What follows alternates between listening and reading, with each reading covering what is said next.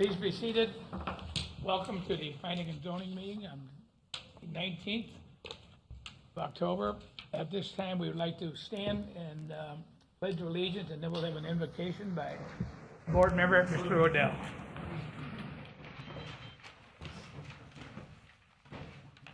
I pledge allegiance to the flag of the United States of America and to the republic for which it stands, one nation, under God, indivisible, with liberty and justice for all.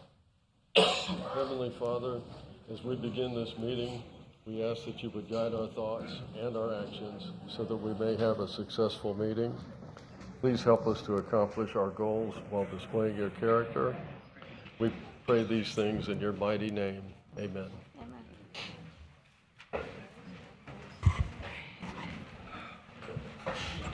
Thank you all for showing up tonight. First of all, would everybody please turn their phone off? Put it on silent.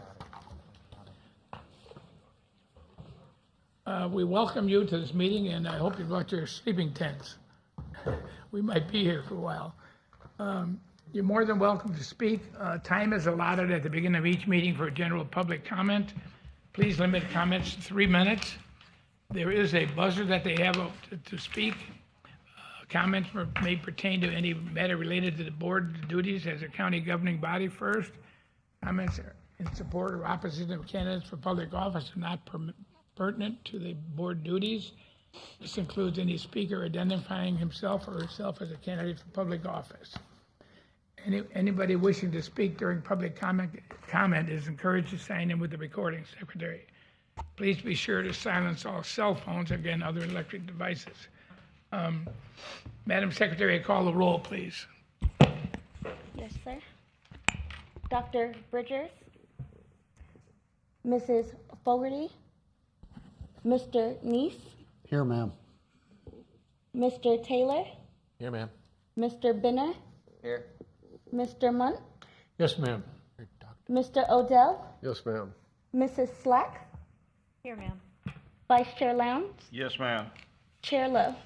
Yes, ma'am. All right. Any announcements? When you come up to speak this evening, Mr. Chair, I have a disclosure. yes, I was contacted by Mr. Prosser on the Sable issue. We had a telephone call. and I spoke with the Rowdy project. Anybody else? In order to save some time in a meeting like this, if you have, did everybody sign in that wants to speak? When your project comes up, would you please line up against the wall if there's going to be a lot of speakers? You're limited to 3 minutes, and the girl will run the buzzer. Sometimes we might even call if we find out everybody's for the same thing and take a show of hands to reduce the time that it takes to get the talk. We'd like everybody to speak if they want. You're more than welcome, but in order to save time, we might just ask for a show of hands, whether you're for it or against it, and then we will take the count of that. So, no other disclosures. The approvals of minutes. Is there a motion from September 28th? So moved. Second. Motion second. Madam Secretary, call the roll.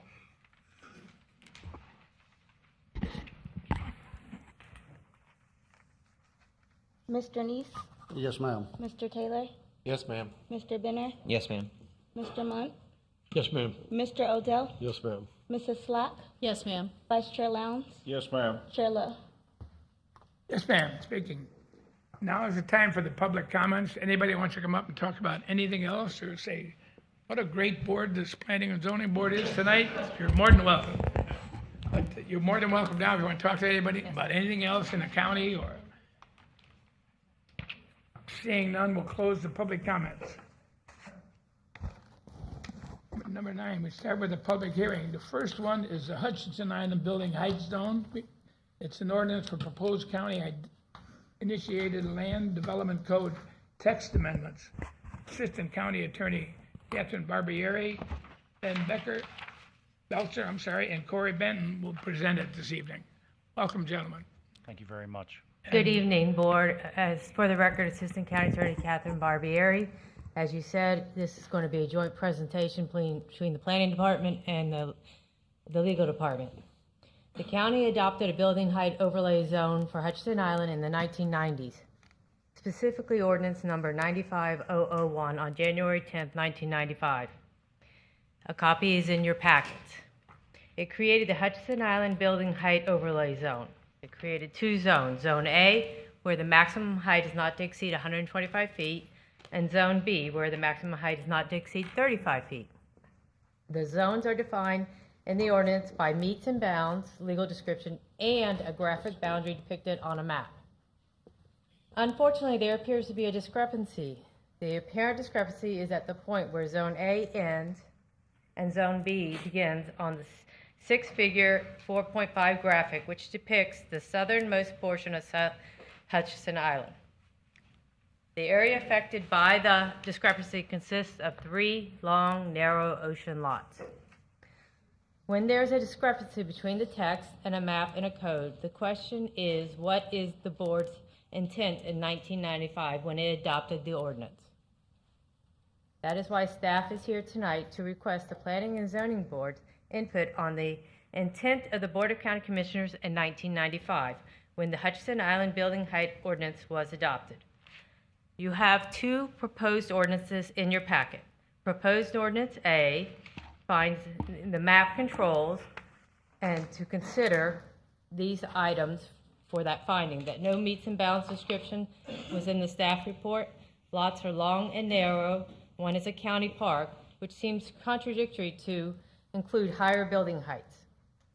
Proposed Ordinance B, finding that the text meets and bounds description controls, in the event of a conflict between the text of the code and any caption, illustration, table, or map, text shall control. You'll hear from Mr. Balser tonight, and you'll hear from the public. Staff is looking for this board's input and then a motion, either Ordinance A or Ordinance B, or the board also has the option of giving your input and then processing to the Board of County Commissioners with no recommendation. Please move this on to the Board of County Commissioners after hearing everything and providing input. Mr. Balser now has a presentation. Good evening, Chair Lowe and members of the Commission. Ben Balser, Planning and Development Services Director. For the record, I'm joined by Corey Benton, our Planning Manager. Just a formality here. Public notice for this agenda item 9A was advertised in the St. Lucie News Tribune on Friday, October 6th. A lot of what I'm going to tell you has already been said by Assistant County Attorney Catherine Barbieri, but this item is a county-initiated Land Development Code text amendment relating to the Hutchinson Island Height Overlay Zone, specifically an area of South Hutchinson Island consisting of 3 parcels north of the Regency condominium. As background, the Board of County Commissioners adopted Ordinance 95-001 on January 10th, 1995, establishing the Hutchinson Island Building Height Overlay Zone. The Hutchinson Island Building Height Overlay Zone established 2 height limits, Zone A, which allows for building heights up to 125 feet, and Zone B, which allows building heights up to 35 feet. The 1995 ordinance, which has been incorporated into our Land Development Code, includes a series of maps, as well as meets and bounds legal descriptions identifying the delineation lines between Zone A and B. The purpose of tonight's agenda item is to process a text amendment to correct a discrepancy within the Land Development Code, which has existed since the inception of the Hutchinson Island Building Height Overlay Zone in 1995. The discrepancy is at a point where Zone A ends and Zone B begins between the legal description and the depiction on Figure 4.5E graphic, which depicts the southernmost portion of South Hutchinson Island. The area affected by the discrepancy consists of 3 oceanfront lots, including the county's Normandy Beach access. The effect of the discrepancy is significant because the building height in Zone A is 125 feet, and the building height in Zone B is 35 feet. This item does not amend the zoning for these parcels and is not associated with a development application or land swap, but is a question as to the Board of County Commissioners' intent when they adopted the Hutchinson Island Building Height Overlay Ordinance.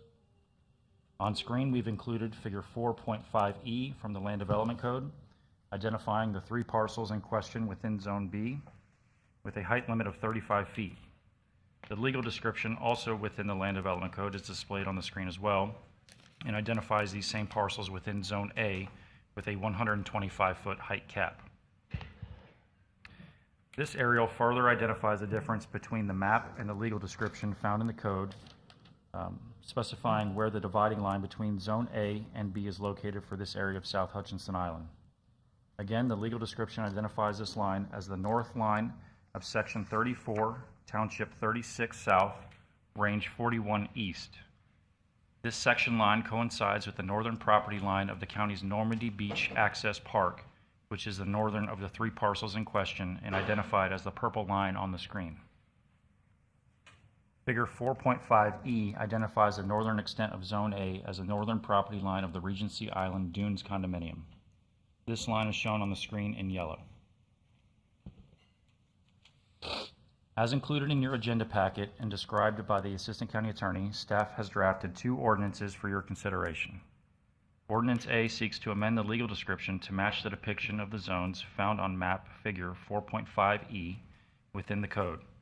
Ordinance B seeks to amend map figure 4.5E to align the graphic with that of the existing legal description.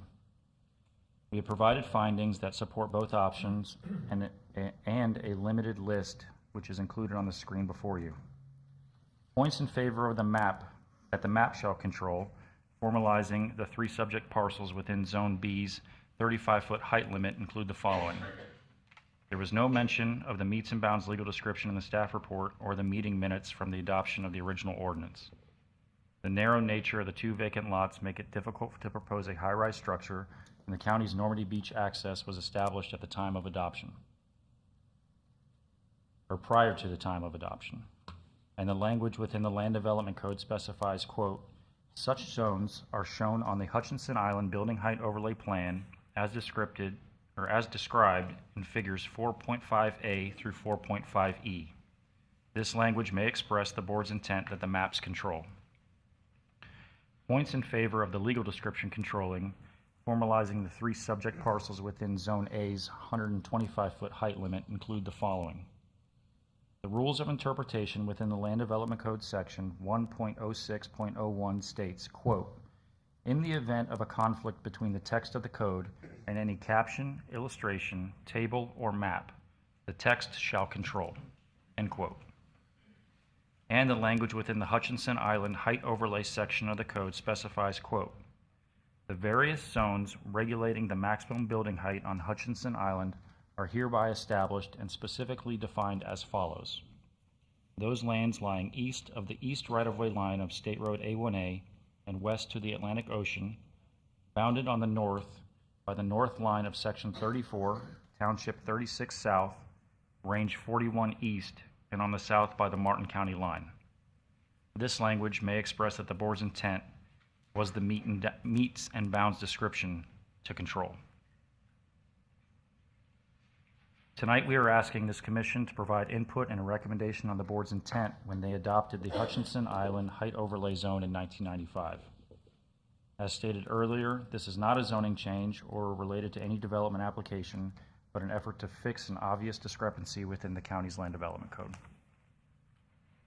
Staff recommends that the Planning and Zoning Commission provide a recommendation of either draft ordinance A, the map controls, or B, the meets and bounds legal description controls to the Board of County Commissioners for approval. If you are unable to provide a recommendation, you can vote to forward this item to the Board of County Commissioners without one. Thank you, and we're happy to answer any questions that you may have. Board, any questions of the staff to begin with? Yep. Got one. On the aerial of that section there, those houses that are built in around those 3 lots on the west side of Ocean Drive. Yep. Back. This will help answer the question. So if you see the Zone A and Zone B, the Zone A doesn't extend to the west of A1A. Yeah, but I was just asking, those houses that are there, I mean, they're not over 35 feet, right? Probably. Most Unless likely. they received a height variance, the height cap within Zone B, which they are in, would be 35 feet. Gotcha. And the purple line is is that the section, the township 34 line? Okay. Correct. That's all I got. Any other questions? Mr. Chair? Yes. So we've got the beach access on the northern lot. The other two, even if they're combined, what size of a building could even fit there? They look pretty narrow. Like, could a high-rise even fit on those properties? Chair Lowe, members of the commission, Commissioner Taylor, the inquiry of what type and size of building could be designed if those parcels were combined. If we were assuming an approximate parcel width of about 200 feet and factoring in the building spacing formula, we would need an assessment of where the dune preservation area is, which in our comprehensive plan, we would seek to avoid development footprint within that area. It's difficult to provide a figure whether it would be 50, 60, 70, 80 feet. But the building spacing formula considers the height, the mass, the length and width of the building, and provides prescribed setbacks from, in this instance, it would be pertinent to the north, west, and south property lines. I would speculate that you could design a building that would exceed 35 feet if it were in the Zone A, but I couldn't imagine reaching 125 feet and complying with the building spacing formula unless it was a very, very compact tower. Okay, thank you. I have a question. Even if you could put a building here with the dune preservation, is there any room to put parking for a building that size? Over 35 feet? Commissioner Neese, there's a wide variety of design approaches, including parking on the first floor or potentially having first and second stories being parking decks. And with the depth, there's certainly a building footprint outside of the dune preservation area to support development. But again, without running potential scenarios with the building spacing formula, it's difficult to speculate. Would that be at 70 feet, 80 feet? The density of the property is guided by the county's comprehensive plan. These parcels are located within the residential medium land use category, which would provide for development of up to 9 dwelling units per acre. Of course, have to account for the building spacing formula, as you noted, account for parking, landscaping, access, and other support, stormwater, and design characteristics. The land area in generating what that maximum density would be would measure out to the mean high water line. And so depending upon where that line, which is an average assessment over a 19-year period, is placed, that would generate the acreage of the parcel or parcels under development. So we could see a range of 15 dwelling units per acre or possibly 25 dwelling units per acre, depending upon what that surveyed acreage is.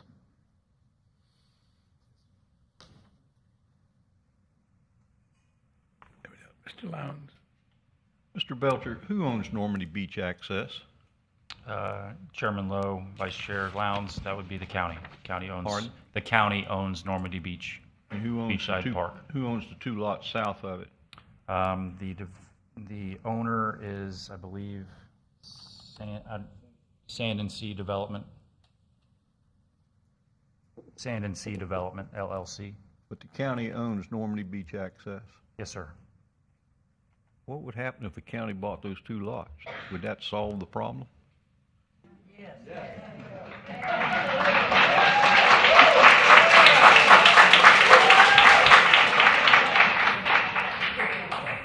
Just a thought. We don't have a lot of access to the public on the beach now. To answer your question, it may solve the problem. I don't know if the county is interested in In doing that, it is privately held. They'd have to be a willing seller, and there's a lot of hoops that are, that have to be jumped through in order for the county to acquire land. I wonder if they'd want some land west of town that's bigger than those pieces. I mean, we swap one for the other or something? Chairman Lowe. Sorry, Mr. Benjamin. Vice Chair Lowndes, that's really not part of the discussion tonight, and it's not really relevant. Yes, Ms. Slack. Has the land north of Normandy Beach been platted? And do we have record of the owner of that property? Chairman Lowe, Commissioner Slack, the property north of Normandy Beach has not been platted. It's owned by Sand and Sea Development Group LLC as well. There were previously two different development designs for that property. At one point, it was a multifamily condominium development with, again, numerous units. Most recently, in 2018, there was a filing to plat single-family estate oceanfront lots after the first round of review or second round of review by the Development Review Committee. That application was withdrawn or abandoned. It considered a small amenity center or joint use area on the west side of A1A, because the holdings north of Normandy Beach, they include lands east and west of State Road A1A. The land use designations in this particular area on the east side of A1A, south of the purple dashed line, is in the residential medium. Immediately north on the east side of State Road A1A, it's the residential urban for those immediately adjoining lands. And then west of A1A, it's my recollection that they're in the RH residential high north of that purple dashed line. Simply for context. And what is the difference between residential urban and residential high? Residential urban would be up to a maximum 5 dwelling units per acre, and residential high is a maximum of 15 dwelling units per acre. And the density would be applicable to lands above the mean high water line. Thank you. Anything else? Mr. Belcher, I got to ask you a question. The county evidently did try to get back further from 1990 on how this was all put together to begin with, the rules. Can you repeat that question? This originally was, this change in text was from 1990.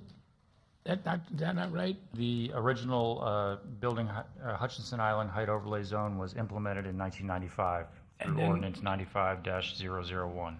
Right, okay. And then we investigated that to make sure it's accurate. The legal description and the discrepancy between the map stems from that ordinance adopted by the board in 1995. That's the reason why we're here tonight. Can you put on the screen what the two choices are that you believe that this board could make? Again? I don't know if these are choices. These are just, they support either ordinance. Right. Any question from boards on those? Yes, Mr. Chair. Yes. The affidavit from Cliff Barnes, who was a commissioner at that time, I'm not sure exactly what he is reflecting in this affidavit. It said he based his vote on Zone A and Zone B, but didn't say which way he voted. Do you? Can you explain it? Chairman Lowe, Commissioner Odell, the affidavit, we have not received a copy of that affidavit before this meeting tonight. So I would assume that one of the members of the public and their representative will discuss that whenever they get up during public comment. Thank you. Chair Lowe? Yes. In the affidavit, item 4, the last sentence says, "I voted in favor of adopting the ordinance." And item 5 says he does not recall even reviewing the meets and bounds text and likely presumed it accurately coincided with the boundaries shown on the figure. Thank you. Any other questions? We did not do a mail out on this, or a, Chairman Lowe, no, a mailer was not required by code. okay, thank you. Next, any other questions from the board? In the document that Attorney Oldoff sent to us in a letter, he states back in 1995 to staff the charge that they identify the heights and limits of such development by overlays and limit the height of new buildings taking into consideration on properties due to environmental concerns. Any staff comments to that statement?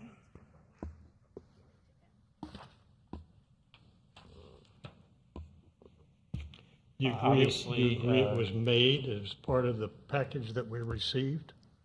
Chairman Lowe and Commissioner Munt, obviously, none of our staff was present in 1995.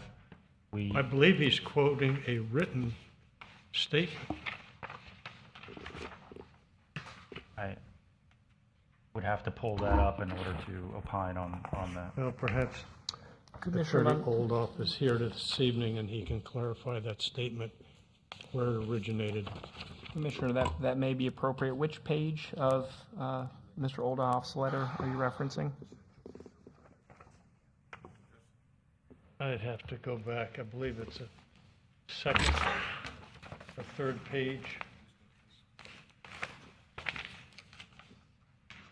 Where it indicates, following these above guidelines, county staff has reviewed the entirety of Hutchinson Island. We have mapped the locations of all existing development and categorized them by their building heights.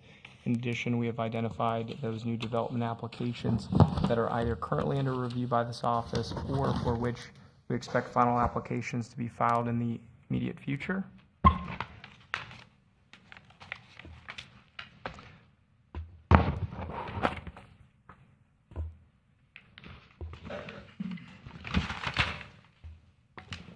You have to give me a minute, Mr. Benton.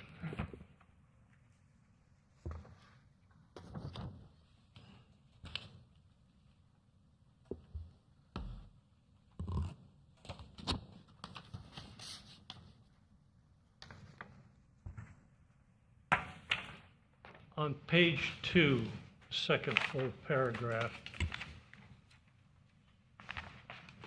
about midway, it says the ordinance contained exceptions for structures already in excess of 35 feet and structures in excess of 30 feet already having secured vested site plan approval.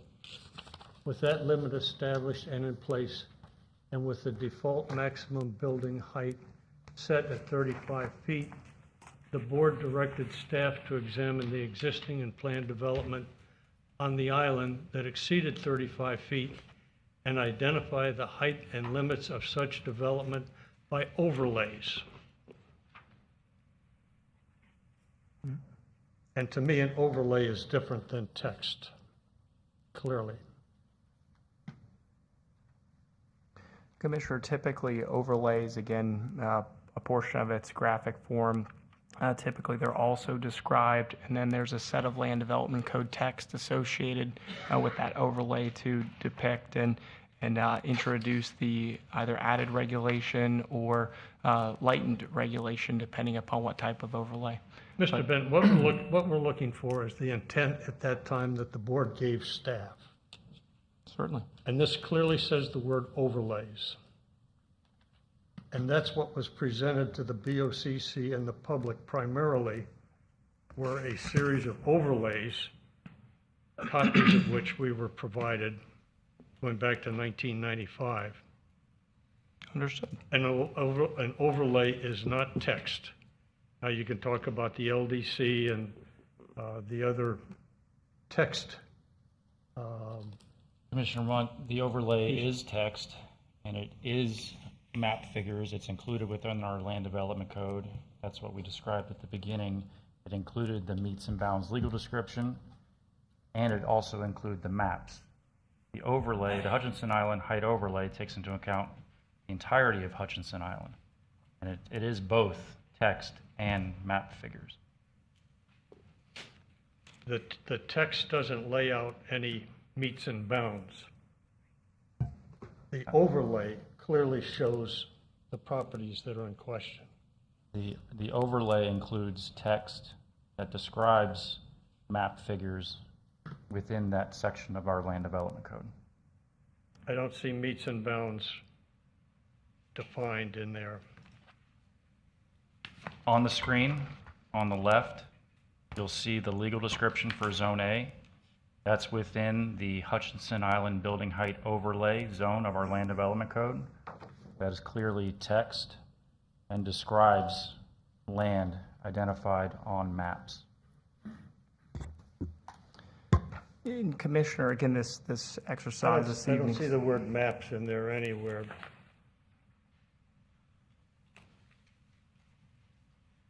Anyway, that's an interpretation from an attorney who went back and examined the documents, and perhaps he can elaborate if he has an opportunity and if he's here this evening. Anything else? Anything else from the board? Questions? Next we can move on to the public comment. Just a quick question, if I could take a show of hands. How many here tonight, first of all, if you do want to speak, did you fill out the form? And number two, the first question is, how many here tonight are in favor of building height overlay zoning change? Show your hands. They're in favor of it. 35 or 125? A or B, Mr. Chair. Yeah. Well, Mr. Belcher? So I believe, Mr. Chairman, your question was to ask by show of hands how many individuals are in favor of the draft ordinance A, where the map controls,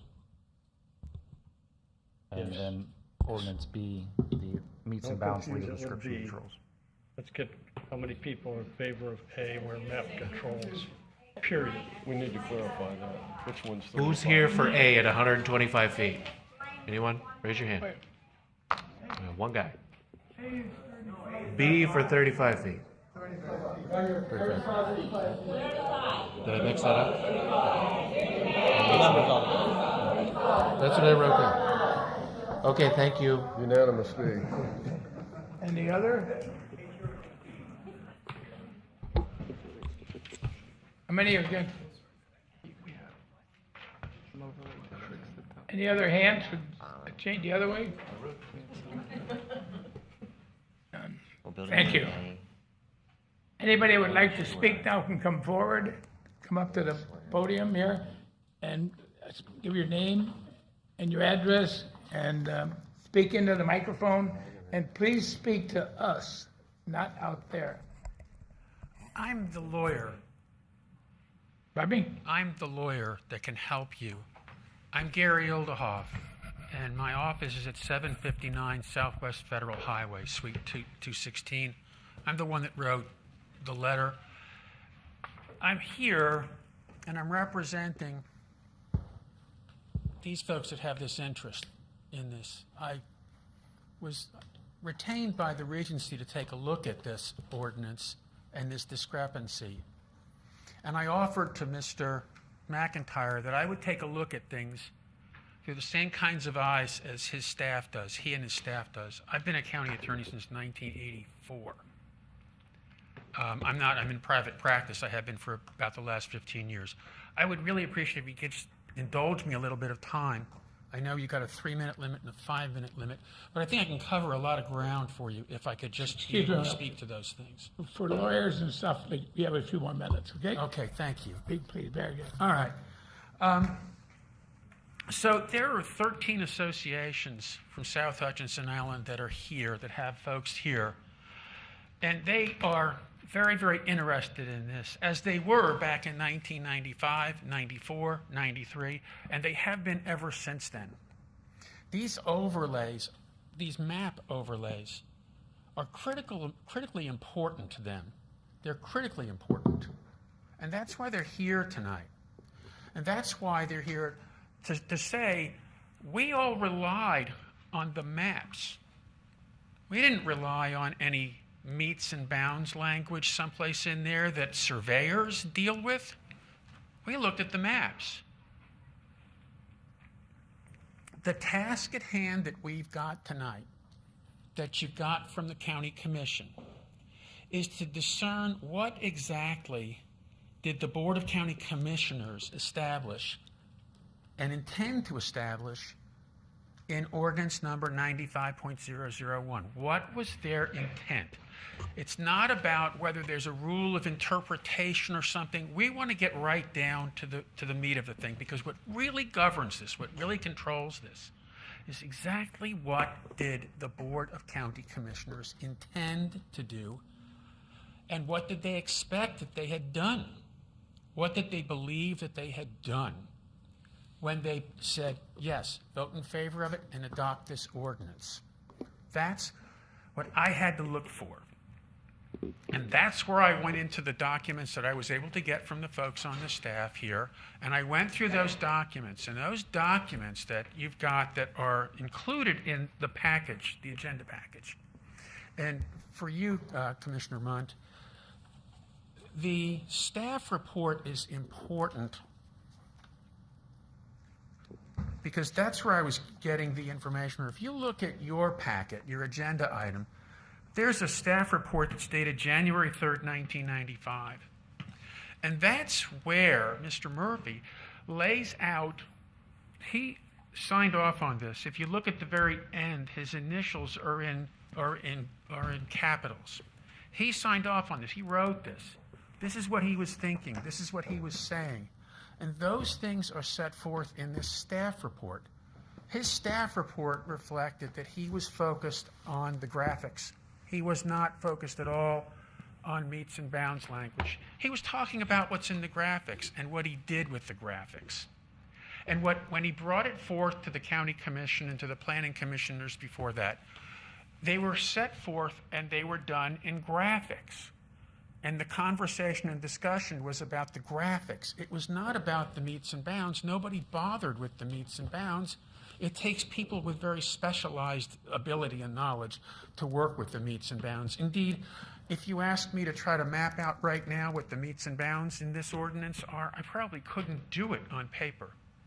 But I can tell you what the map, what the figure shows, and what my intent is. And so if we look at that, we're looking at, is it the overlays that were on the figures that everybody could see, that everybody could rely on?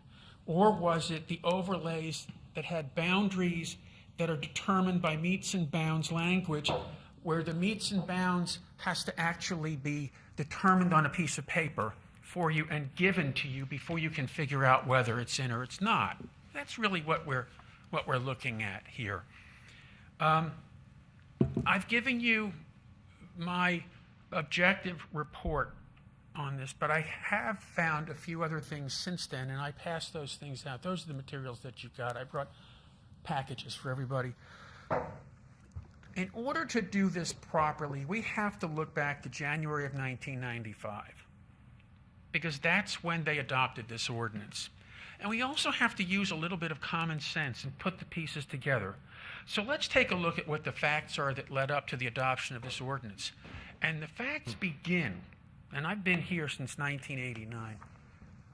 And I worked in the Martin County Attorney's Office at that time. The facts begin here in 1991. I think it's 91 or 92 with Hurricane Andrew. Hurricane Andrew was a game changer because everybody took note of Hurricane Andrew. When Hurricane Andrew hit Miami-Dade County, I got a phone call because I was the county attorney on call. I was an assistant at the time, but I got the call. And my emergency ops man said, we're trying to figure out whether we have projected this properly for our own purposes. They gave me the coordinates of where there's total devastation in Miami-Dade County. And they said, how big is that? And I said, that's about the same size as this county, from north to south, and pretty much all the way to Indiantown. And that person told me, oh my God, we only plan to evacuate Hutchinson Island to A1A. That was a game changer. In growth management planning and in urban planning in the state of Florida, everybody started looking at barrier islands, and it became the big thing that everybody had to take a look at. Everybody had to look at reducing population growth on these barrier islands and also making sure that you could evacuate these islands if there was a tragedy that was going to be besetting the county. And just for another thing I'd like to point out, at 11 o'clock in the morning on the Saturday before Hurricane Andrew hit, at 5 o'clock in the morning on the following Monday, I went to the EOC. I was handed a coordinate, and it showed that hurricane coming straight into St. Lucie Inlet. Straight into St. Lucie Inlet. It hit Miami a day and a half later. But that was a game changer.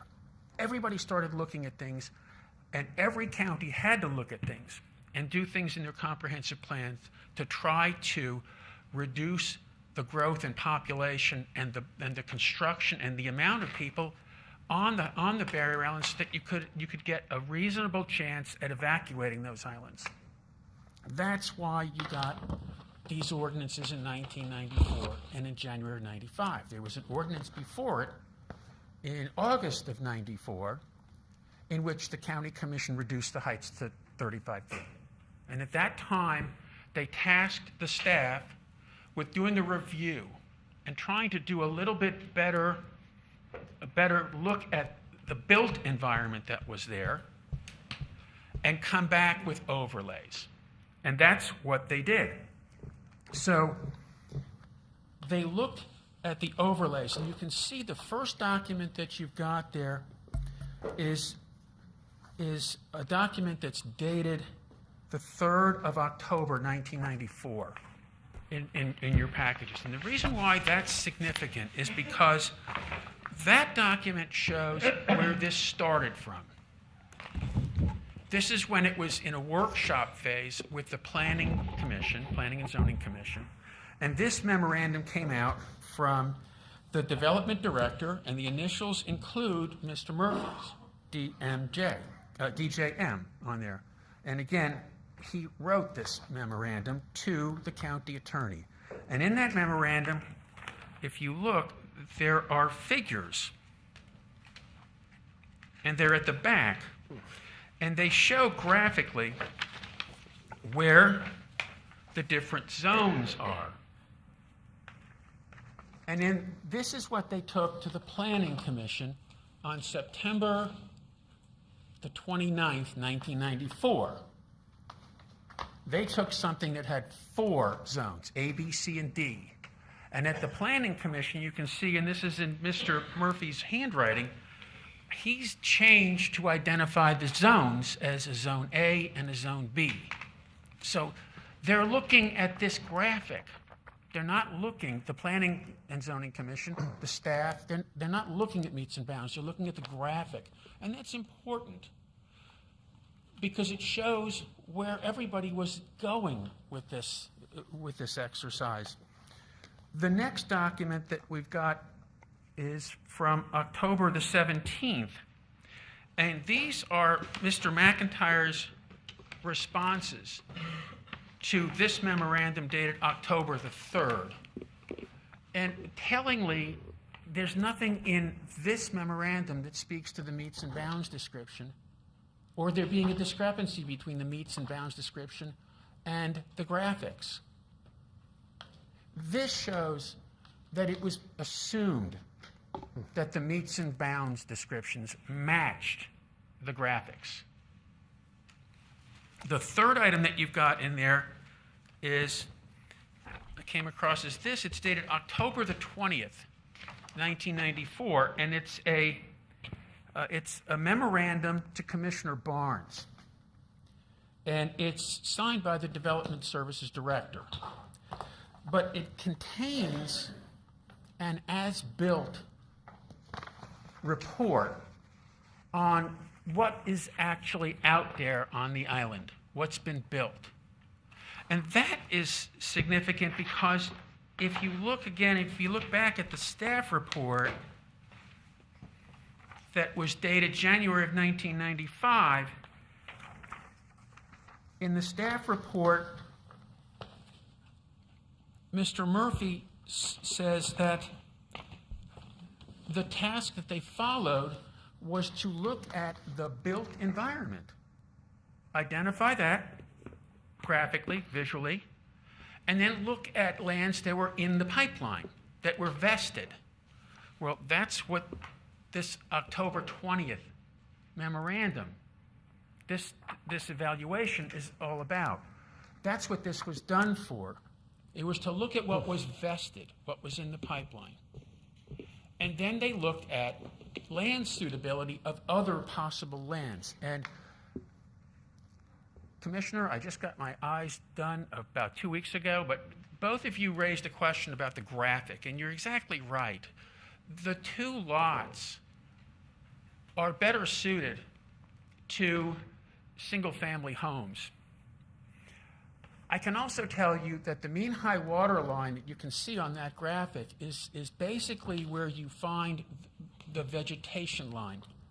And there's a short line that you can see on that graphic where you can see it looks like seagrass or something is washed up.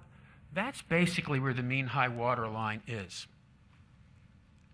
So the amount of land that is actually usable in there, even for purpose of the size of square feet on the property for density purposes, is very, very restricted. It's almost right up to the dune line. You also have the dune that crosses it, and you can't touch that dune. So the area in which to actually build a structure is limited, and you can see that in one of the next documents that I wanted to talk about.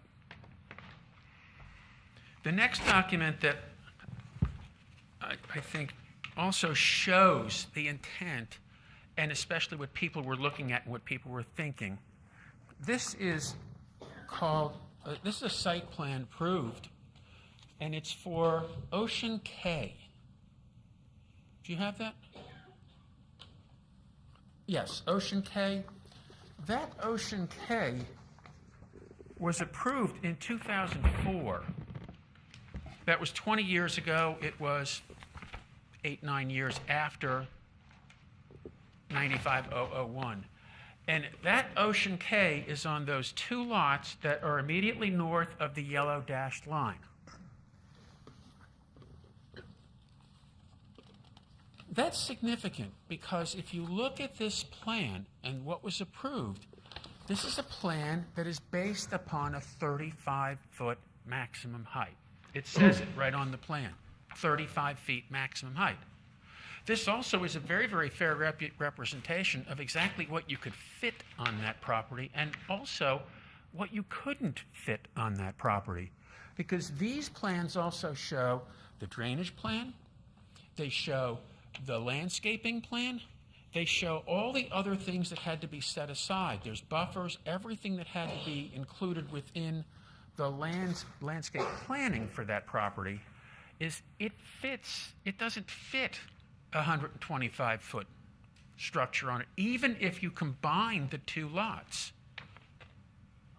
That's also significant because, for two reasons. First, it shows that it's consistent with looking at this based upon the maps, not the meets and bounds.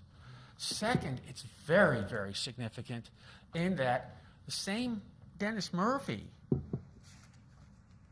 that is suggesting that the language controls or the section line controls, well, looked at this and said that's what's allowed by this ordinance. That's what was understood to be allowed by the ordinance. So I think that if we are looking at this from the standpoint of what exactly did the commissioners intend to do? It gets right to Mr. Barnes's affidavit. Mr. Barnes lays it right like it was, like it is. I relied on the maps. Everybody relied on the maps. I did. Staff did. These folks did. Everybody. The people that lobbied for this, that came out from Hutchinson Island that said, I want this. I want the safety that comes from having this. I want, what will come from having this. They were looking at the maps. Everybody was looking at the maps. It's not about the meets and bounds, the maps. If you're going to get it right, and the mantra I've always followed, you have to come straight down the middle and call balls and strikes when you're a county attorney, is give everybody the right answer.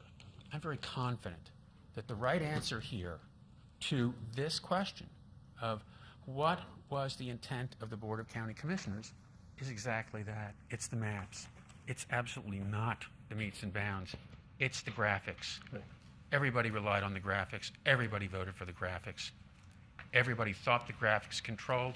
Everybody followed up until very recently with it was the graphic. It's the map. You're on the map or you're not on the map. People didn't go into meets and bounds descriptions. Do any of you go into meets and bounds descriptions when you're looking at things like that? You look at the maps. Mr. Chair, I have a question for him. Are you done yet? Well, I have a I'm pretty question well for done. you. I would really love to answer any questions you might have. Okay. Ask me all the questions you All want. right. The next high-rise north of Regency Island Dunes, what would it be? Is it Ocean Village or is it Sand Dollar? North of Regency? Regency right there, which is bordering this property. What Right. is the next high-rise, the one over 35 feet? I do not know. I don't know. That's gonna have a Perhaps lot of someone can bearing answer on that this, and I'll question. It's a tell you- good distance. Sand Dollar. Sand Dollar is, okay. This just in, All right. Sand Dollar. I've been a resident of South Hutchinson Island since 1956. I'm the oldest living resident on the island. God there bless to you. this day. That's where I'm heading You've back. probably seen a lot. I was, including this particular commission meeting with Commissioner Barnes. The intent there was to restrict the height limit from that point north, and already, Sand Dollar was already in the making at that time, was already established. Now, the problem you had there was not with Hurricane Andrew, it was with the Nuclear Regulatory Commission.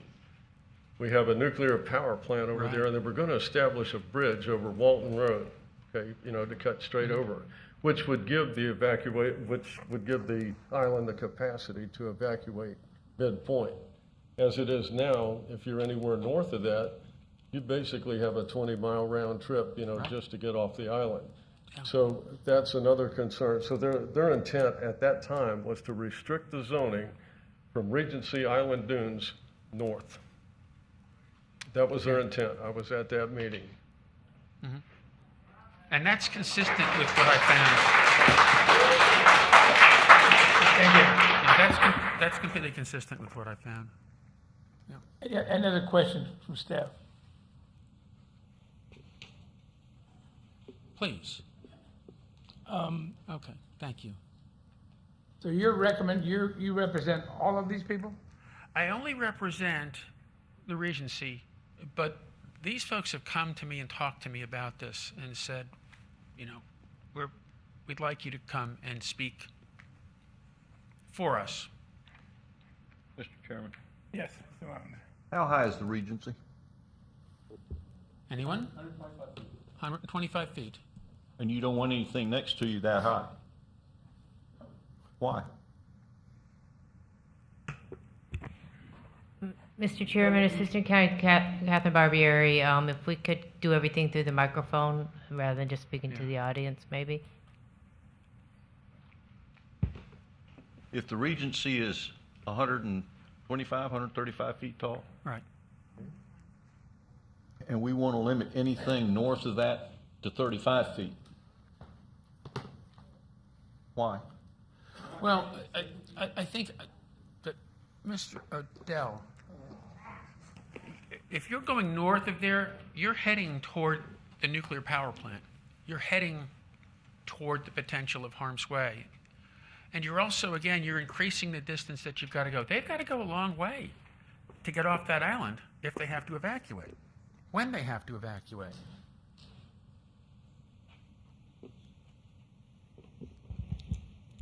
So, seems like it makes sense. It seems like it makes sense that you would not have high-rise north of the Regency. Yeah, You just Mr. Chair, to answer Mr. Lowndes' question, it was a safety issue. That's what it boils down to. And the language here is they want to go back to the original intent, and that was the intent of the commission on that particular evening. We met in a different spot at that time, but, you know, these chambers didn't exist then. But that was the intent. And it was unanimous, I believe, on the vote. Mr. Chairman. Mr. Odell, so the restricting it to 35 feet limited the density as a safety factor because it was going closer to the atomic energy plant? Not only that, but in the event that they would have to evacuate for any reason, hurricane, you know, let's say a terrorist strike or whatever, you wouldn't be able to, you know, you just wouldn't be able to evacuate because at the time, the bridges that existed to the south, which are Jensen and Stewart, didn't have that capability. As a matter of fact, the only reason why the South Beach over here, the Cobb Bridge, went to 75 feet and could handle 4 lanes was just because of because of the traffic there to build it. Are there any high rises north of Regency Yes. taller than 35 feet? Yes, you have, I believe there are 3 of them at the Sand Dollar, and then beyond that, Ocean Village has 3 towers. Then you have Sea Point Towers, which is in my backyard, and then you also have Avalon Beach Club. That are higher than 35 feet? Higher than 35 feet, yes. They don't create a safety issue? No. Well, they do. Right now, we're over capacity, but, yeah, I mean, as far as evacuation, you would have a parking lot. When were they built compared to the Regency? They were probably built just prior to that. So they've been established there for quite some time? Yes, they were. Has anything been built between those two since then? No. Thank you. Chair, we're still in public comment, right? No, we're not in the public comment yet. Yeah, he was Yes. the first public Oh, comment. oh, yeah, okay. So Yes. All set? If there's no other questions, yeah. we can discuss after public and again, comment, right? Thank you for giving me a little extra Any time. other I public hope I've been comments? helpful.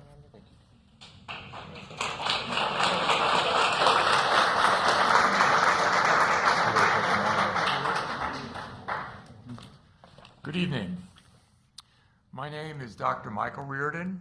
I moved into St. Lucie County onto Marina Drive in 1990, before the 1995 ordinance was discussed. I've attended the Board of County Commissioners meetings for the last 30-some odd years. And just to let you know, when we have things put up on the screens here, I always look at the maps. That's what I go by. To me, a picture is worth 1,000 words. And when you talk about meats and things like that, I kind of get a little fuzzy. And it's not because my IQ is low, it's because a lot of this stuff just falls outside the field of psychology. But in any event, I want to say that I'm also the president of the North Beach Association, and we've had quite a bit of interaction and communications related to this issue. Many of us have friends and family in the Stewart area, Martin County, and Normandy Beach happens to be one of the meeting places for us to get together, going halfway. So we don't want to see Normandy Beach changed location. Also, we are very much in favor of HIRD as it stands. We like the Zone A and Zone B where it belongs, where the different zones belong. We don't want to see any kind of movement to circumvent HIRD, okay? So that's where we stand, and I'm not going to take up a whole much more of your time, but I wanted to get that input to you. Thank you. Thanks, Mr. Reardon. Yes.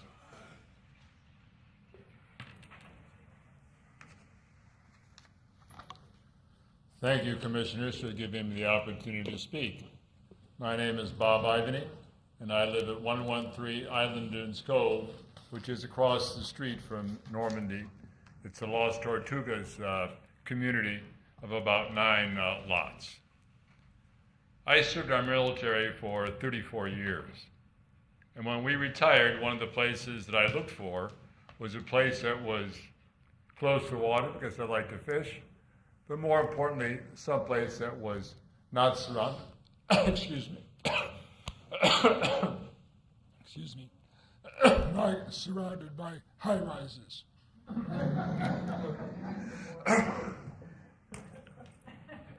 Thank you. Don't die on us, Bob.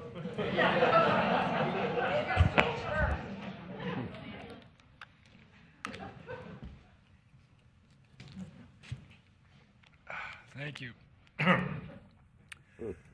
As I was saying, we looked for a place that had a certain community feel and that had, quite frankly, a lot of greenery, a lot of space, and had something about it that was hard to put your finger on, but it's a place that you had a public beach, you had houses our size, and on our side of the A1A, that's where they are.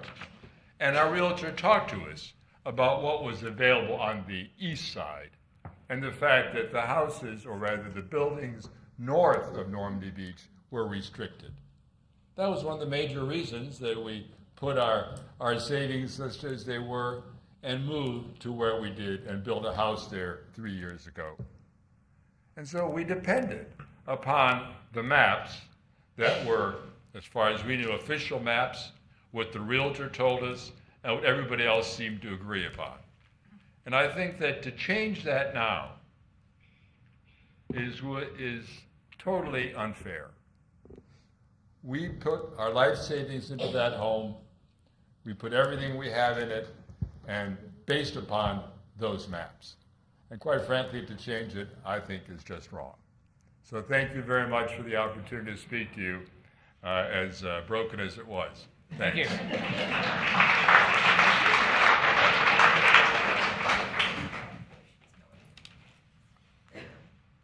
Hello, Commissioners. My name is Debbie Dodge, and I live at Regency Island Dunes, where I serve as board president and represent 144 other families that live at the Regency, who are very passionate about this issue.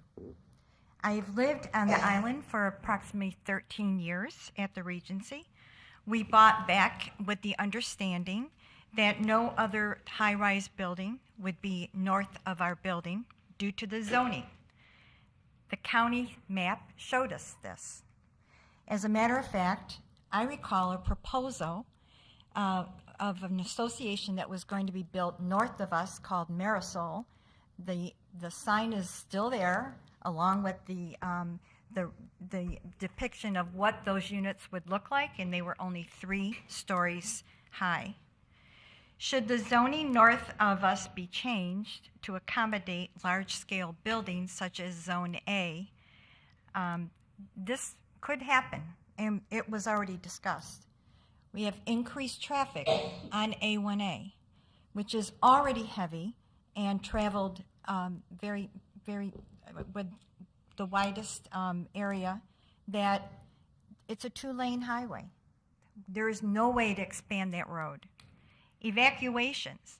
There is a PowerPoint. I can see it from where we live. And God forbid there is a disaster of any sort. There's 2 ways to get off that island. And I think one of the commissioners mentioned it's 20 miles north and another 5 or 6 miles south. And getting over those bridges in season, have you seen the cars backed up to get on and off the island? It takes several minutes, maybe a good half hour. So the increased risk of flood damage on the isthmus and the increase of cutting through the isthmus could cut the island in half. It's a very narrow area there. So please preserve Zone B with a maximum of 35 feet on the proposed north of Regency Island Dunes. and please do not move Normandy Beach. I am in total opposition for changing zoning on South Hutchinson Island to allow high rises. So my family, friends, and fellow islanders feel the same.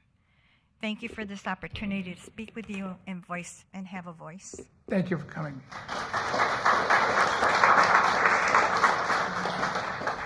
Next.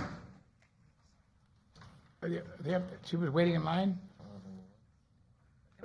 They're waiting in line there. What? Oh, I didn't see it. I'm sorry. Okay, it's okay with you guys? Well, I'll make it short and sweet. Thank you. My name is Bianca Wall. I've been a real estate broker for 45 years in Louisville, Kentucky, but I have done a lot of the work with hotels and motels. Patel is a name in hotels. We really appreciate having developers, and we appreciate having investors. But sometimes between the dreams of the developer and the investor who wants to see his rate of return, sometimes it gets lost in the needs of the people in the area. So we appreciate you as a developer. But I think at this point, we have a situation where there's too many high rises. They do have damaging effects on our land. They also increase amounts of usage that is not suitable at this time, in the community. So please help us. See if you can meet our needs. We want our developers, but again, everybody has to work together. Thank you. Thank you, thank you. Next, please come forward.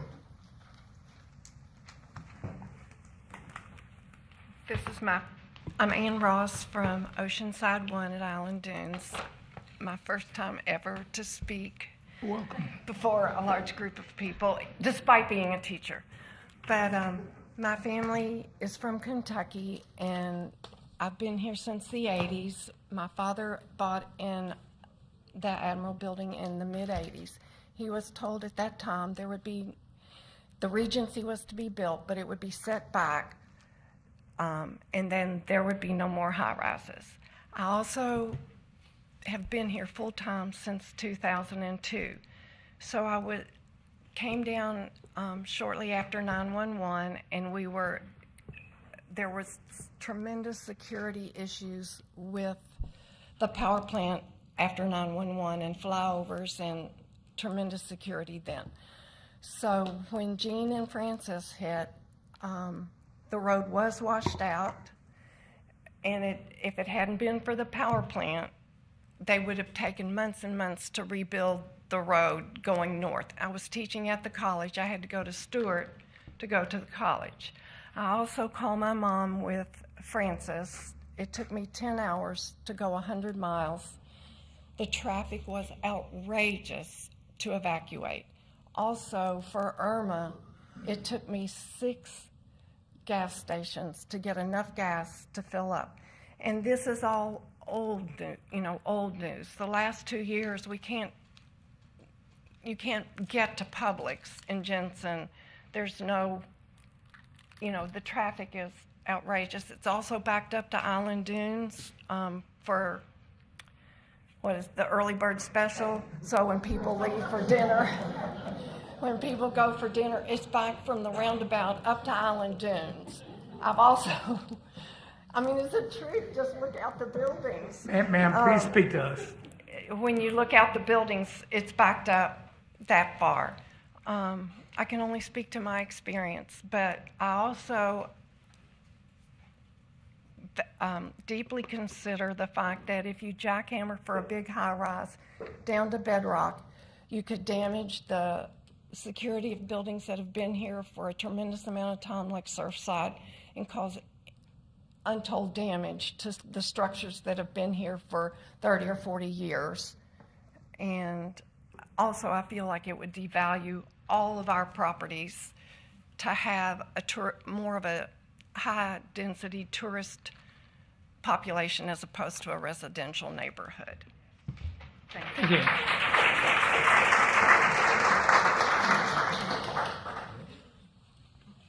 My name is Johnette Beaver, and I actually didn't come here tonight for this. I don't live on the island, but Normandy Beach is a public access, and I'm one of those citizens of this county.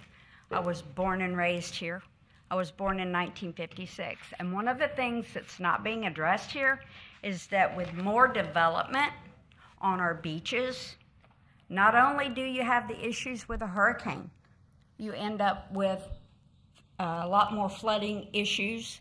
There's less ground for water that should be being absorbed into our water aquifer. It's not. We're being told Florida has water issues as far as low aquifers, and then we hear about 22 inches of rain being dumped on Fort Lauderdale, and where is it sent? To the oceans or to the rivers? Beach renourishment.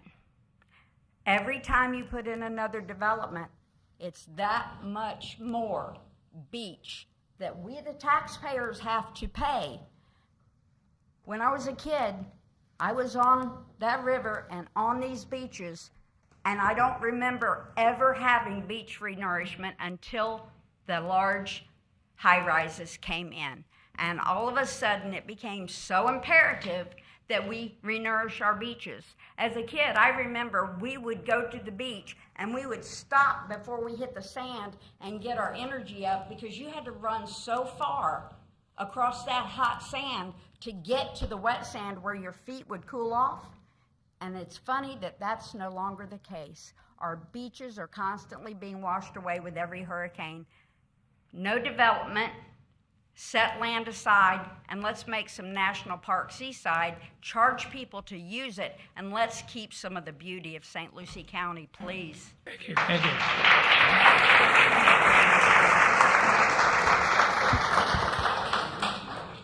Can you all remember to please state your name and address for the record? Thank you, County Commissioners, for allowing this time to speak. My name is Raymond DeLuca. I'm a resident, along with my wife Denise, at 10600 South Ocean Drive, also known as Oceana South 2. We purchased that property 10 years ago, moved here full-time 8 years ago. Prior to that, we snowbirded in Fort Lauderdale and Naples for 8 years, different places, until we stumbled upon this gem through a family recommendation. And we came here because it was so much different than any of those. There was still fauna, there was still areas undeveloped. It's a paradise, as we all know, that live on the island. And it comes with its risks, spalling, hurricanes, and everything else. That was 8 years ago, and I've also served on the board of directors at Oceana South for those 8 years, so I also know it's difficult to please everyone. But we all need to try. You as elected officials and myself as a board member at that condo, I've always said we should at least listen and try to please everybody.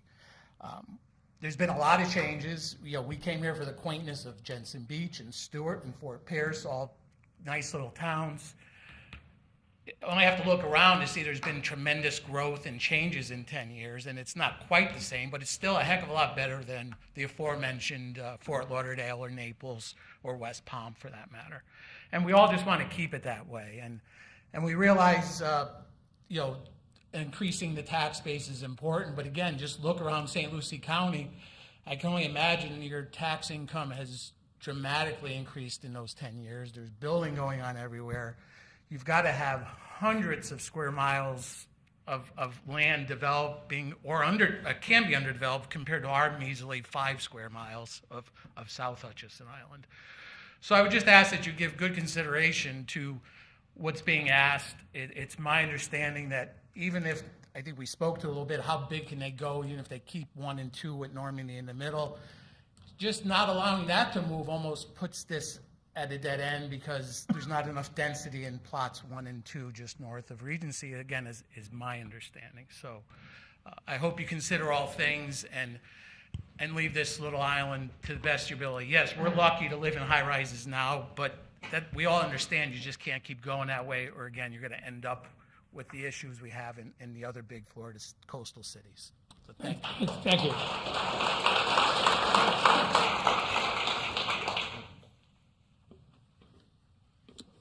Commissioners. My name is, can you hear me? Yeah. My Yes. name is Paul Parisian. I live at 8800 on Oceanside 2. And we moved here 2.5 years ago. And I understand that what I'm saying here is not a proof of any kind. But I want to go back to the intent. Are people using maps? Are people using the text? Now I like to think we did our homework, and we talked to a lot of real estate agents. We talked to a lot of people before we moved where we did, and we asked about the buildings and what was going to be the intent. And I challenge you to find anyone around who thinks that that is not zoned for 35 feet. Unless it's an urban myth, no one believes that this is zoned for above 35 feet. So if we go back to the intent, somehow that intent was perpetrated and it became that everybody believes it's 35 feet. That's all. Thank you. Thank you very much.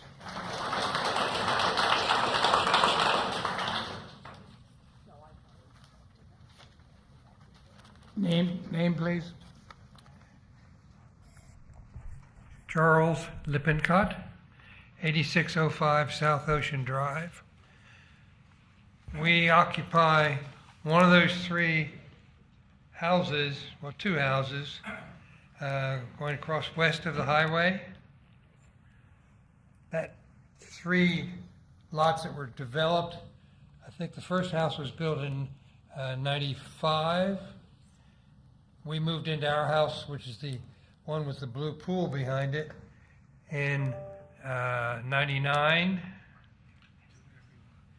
And we relied on what we saw and heard, that yes, 35 feet was the limit. It would not be abrogated. And I suggest to you that that needs to be honored and remembered. But I want to add one more item on the safety side. The highway, A1A, has been improved in some small ways along the way. But if anything goes wrong, a little accident, whatever, it backs up 3.8 miles from that roundabout. Bless it, it's a big help. 3.8 miles all the way up to just shy of Normandy Beach where we are. Now, can you just imagine what happens with a hotel, a couple more high-rise buildings in there? People will not get off the island. And I suggest to you, if you have any doubts, next time you go across the Jensen Beach Bridge, take a look at the little squirrely roads that take you out from that bridge, out of this area.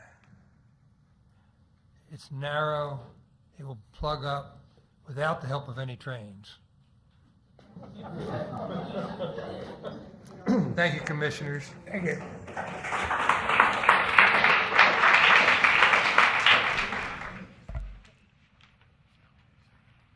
Hello, my name is Jim Davis. We bought 17 years ago. Your address?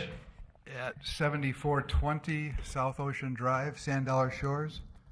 I got to be honest, we didn't intend to land down here, but I worked for a closely held company that owned several properties in the Hutchinson Island area, and I was managing those properties for them. And when the patriarch passed away, I said to the kids, who were about my age at the time, I said, I'd like to buy one of those. And they said, you don't want to buy that. There's nothing to do there. It's a sleepy town. It's relaxing. You should be looking at Fort Lauderdale or Naples or somewhere else. And I said, well, actually, with all due respect, that's exactly why I want to buy there. Because it's the lifestyle that I enjoy is more of a laid-back lifestyle. I'm not into high rises and lots of activities and all that. So we're concerned mainly about safety.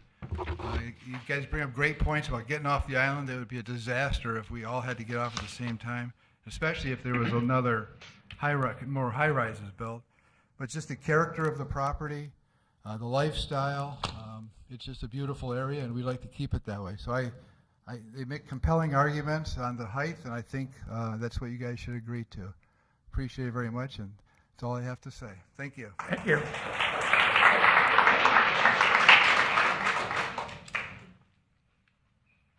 Thank you, Commissioners. I'm Ron Jones. I live at 10072 South Ocean Drive.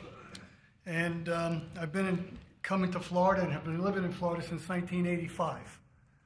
Now, there are a lot of good arguments have been made about the beauty and the small town, the small town kind of atmosphere we have, and I agree with all of that, but I'm concerned with safety and security. I'm a Naval Academy graduate. I served in the United States Marine Corps. My wife's a Naval Academy alumni. Our son is a Naval Academy alumni and a decorated war veteran from Iraq. Safety and security. Safety and security is our number one issue, number one concern. Think about where you were on 9/11. I was across the street from the Pentagon when the plane hit. Our whole building shook. It was chaos everywhere. You don't want to see something like that. It took 16 hours for me to drive 10 miles to try to get home. I don't want to see that happen here. Safety and security. If something comes in terms of a hurricane or a terrorist attack with the nuclear power plant, I'm still in the defense industry. I know what's going on with that power plant. I know the CEO and the company that protects that power plant. We're friends. We served together in the Marine Corps. It'll be a disaster to put more building on the island and to try to evacuate. You do not want to see what I saw on 9/11. And it is a beautiful place and a nice place to live. Thank you.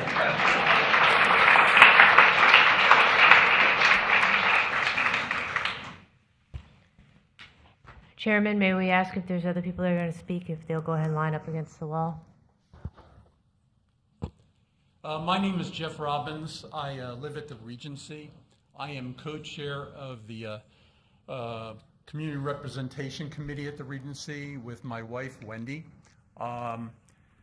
We've put in about 1,500 man-hours into this project to understand this, so I think we feel pretty comfortable where we are, where we're going. We've checked everything out. We moved here about 7 years ago. We were told by Anthony von Oldenbrook, the beachfront man realtor, that there would not be any buildings built north of the Regency. From our research, and I think apparently from what Gary had told you, he had given you apparently a memorandum dated October 3rd, that very clearly, when you look at the handwritten notes on that map, it's very clear that the demarcation line for that Zone A is right at the property boundary of the Regency. It just is a little strange to me that 28 years later, or 27 years later, is finally something changes.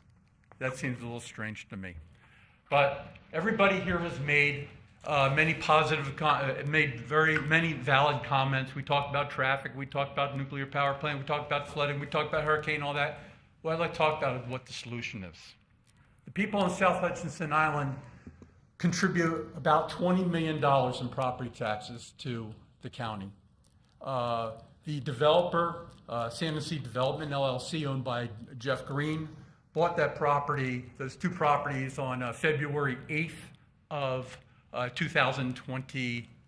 He bought it for about $3 million. So maybe part of the solution is to take some of the money that we contribute to the county, buy those two lots, and make Normandy Beach just a bigger area, and just expand the size, possibly change it a little bit, but to increase the size of the lot. But that's where the money can come from if you're willing to spend it. Thank you very much. Thanks very much.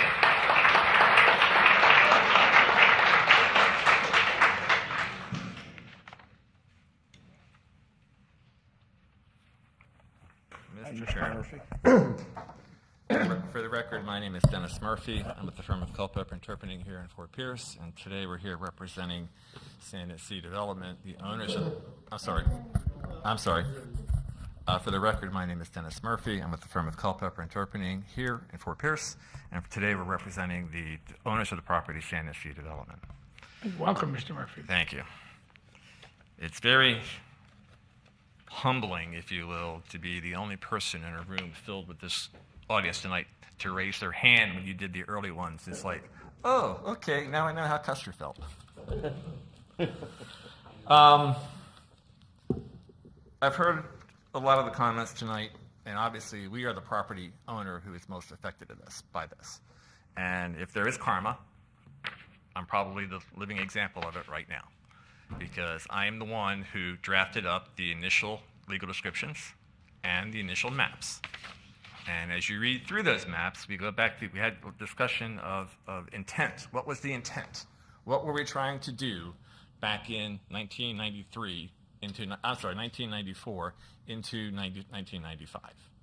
And that was, as outlined in the memos that have already been introduced to you, which I drafted and my boss at the time signed off on too, and there were edit changes made back and forth, that basically outlined the instructions that we were given by the county commissioners at that time. For the record, at that particular point in time, my title was either land development manager or assistant community development director, one of the two, because it changed all the time.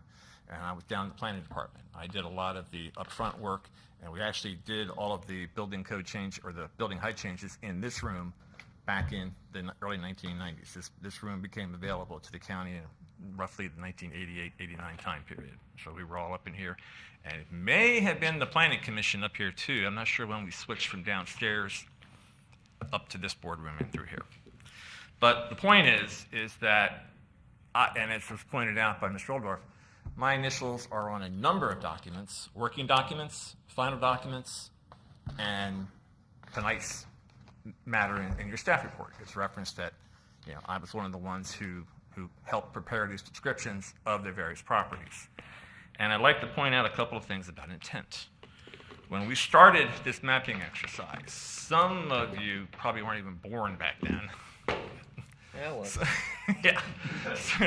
Some of you were around here, and you may remember that at the time, the county used and was using a combination of emerging GIS-based mapping and old 24 by 36 property appraiser map graphics, the old print kind. We got the Mylars from the property appraiser, came in and did the old hand drafting onto them to figure out the zoning and the magic markers for the land use lines and everything else. We're working with that. That is what we started with in terms of identifying properties and what could or could not be in the zones. We then tried to translate that over to the emerging GIS maps, apparently without success, because the fundamental issue is, the whole reason that we're here tonight is we made a mapping error. We made a simple mapping error, because I take you back to the ordinance itself. I take you back to the provisions in the ordinance that speak specifically to the establishment of the districts, section 40103. Various zones regulating the maximum building heights on Hutchinson Island are hereby established and specifically defined as follows. And in the following sections, you will find the narrative legal descriptions for the areas that we had identified off the various mapping efforts to come in and be within a building height zone A. And if you read through that, you will see there is a demonstrable effort and a demonstrable attempt to come in and use simple things based on the property maps that we could come in. We didn't go out and survey the things. We did not go out and physically do a physical rod and chain kind of survey. We took a scale, and we were trying to work off of section lines on the maps and write descriptions that would be easily traceable by someone in the future. I didn't think it was going to be me, but someone in the future would be coming in and tracing that. And you'll see that we made references in many places to section lines, because those were easy points in which to begin your measurements from. And that's where we fell off on this particular part, is that when you read the descriptions in here for the South Hutchinson building height A's, it talks about the areas from the beginning of section line, whatever that was right now, I lost in train of thought here. That section line south of the county line. Simple point to find, simple point to break, and easy to run and run a map off of. Apparently not, because we read the map wrong. Now the question came up as to, well, what about the vacant properties? Well, if you read back through the memo that we wrote, we were evaluating future uses as well. What could reasonably realistically, reasonably be expected to be infilled in those areas. And that's why North Hutchinson Island, for example, most of the condos that were built in the 90s and 2000s, or, I'm sorry, the 2000s and the early 10s, those were all in the infill areas that ran from basically down where the old Holiday Inn used to be up to around where I believe it's Paragon or whatever the name is right now. So, and the high rise is right kind of across from, call it Queens Cove, that area. You know, those were all the fill-in areas for that part. And there are fill-in areas on South Hutch too. There were even some blank areas, some undeveloped areas designated as potential high-rise areas that eventually turned into being public parks. Blank Creek Beach. All of that upland area that you have between A1A and the ocean, bounded by the power plant on the south and some distance up on the north. I have to go back and find the exact number into it. Those were projected, that was privately held at that time. Those were projected to be up to 125 feet. Now, through other activities and other efforts, there were acquisitions done and that turned that into a public park, and it is a public beach today. But the building height zone is still there. Designation is still there. So if the county wanted to come in and construct something in excess of 35 feet, they could do that, subject to meeting all other development codes and standards. Same thing down on our site. If we wanted to come in and build something in excess of 35 feet, you know, with the map correction, then great, we can submit our application to the county, and the county is going to go and review it against current development standards. Now, I'm not going to talk about a whole bunch more of what-if plans on the property that we own, because those plans are still being formulated. All we're seeking to do, and all we're concurring with the county on, is to correct a mapping error. That's what it was. It was an error in the graphic presentation of a written legal description. And I remember coming around here and meeting one-on-one with each one of the county commissioners at the time. I think probably most of them are deceased now. It's been a while, so it's been 30 years. So, but I remember we would meet with each one of them and we would describe where we're at. And when we always spoke of the South Hutch area, we said from Normandy South. Normandy South. Now, 30 years, people forget things, people don't remember things, fine. Those things happen. But what we have tonight is a question of what your code says. And your code in the front part, the preamble part, is what's outlined in your staff report, is very clear that when there's a conflict between a map graphic or sketch or whatever in your code and the written text applies. In this case, I believe that's exactly what has to happen here. I heard all the arguments about development on the beach. I've been here since 1982. I've seen a lot of change into it. And I've seen a lot of good and a lot of bad. They're both. But that's not really the issue tonight. The issue tonight is, does the language of the code, the written text, supersede the representative graphic 4.5E, I think it is? And I believe that it does. We can have the public policy argument about what could happen on this property later, okay? If my client is so inclined, I mean, is always interested in, offers and whatever. If the county wants to come in and make an offer to acquire the property, we'll entertain it, okay? I can't guarantee you'll accept it, but I'd say we'll entertain some option into it.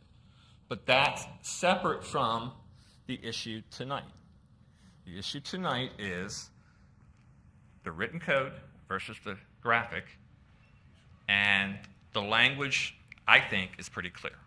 Now, I appreciate Mr. Odor's comments about, the intent and the middle initials in all those documents. When you look it down at the bottom, that means I was the primary ghostwriter of whatever document that was, and we worked it around to wherever we had it into it.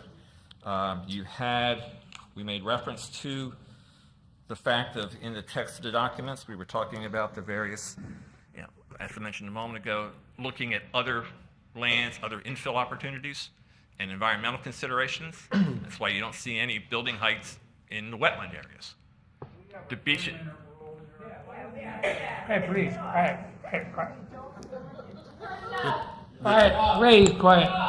Respect. The beach, I'll speed this up a little bit. You know, it's where we're going to. The beach and dune areas that we talked about back in this particular memo, you know, those were somewhat undefined at the time, but they're part of the development review process that you get into, and you can only build where you can build. And then we move into the, well, I mean, we have the memos. You've seen the language in there. I think I've made my point, Troy. I'm trying to make my point too here, is that the question before us tonight is, are we consistent with the provisions of the code that talk about text versus map graphic? And I believe that in order to be consistent with your code, that you would come in and support whichever amendment was, I think it was B or A, that adjusts the map graphic. Yeah, please define those. Yeah, I was, when it came up earlier, I think we had them backwards, which I thought A was the one that changed it. And Ordinance A, for the record, the map controls, which indicates that the 3 parcels are in Zone B, the 35-foot height limit. Ordinance B, the meets and bounds legal controls, which indicates that the 3 parcels are in Zone A, the 125-foot height limit. And I may be the only one here, but I am the only one here, based upon the hand shows before. But we would respectfully request that this board forward Ordinance B to the county commissioners with a recommendation of approval. Now, I'm available for any questions if you have them. If there's people behind me, I know there's at least one, probably 2 or 3 by now. You know, fine, but I can address any comments during deliberation that affect our particular property as it relates to this. Mr. Chair. Yes. Mr. Murphy, are you describing this as a scrivener's error? Yes. And are you saying you're the one who made that error? I'm saying I probably have fingerprints back on it, yes. Probably or actually did? I'm the one who did the original drafting of the maps, and honestly, as I look back into it, I believe that it was a simple map. I am firmly convinced it was a simple mapping error because I read the lines wrong. So if you made the error on the map and we voted I'm accordingly... sorry, I can't hear you. Okay. All right, please. Please. If you made the error on the map and I voted accordingly, then I would hold you responsible. So in this case, it was clearly in the intent of the board at that time, even according to Mr. Barnes, that it was a safety issue. And until they could have a bridge built at Walton Road, the density had to be kept down. It was a safety issue. It wasn't a thing about nature or, you know, the view or anything else or a sleepy little town. It was boiled down to pure safety. Mr. Riddell, I respectfully disagree. You and I are going to disagree on this a little bit because I had these same discussions with all of the county commissioners at that point in time. And granted, this was 30 years ago, and safety was an issue, but there were other concerns that were in there as well. And I, you know, swear on a stack of Bibles, I believe that we were addressing what the county commissioners want, and we expressed to the county commissioners exactly what these boundaries were. The fact that the graphic is wrong, if I have to take the responsibility for it, I'll take the responsibility for it. You know, I'm the only one standing here. I'm the only one left. But Please, quiet. The point is that our intent has always been that the boundary line the boundary lines of the height zones were as in the written text of this code. Can we go back to the aerial, the one previous to this slide, please? Okay. The coastal setback line, are you aware of where it is now? In this area, it's I don't Okay. know the exact distance, but it's very, very close to A1A. All right. If you'll take a look at the edge of the eastern edge of the Regency Islands dune, it's almost halfway back now to the west. If you were to follow that north. That would be about right. Yeah. What are you planning on building on 2 lots? Even if you were to acquire the third one, how would you join those? What legal process would you use to join them? Unity of title or? To join them together? Yeah. Yes. Yeah. Okay. I don't believe. I don't believe they're platted, so it would not be a replat. And if they weren't, if they're not platted, then They're it would not simply platted. be a unity of title. So you're going to still be very restricted. I'm sorry. You'll still be very restricted. Yes, we know the development limitations, but what we're trying to do is simply to recognize, what we need to get things lined up so that we could come in and can come in with a development plan for the property. Okay, thank you. Any other questions on the board? Seeing none. Thank you, Mr. Murphy. Nice presentation.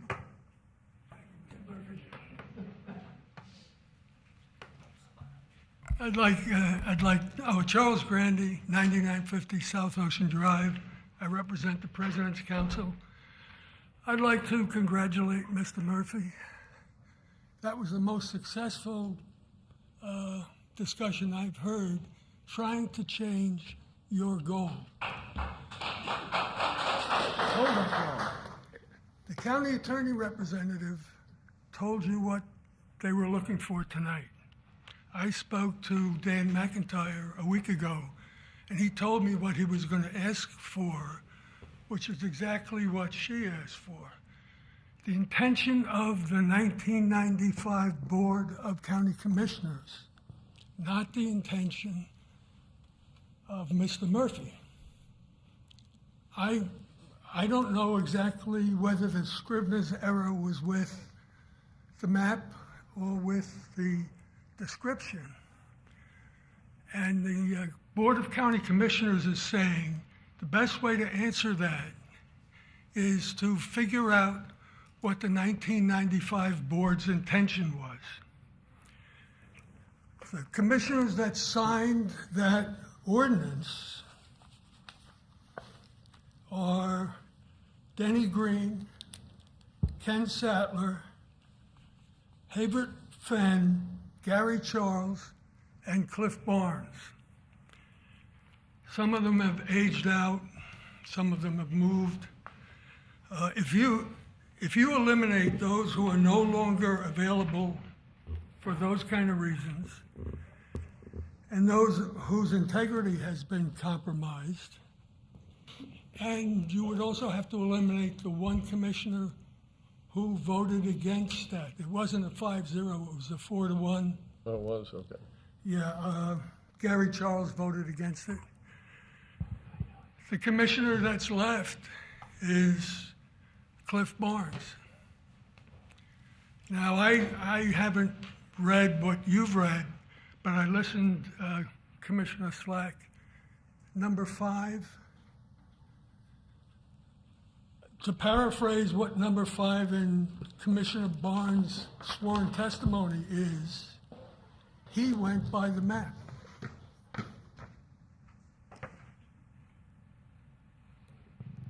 Now, Commissioner Barnes, I mean, he's got to be the most incredibly qualified person to answer that question. As an attorney, he would have been familiar with the meets and bounds description more than any of the other commissioners. He also was the, you gotta be kidding. He also was the commissioner for District 5, which is, could you please turn that off? Okay. Thank you. He also was the commissioner for District 5, which is the only district that's impacted by HURD. So he was clearly the most interested in the details. And as a judge, I would trust him to judge what the intention of the other commissioners were, probably better than anybody else you could guess. Commissioner Lowndes, to answer your earlier question, there has been nothing on Hutchison Island built higher than 35 feet since this 1995 limit was passed. Nothing? Nothing. Every building that was mentioned was built before then because everybody respected the 35-foot height limit.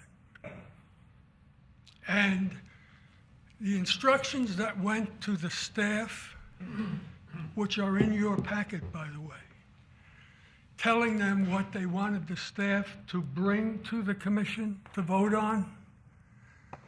They say that they want everything on South Hutchison Island to go to 35 feet, except for those already built and those that had an already approved site plan.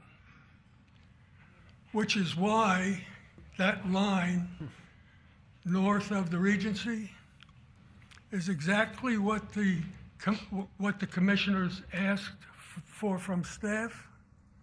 It's exactly what's on the maps. Then the only thing Dennis said that was right is there is a Scrivener's error here, but the Scrivener's error is in the meets and bounds, not on the maps. Whoever wrote the meets and bounds description got it wrong. And why didn't that impact the people voting on it? The only description that's at all complicated is the northern limit. And you also have that. But what the northern limit says, bounded on the north by the north line of section 34, township 36 south, range 31 east. I challenge anybody to go to a map and point out where that is based on that description. Everybody on the commission looked at the map, saw the line, knew that that's what they were voting for, and that's the way they voted. So you have two choices here. Either vote for option A, which agrees with everything that I've just said, or vote for neither and recommend that the county commission go talk to Cliff Barnes and see what he intended. Thank you. Thanks.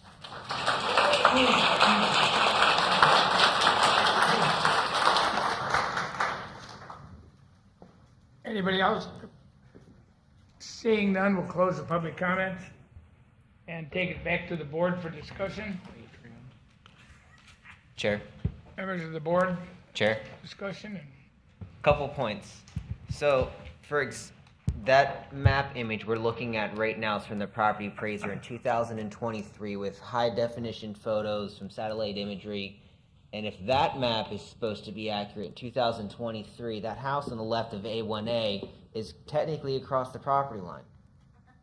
So we're going back to 1995 when they didn't even have computers and satellite imagery, and we're going to try and enforce a code to that where you can't give that map image to a surveyor to find that spot, but you can give a surveyor that text code to find the exact spot. Nobody's saying that we're trying to change the density. It's still zoned, like they said, 9 units per acre.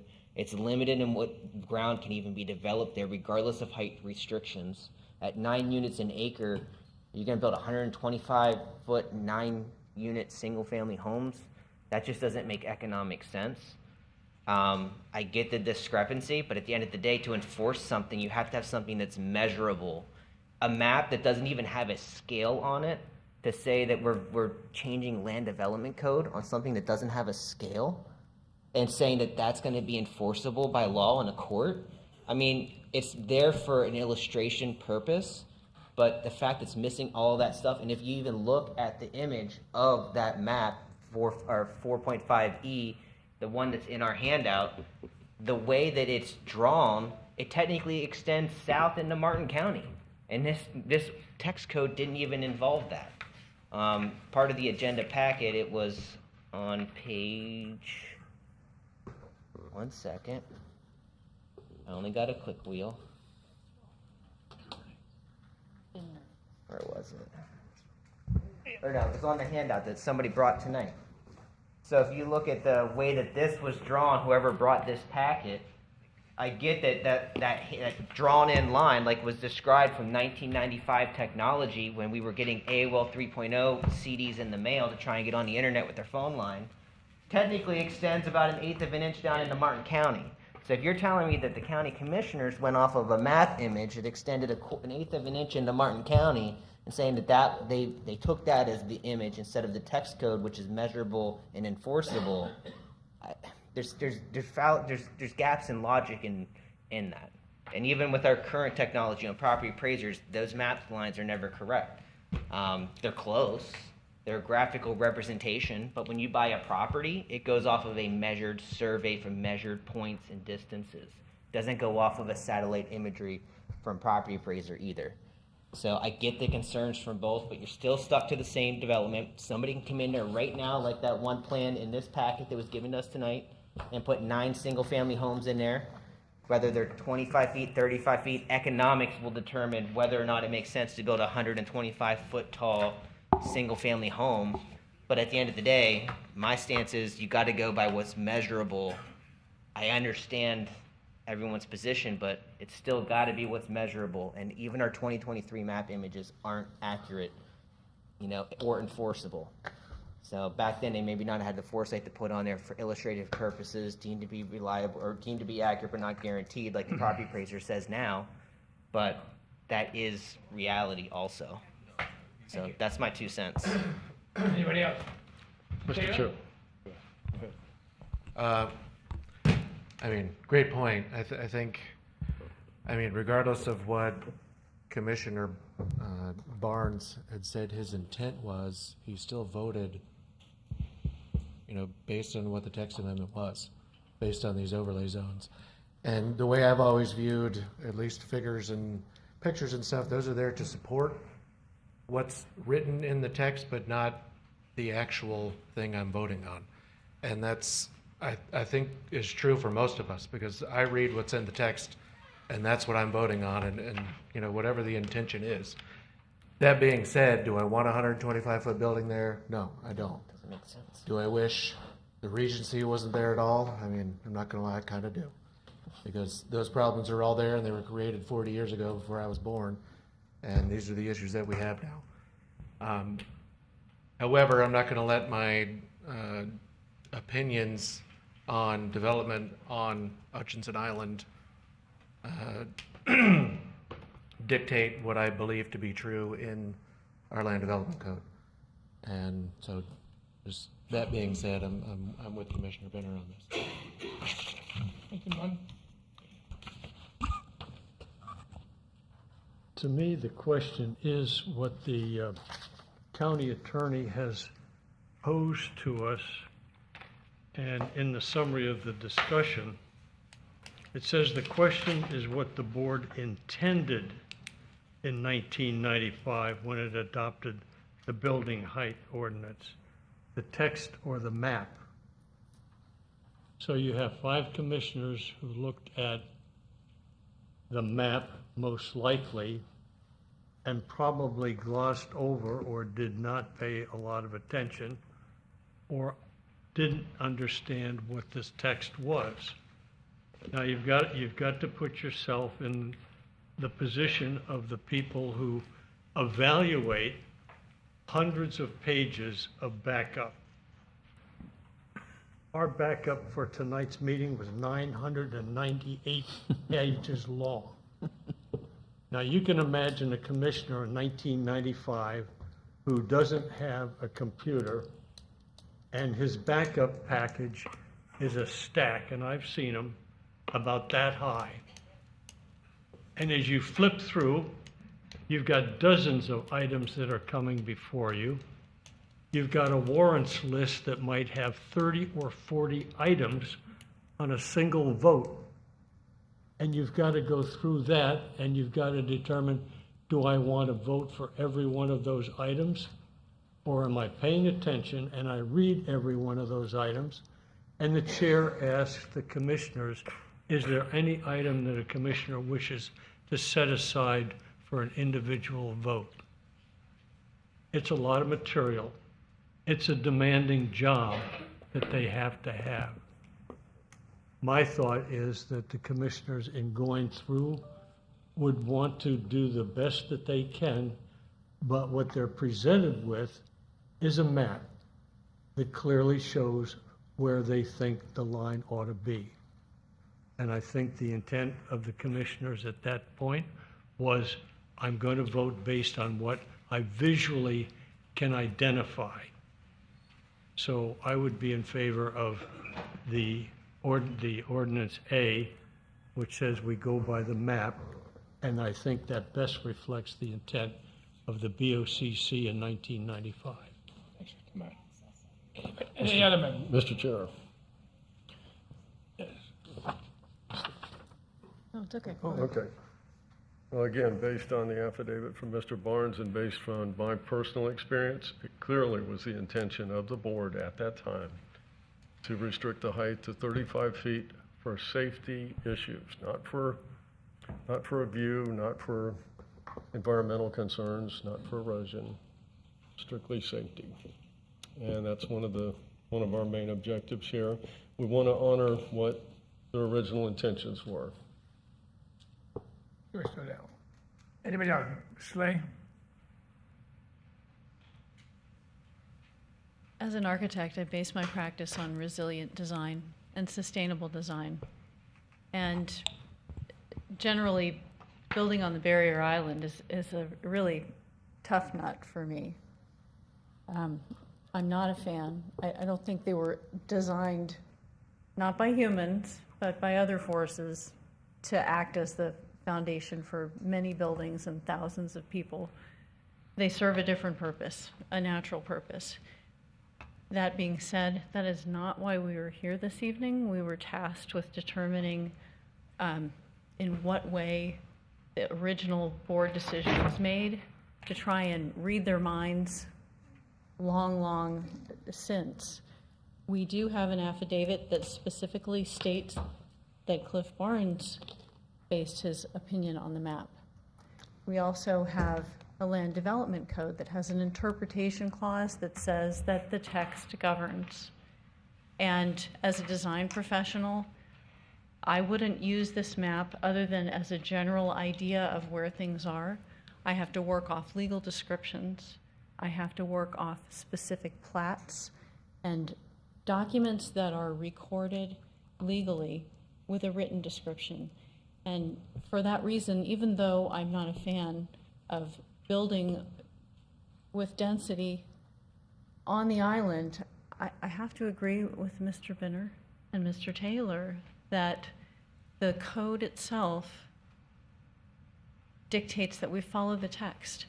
I don't have a way or a crystal ball to read the former commissioners' minds. We can see that Cliff Barnes went off the map, but how to interpret anyone else's opinion, I don't know how to do that. I don't have those powers. I have to follow the code, and that tells me that we have to follow what is written in our code for these moments of confusion. But Mr. Taylor is correct, Mr. Binner is correct. There's not that much that you could do on this small parcel. It's not limited to 35-foot interpretations with 9 units on the parcel. It could come in different forms, but it is highly unlikely to come in a 125-foot form. And so you're going to have to be patient neighbors, in my opinion, and see how things unfold. Thank you. So. Thanks, Ms. Lee. Chair. Anybody else? Yeah, one more thing. Also, in the affidavit from Mr. Barnes, it says he doesn't recall reviewing the meets and bounds, and he presumed it accurately coincided with the boundaries shown in the image.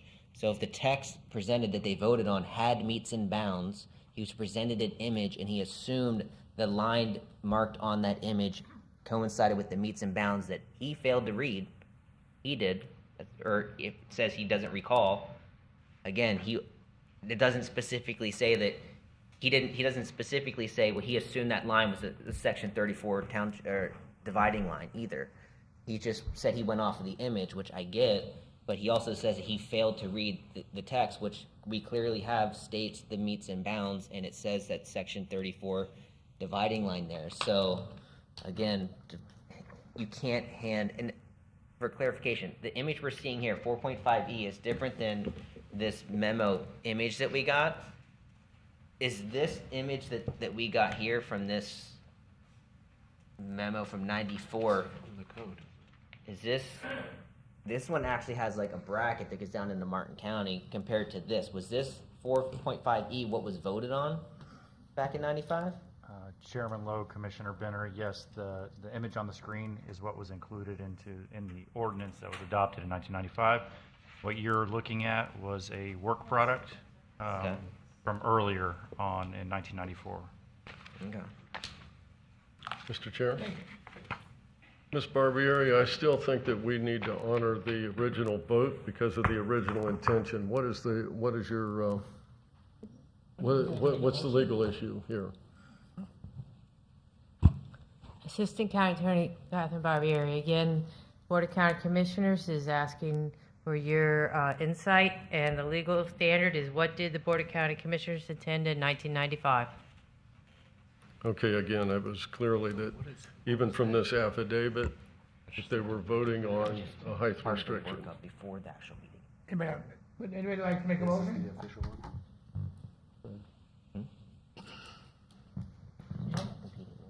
After considering the testimony presented during the public hearing, including staff comments, and the standards of review as set forth in section 11.06.03, St. Lucie County Land Development Code, I hereby move that the Planning and Zoning Commission recommend that the St. Lucie County Board of County Commissioners approve Ordinance A to amend the Land Development Code section 4.01.03, Hutchinson Building Height Zones, particularly the legal description of Zone A aligned with Figure 4.5E, because the preponderance of evidence which was presented tonight supports that position.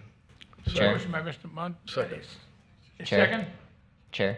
Second. Madam Secretary, please call the roll. Mr. Chairman, Yes. Mr. Chairman, pause for just a minute. Mr. Belcher, if we vote on Mr. Munt's motion, clarify what the height then is.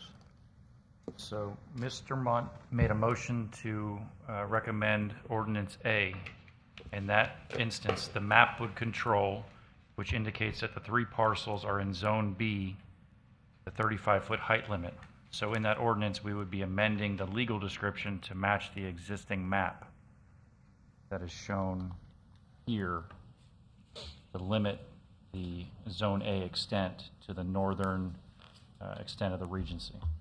And it's a 35-foot level? Yes, sir. Thank you. We would be amending the legal description to match the map. Thank you. And that's no change to the number of dwelling units, correct? The density remains the same. Density remains the same as the height of it. Madam Secretary, call the roll, please.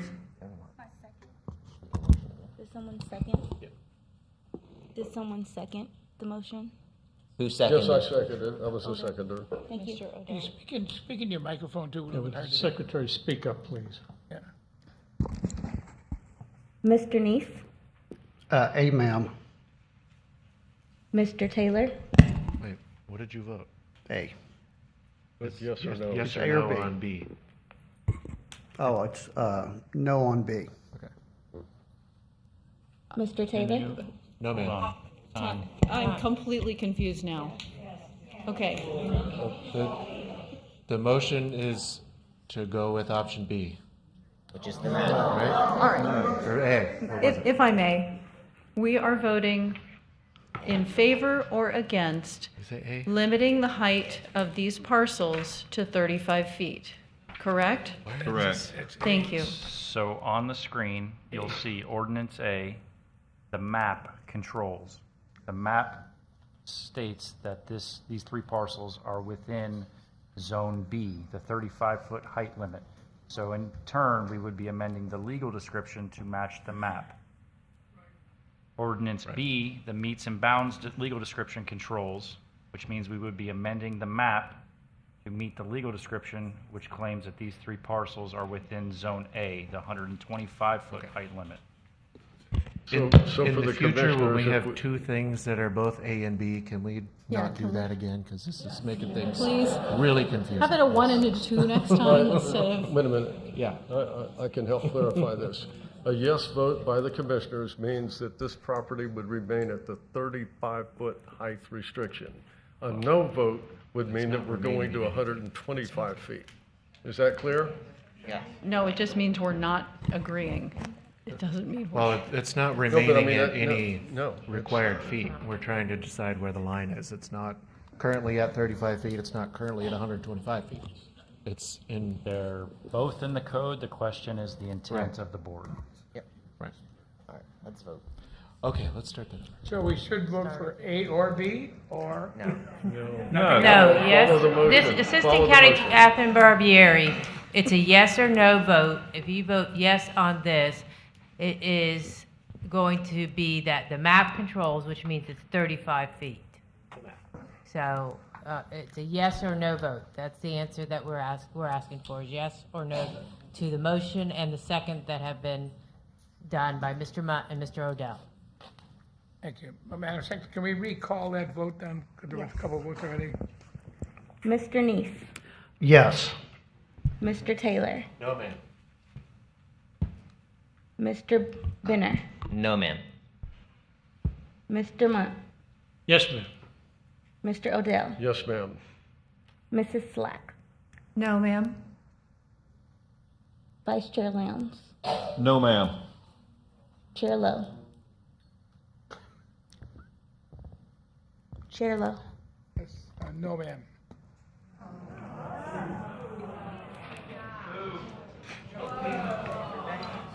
The motion fails.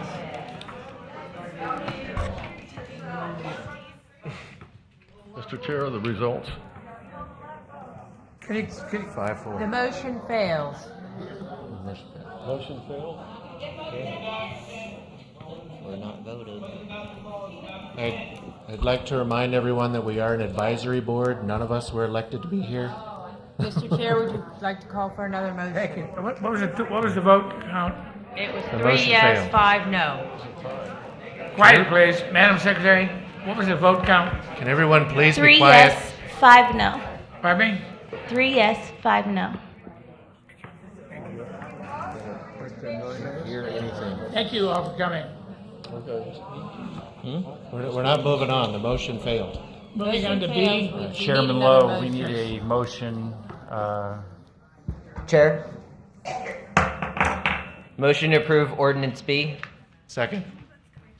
Call the roll. We have a motion and a second for ordinance B. Please clarify. Okay, no, I'm confused. Motion to approve ordinance B, which would go off of the text code, which means these parcels would fall under the 125-foot height limit. Okay.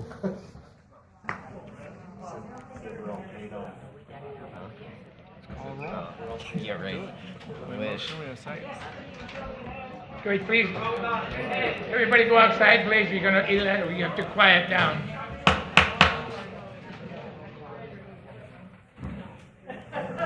Okay, we have a motion now, and the motion was, nobody heard. Speaking of Mike. Motion to approve ordinance B, which would go off of the text and would put this in the 125-foot height limit. Second. Second by Mr. Taylor. A motion and a second Who was by. the second? I'm sorry, we can't, Taylor. Mr. Taylor. Thank you. Madam Secretary, call the roll. Mr. Neese, Yes, ma'am. Mr. Taylor, Yes, ma'am. Mr. Benner, Yes, ma'am. Mr. Munt, No, ma'am. Mr. Odell, No, ma'am. Mrs. Slack, Yes, ma'am. Vice Chair Lowndes, Yes, ma'am. Chair Lowe. Yes, ma'am. Motion passes. Motion passed. Thank you all very much. I know it was Thank something you. that we don't hear all the time, so we appreciate you sticking with us. I asked the county, we still got 4 things ahead of us. Are there any any issues we could remove from tonight? Just so we, I think we'll get through this. Chair Lowe, we have one item that was continued from the last meeting that shouldn't be lengthy. And we would like to keep with the schedule that's proposed and see how far we go. We'll try. Thank you.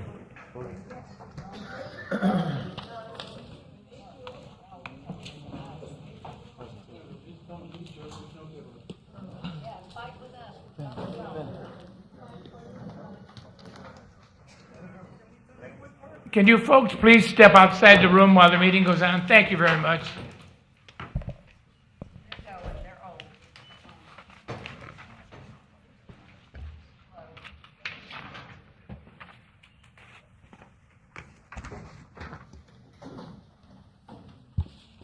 Okay. Item B is Wally Road, Rock Road Plan Unit Development, rezoning. Thad Crow, make the presentation. Yes, sir, Mr. Chairman. Thad Crow for the record, Senior Planner. Thank you. You saw a lot of this at the last meeting, Commissioners, so we're not going to spend a lot of time on this. We're just going to quickly kind of address some of the key points. Again, located on Angle Road, east of I-95. Lots of different future land uses in the area, but this is RS, which allows up to 2 units per acre. And this is a PUD that is lapsed and must be started all over again in the process, re-pudding, so to speak. Proposing 404 single-family homes on 202 acres, so they've maxed out in the RS land use category. The plan is to have 2 pods that are divided by a rock road. Each of these will be gated communities, 2 phases. Phase 1 is 2 years. Phase 2 is 5 years. It does have a large amount of open space being preserved, which we believe is a positive attribute. There are amenities associated with it, clubhouse, pool, and a football field. It is going to be served by Central Water and Sewer, by Fort Pierce Utility Authority. The applicant is, I believe, staying with the program, and he can speak with this, to retain 40-foot wide lots and 50-foot wide lots, with a small number of 100-foot wide lots by Timber Lake.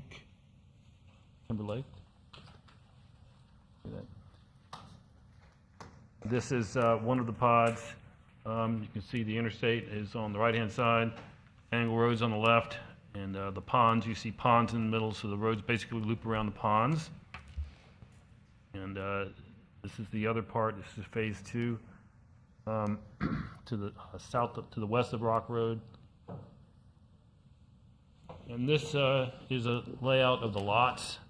On the left is a 40-foot wide lot layout. I know some concerns were expressed before about some of these small lots. These lots have a 5-foot side setback, a 25-foot front setback, and a 15-foot rear setback. The 50-foot wide lots also have the same setbacks, as do the 100-foot wide lots. Accessory setbacks of 3 feet, accessory structures. So it does have a very high impervious surface ratio. We did express concerns about the amount of pavement in buildings and garages and the kind of aesthetics that would present.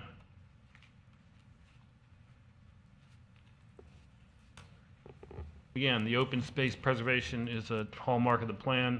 In the upper right-hand side, there's an existing lake that is a habitat for nesting and roosting birds that will be preserved and become part of the open space system. Also, the lower right-hand side has a preponderance of an area of pines and oaks, which are also being preserved. The rest of it is pretty much devoid of trees and vegetation, but will be part of an open space system. You can see the different colors that kind of join each other. 123 acres of open space. That includes 35 acres of open water around that lake we were talking about, and the 7 acres of oaks and pines, which are habitat for a number of critters. So these are an example of typical buffers, which is a continuous hedge and trees typically planted on a spacing of every 30 feet, shade trees. These are on all buffers, all sides of the project. We did have some concerns about the 95 buffer, and the applicant has agreed to provide for additional plantings. You can see 5 trees, 5 understory trees, and 65 shrubs. We do appreciate that. We are also recommending additional plantings in the form of 1-inch pine trees, 5 every 50 linear feet. And the intent is to plant all these plantings in a manner that's more random than orderly, because that is an effective noise reduction, to which they will grow up different levels of height, from ground cover all the way up to shade trees that will muffle the noise and filter out the fumes from the interstate. There is an opportunity for connection to Kings Highway, which is important because I think we discussed this at the last meeting, that the intersection of Angle Road and Kings is very congested because each side has to wait for the next side to go. This provides the potential for a relief valve over to Kings Highway in the form of an eastern connection. Those are the 2 options that might work on this. We do have some language in the PUD that will preserve the ability to make that connection.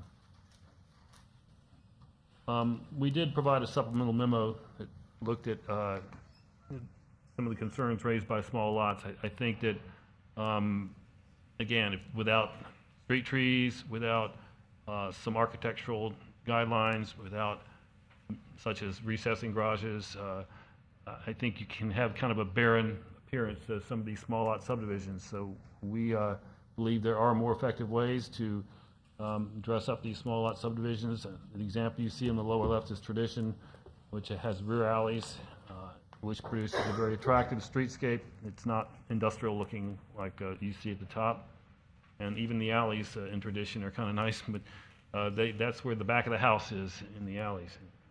Ultimately, when you look at the pavement that's in front of these houses up top, there's not any additional pavement, so to speak, when you put alleys in. You've still got the pavement, you're just switching it from the front to the back.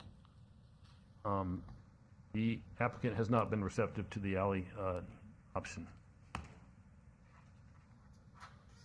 And also, I think for small lot subdivisions, we believe there are ways to amenitize the ponds to make them more attractive, to make them more functionally integrated in the open space system as part of a park system, as opposed to just a kind of a barren pond. We've suggested that to the applicant as well. I'm going to go through these quickly because we've seen them. There's a lot of them, but the recommendations are, with the final site plan, we want to see architectural design standards. Again, we want to make sure that the street side looks good. Dimensional standards for walkways, patios, and accessory structures. Maximum fence height and materials. Refuse collection for common areas, details. Lighting, to avoid the kind of spillover lighting, make sure that the lighting is downcast but also provides a safe environment. The PUD site plan should provide maximum accessory structure footprint, and importantly, provide for a trail network which really does maximize use of the open space, the generous open space that's being preserved. Also, how is that open space made comfortable and usable for the residents in terms of shade, in terms of benches, in terms of other landscaping and planning, provide for comfort and safety. Maximum driveway width of 20 feet, again, to limit the expanse of pavement, and require the minimum yard, the area in the setback, to be pervious, so the rain can come through, except for a limited small area for air conditioning units and generators, not exceeding 80 square feet. Also, with those long straight roads around the ponds, we want to see in the final site plan traffic calming techniques for the safety of the pedestrians and kids. We do suggest that the applicant look into increasing lot widths. Right now, we have 8 100-foot wide lots abutting the adjacent subdivision to the west. I'm sorry, the north. We are recommending encouraging them to provide more larger lots to provide for that transition. Some new standards we're recommending to restrict lot width under 50 feet. So in other words, if you're under 50 feet, you have to be served by an alley. And those lots cannot exceed 35% of all lots. If the idea is not to use any alleys, then at least 50% of all lots should be 55 feet wide or wider. We don't recommend, we don't say this here, but I think that we have concerns about the 40-foot lots as well, so we would want to see 50 and 55-foot lots, for example. We do recommend, I think, last meeting, there was some concern between the houses, inability to maintain with all the air conditioning and everything that happens in there, so we do recommend a 7.5-foot side setback, and for the 100-foot wide lots, 10 feet. And we do recommend that at least one of those 3 ponds be, I hate to use the word amenitized, but I took my thesaurus and I couldn't find anything that came close to it, but make it part of the open space and park system as expressed in some of the photos we showed. Very quickly, common area recreation facilities be constructed when you're at 40% of units. Sidewalk on east side of Rock Road. And this is the important one, this is the eastern connector to Kings Highway. I think the exact location will be determined at a later point, but we do want to get a commitment to that at the outset. And also, developer to work with our engineering department to get a westbound left turn lane on the Rock Road, which would be very important so that people will not clog up angle when they're coming into this development by the end of the first phase. This is the I-95 buffer. I think I've talked a lot about it. I don't want to go anymore, but we feel this is the most effective way to protect future residents and folks in this area from the interstate noise and fumes. ERD has various standard conditions, a tree mitigation plan, final landscape plan. There is some barn owl nesting surveys. There is a high likelihood of them being on this property. So this serves to protect the barn owls moving forward, and even to the extent of providing barn owl boxes. Wading bird survey, we talked a little about the wading birds, so coordination with agencies on preserving that nesting and roosting habitat. And listed species surveys, of course, these are all standard ERD conditions.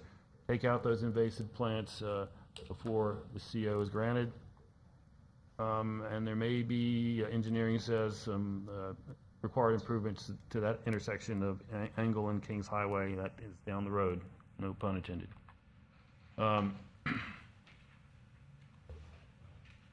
Sidewalks along Angle Road to the extent of the project. There's also a multi-use path that in the future planned for the south side of that road. And we do recommend Planning and Zoning Commission for the recommendation of approval with the staff conditions outlined tonight. Happy to answer any questions. Thank you. Question. The applicant has seen these recommendations? Chairman Lowe, members of the commission, there has certainly been dialogue with the applicant subsequent to the continuance action at the September 28th meeting.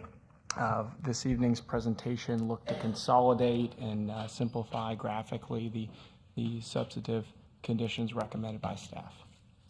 Thank you. Board, any questions? Staff, any question from the? Mr. Chair, could we pull up the conditions again, please? Number 14. No, go. Yes. Let's see. Go one more. Okay. Number 15, that says the project may be required to provide. I'm going to suggest that the language read, the project shall be required. Chairman Lowe, Commissioner Odell, this evening's petition set is for a preliminary rezoning and plan. We wouldn't be issuing a certificate of capacity or verification of transportation facilities with a board action at this stage. It would require a formal final site plan with a finalized traffic report. And the dynamic with this condition is Florida Department of Transportation has a preliminary work plan and intersection design to significantly enhance the intersection of Kings Highway and Angle Road, add turn lanes, widen it, bring the geometry further south, which would provide substantial capacity improvements as well as efficiency improvements.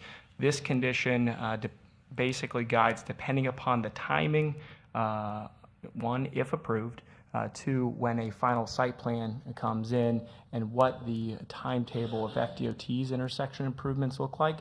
This project could have some correlated, what I would call temporary improvements.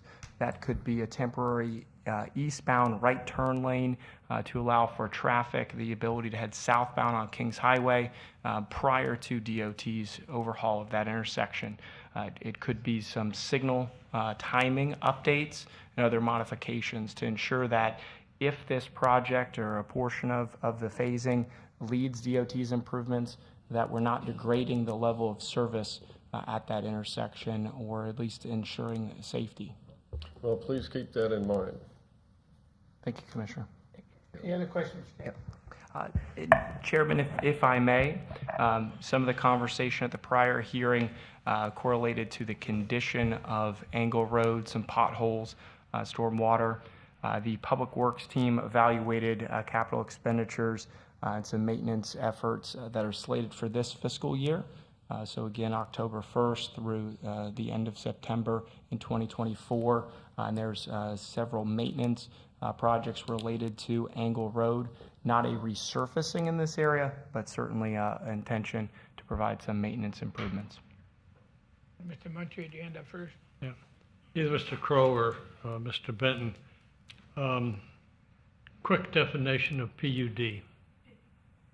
Would be planned unit development, sir. And the purpose is? To provide for creativity and flexibility in design in exchange for relief from certain dimensional zoning standards. So it is a negotiation between the county and the developer to some extent. To some extent, yes, sir. I heard a lot of suggestions by the planning department. I didn't hear a lot of give from the developer. Understood, sir. I heard that you said what? Yes, understood. Okay, so they're not in agreement particularly with your suggestions.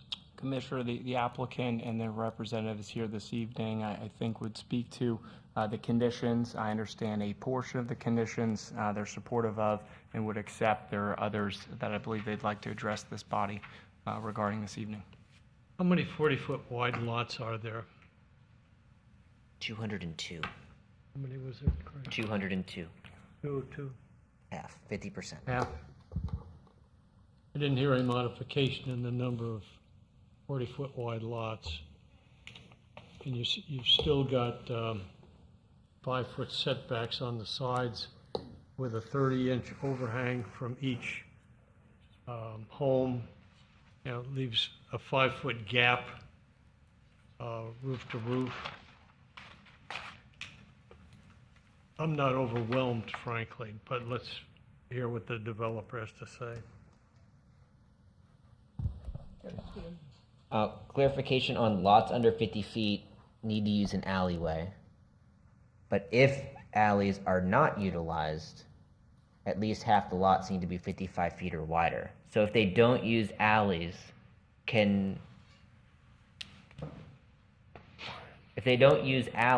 that doesn't stop them from putting 45-foot lots in there. It just says it can't exceed 50%, right? Commissioner Benner, that's how the ratio would present with that condition. With the coupled increase in the required side setback that staff's recommending to 7.5 feet, we understand the minimum lot size would become the 45 feet. Only a portion would be 45 feet. And then, as noted, a portion 55 feet or larger. So essentially, since right now 50% of the lots proposed originally were at 40 feet, this would just say that they could put 50% of the lots at 45 feet because of the 7.5-foot setback with no alleyways. We still got garages on the street front. That's correct, based upon how it's written. Any other questions for staff? Yes. Mr. Slack? With the 40-foot wide lot, there's no way to side load a garage. So you end up with that Ravinia garage scape. On the lots that are 55 feet or wider, we could perhaps require they intersperse between wide lots and narrow lots and require that they side load the 55-foot wide lots, break up this garage scape and make it much more palatable It would give some variation in the build-to line and allow for a smattering of landscape between the houses toward the front. You know, if we have to support their economic valuation of how to handle this development, perhaps that would be a way to work things out and negotiate. But, you know, as Mr. Munt pointed out, it is a negotiation, and we need to do something to not turn this into just a packed garage-scape. It's a very urban condition to have a 40-foot wide lot with only a 5-foot side setback. It's very urban for this area. Thank you. Yes, Lance. Mr. Crowe, is there any chance that we can get some pervious walks and driveway material into this thing without using poured concrete and such have you that makes it all run off? I've talked about that, maybe getting staff to look at future developments using more of that type of technique. Here, here. I think that certainly that the opportunity is there. Maintenance is always an issue with the pervious pavers, the vacuuming, the maintenance issues, because if you don't do anything with them, they become impervious. But yeah, it's definitely an opportunity. Makes you go to work. Can you bring up there's a photo in here of the things of how the front of these buildings will look? Vice Chair Lowndes, this is not a rendering of the applicant's design proposal as part of the preliminary PUD for single-family development. There's not a requirement in the Land Development Code at this stage to provide that elevation. Staff has certainly pressed the need and the desire for that prior to final site plan approval. This is a photograph from the Ravinia PUD, which was developed south of Midway Road, west of 25th Street. I would certainly hope that we get a little bit more creative. There's no trees in the front of this thing. None, period. There's spaces in there for it. I hope we can develop something better than what we see here. And I understand this is just hypothetical. In Vice Chair Lowndes, the staff presented this image with the intent to identify the value of street trees, the value of widening the setbacks to the 7.5, totaling 15 feet between structures. One consideration that was discussed, staff with the applicant and explored previously at the hearing, is our Land Development Code, when we're talking about minimum required tree plantings on a private single-family lot at the time of construction, it's a ratio of 1 tree per 2,500 square feet. Our standard zoning districts, the minimum lot sizes would be between 8,000 and 10,000 square feet. Generally speaking, we call it 4 trees. With these lot sizes potentially being under 10,000 square feet, possibly lowering that ratio, but it could be a recommendation of this body that regardless of the lot size, that a minimum of 4 trees, these are native trees, it's either a 2.5 diameter at breast height or a cluster of 3 palm trees be provided for the development of every and all lots within the project. Mr. Benton, I'm not in big favor of palm trees being a shade tree. You can get a hell of a tan under a palm tree. I don't care how many of them you cluster together. I'd like to see deciduous trees of some sort that provide some shade. Shade is good. Shade helps the economy. It helps a lot of things. I got faith in staff that they will try to make that a thing. Thank you, sir. Thank you, Mr. Lowndes. So how wide are those lots you're showing in tradition? I believe those are 50. 50? And the width of the Ravinia lots? 40. Thank you. Seeing no other questions, is the developer here? Could you come forward, please? Good evening, Mr. Chairman and members of the commission. For the record, my name is Brad Curry with Engineering, Design, and Construction. I do have a PowerPoint. Corey, if you can go ahead and load that up as I'm starting. Tonight, I'm representing the owner of a 202-acre piece of property on the south side of Engle Road, just west of Kings Highway. We were here before you last on September the 28th. At that meeting, I came prepared to talk about conditions of approval, and we quickly went to the design of the plan. So I didn't get a lot of talking going on at that meeting, but I am prepared tonight to go through the design of the plan and talk a little bit about why we did what we did. Since that last meeting, my client and I have been researching other projects in the county. We are looking at potentially selling this property, so we've talked to potential purchasers of the property. We've researched other properties that are currently in the planning phase in the county, and I know of at least 4 other properties. One was recently approved last week by the Board of County Commissioners. 3 other are going to be coming before this board, probably pretty in the near future, all having 40 and 50-foot lots. So while this may seem like something new to this commission, it is something this commission has seen in the past, and it's something that you will see in the future. So I just want to put that out there. Everyone on this commission is extremely familiar with residential projects, probably more familiar than, Corey, I can't see that. Is that where the presentation starts? Chair Lowe, unfortunately, the PowerPoint presentation would not go full screen for us. Huh. Okay. Well, I can deal with that. I think you guys see more residential projects than anyone, and so when I'm going through this project, I really want you to think about this project compared to all the other residential projects that you've reviewed, if you can remember those. And think about how I think this is a little bit different than most projects in the layout and what's surrounding it, and the reasons we did what we did for this project. So I think staff did an excellent job going through the project and talking about the now I've lost control of the mouse. Can I have control back?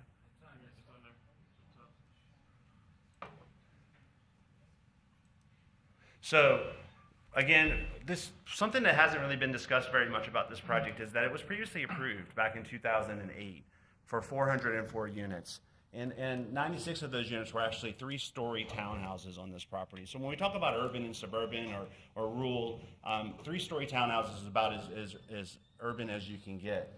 I have the plan here, and we're going to go through that plan tonight as well. What's being proposed before you again tonight is 404 single-family homes in 2 phases. I think it's important that we think what this whole process is, and I know that that the people on this commission understand it, but I want to make sure I put it out there that this is the PUD, this is the very first step, this is the rezoning step. As you go through the process, your plans get more and more detailed. So the intent of this is to provide a general overview of what we're proposing, then we come in for a site plan, provides more detail, we come in for a plat, which is actually identifying where the lots are and where all the open space tracts are, and then finally you'll come in for a site development permit. So the St. Lucie County staff and the Board of County Commissioners will see this project multiple times. Unfortunately, the way the process is set up, this board only sees it through the zoning process. But I want you to feel comfortable that this isn't the only time that staff or that the Board of County Commissioners are going to be reviewing this project. I think it's important to set that up. Staff did a good job talking about the location, so I don't need to touch on that. I'll come back to the future land use because I think it is an important discussion to talk about the transition of density and intensity from Kings Highway. Staff talked about the zoning designation, that it is an old PUD. And so now I really want to talk about the old PUD. I got to zoom in here, so I know you guys probably can't read it there. But again, it was 308 single family, 96 multifamily. That plan has 19,000 linear feet of roadway on that plan. Roadway these days is about $5 million a mile to build for water, sewer, drainage, curbing, sidewalks, everything else that goes along with it. So that plan that's on your screen right now is $18 million in roadways. It's important to talk about expense, infrastructure expense in this day and age. That plan is not buildable today. The other thing that's interesting about that previously approved plan is it has 39% open space. You heard staff say that our project has 61% open space. We talk about the impervious or the pervious or impervious of each of the individual lots. I agree, the lots are fairly impervious. But when you take into account that the overall property is 61% open space, having a highly impervious lot isn't that serious. It isn't like we've made up for it by having the open space around the perimeter of the property.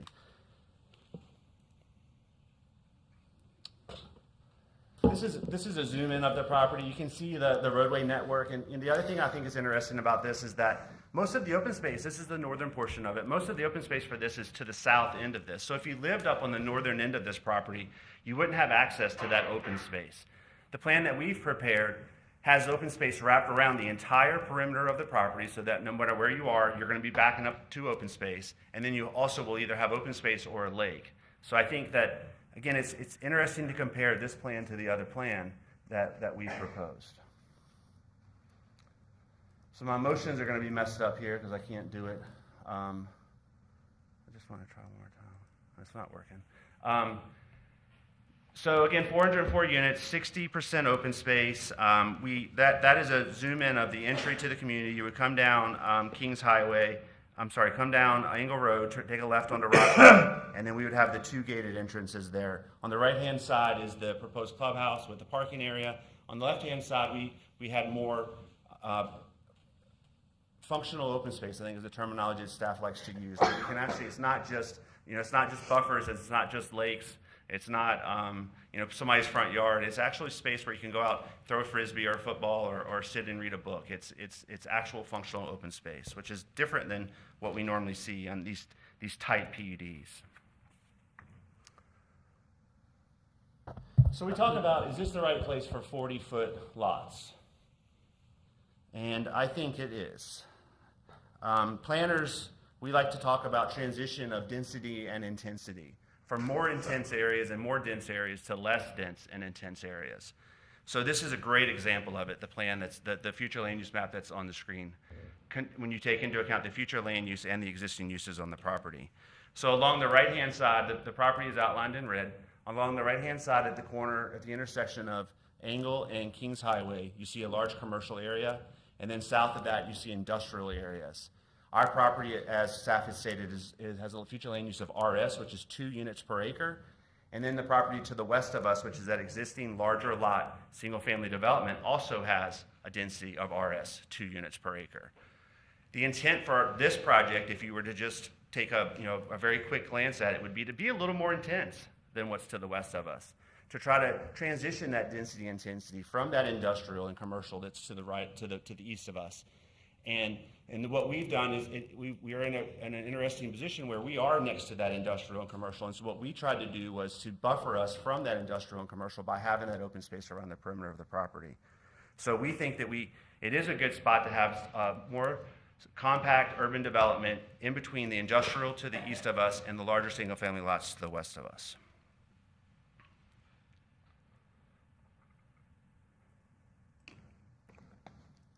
The other thing that's important to talk about when we think about urban development and having development here in the county is water and sewer.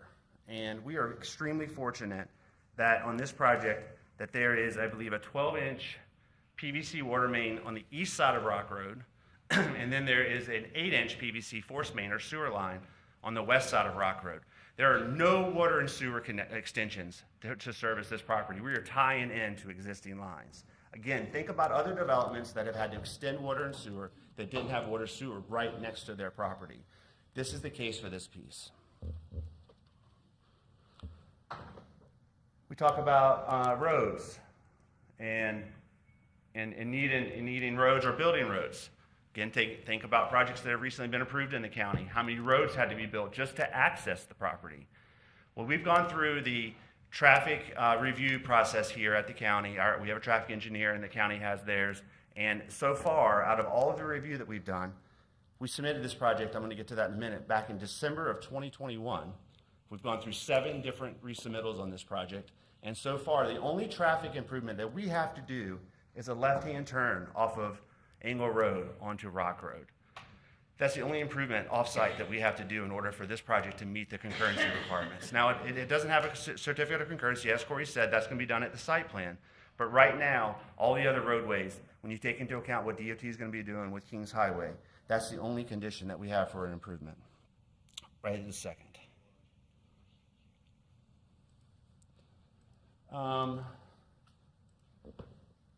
Schools and infrastructure is another thing that we would look at, and this property is less than 2 miles away from Westwood High School. Westwood Prep, I think, is what it's called now. And so again, there's already infrastructure in place. Schools are in place for this property.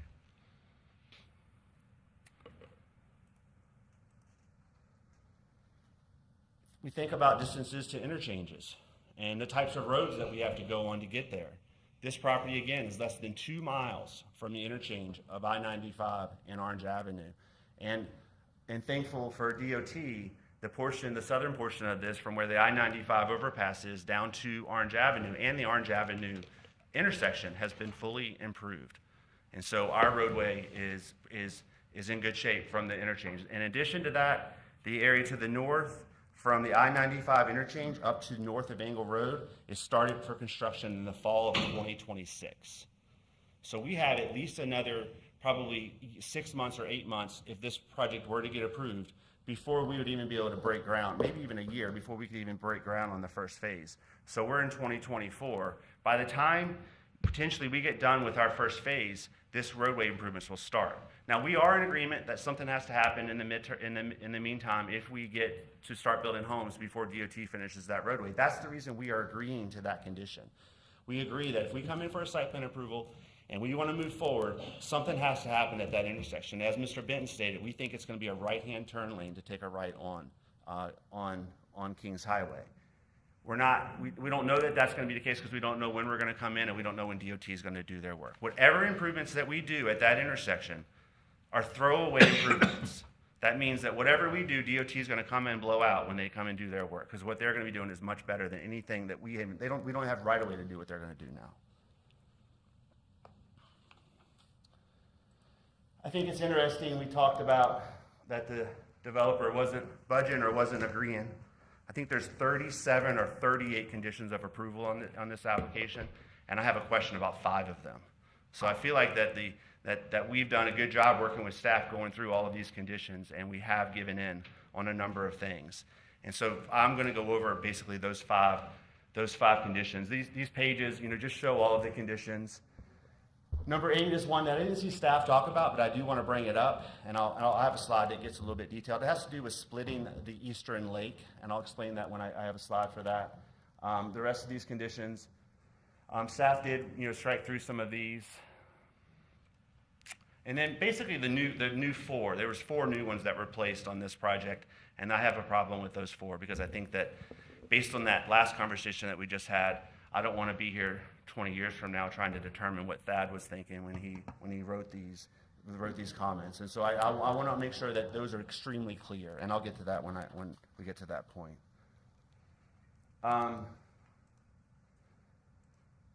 So again, these are all the conditions of approval, acceptable, except for those 5.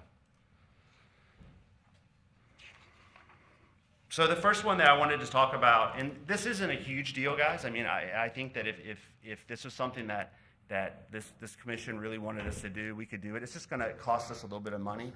It has to do with the eastern pond. I'll bring up the plan in a second. So we have 2 big ponds that we're going to be creating on this property, the eastern pond and the western pond. The western pond's a little bit more narrow, and when staff asked us to create a land bridge on that one, we were able to do that because it wasn't that far apart. So think that we split that western lake into two different lakes, a northern lake and a southern lake. On the eastern side, we have about over 300 feet of space, 380 feet across this area here. And the condition number 8, is asking us to build a land bridge here to connect these 2 areas so that if someone lives here, they could come up and walk across here and go to the clubhouse instead of having to walk all the way around. I understand that concept, but because of this design, I don't think that it's needed. So here we have I have shown on the eastern side, I've shown 3 areas for lots, A, B, and C. Like we talked about, most of these lots either have a lake in their backyard or they have open space in their backyard. So for example, for number 8, it's directly adjacent, letter A, it's directly adjacent to the open space in the corner. And if you had to walk to the rec center, it'd be about a 3-minute walk, about 920 feet. For Lot B has open space directly behind it. You could walk out your backyard and walk into common open space. So, and then if you had to walk to to the rec center. We're gonna have sidewalks on both sides of the street, and it would be about a 10-minute walk, about 2,800 feet. And then for C, it backs up to the lake. The open space for that would be across the street down at that intersection, or you could go to the rec area. It would be, again, about a 5-minute walk. If we were to build that land bridge across this lake, it would cost us fill, and because we can't get the fill out of the lake. I'm not an engineer, but engineers like big rectangular lakes because they can get the most fill out of them, and we are going to need some fill for this property. So it would impact us on having to get the amount of fill that we're required to get out of that lake. But if it were a condition that this commission felt was important, then we would be acceptable to it. But it's not something that I think is required. Now I have a bunch of slides hidden, so I need to find the next one.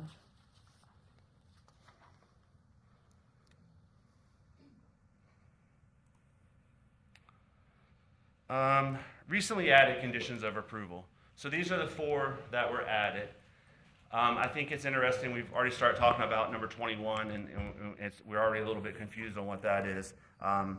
Conditions, I believe, must be clear and enforceable. I've been doing this for some time, and there's nothing that frustrates me more than when 3 or 4 years from now, we go back and try to read a condition, and none of us understand exactly what it means. And it happens all the time. So conditions need to be extremely clear, and I just don't think that one is clear. The increase to 100-foot lots along the west I-95, again, another unclear condition. How many? Where? Do I have to redesign this? I wanted to talk about the alleys. Again, we submitted this in December 2021, and I'm not picking at staff about that. We've had some delays, and staff's had some delays, but there's been 7 times that we've resubmitted this application since 2021, and the plan has been consistently 2 loop roads since 2021. And then, I'm a little bit frustrated with staff here, so I will say it, to bring up a condition about alleys when they've seen the same plan for the last 2 years, to me it's not a fair condition to bring that up the week before we come here, or the Monday before we come here, with a plan that they've seen since 2021. We don't normally see conditions at this stage that would require a redesign. So that's another reason I think that condition should be deleted. The side setbacks, we can't simply do that with the 40-foot and the 50-foot lots. We are staying with the 40 and 50-foot lots. We feel like that we would be at a disadvantage if we went to a 45 or a 55-foot lot. A disadvantage because our infrastructure costs would be higher, a disadvantage because our lot costs would be higher. And when I research and see what's coming down the line here in St. Lucie County, it's 40 and 50-foot lots. And I can't sit up here and represent my client and say that I want bigger lots with more infrastructure and more costs. I'm not doing a service for him. I'm not consulting him in the right way. So that's the reason that we are staying with the 40 and 50-foot lots, because we feel that it is something that is new coming to the county, but because of all the costs that we're seeing, it's something that you're going to see a lot more of. And then, but for the 100-foot lots, I have no problems with the 10-foot setbacks. We put that at 5. I'm okay with, for the 100-foot lots to have a 10-foot side setback. That's not a problem. And then number 24, I don't think I've ever seen a condition of approval representing a figure in a staff report. Again, 5 years from now, 3 years from now, 4 years from now, how are we going to know that? There is a site plan approval process where if staff wants us to amenitize a lake, we can do that. I just don't think it's appropriate to have it here at the PUD stage.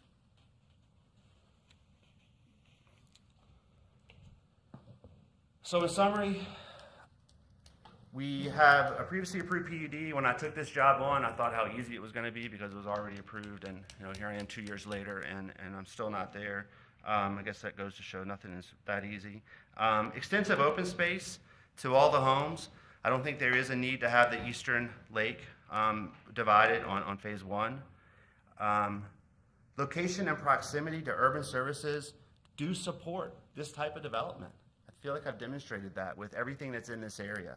That this is, while it may look rural right now, it does have the urban services to support a more urban type development.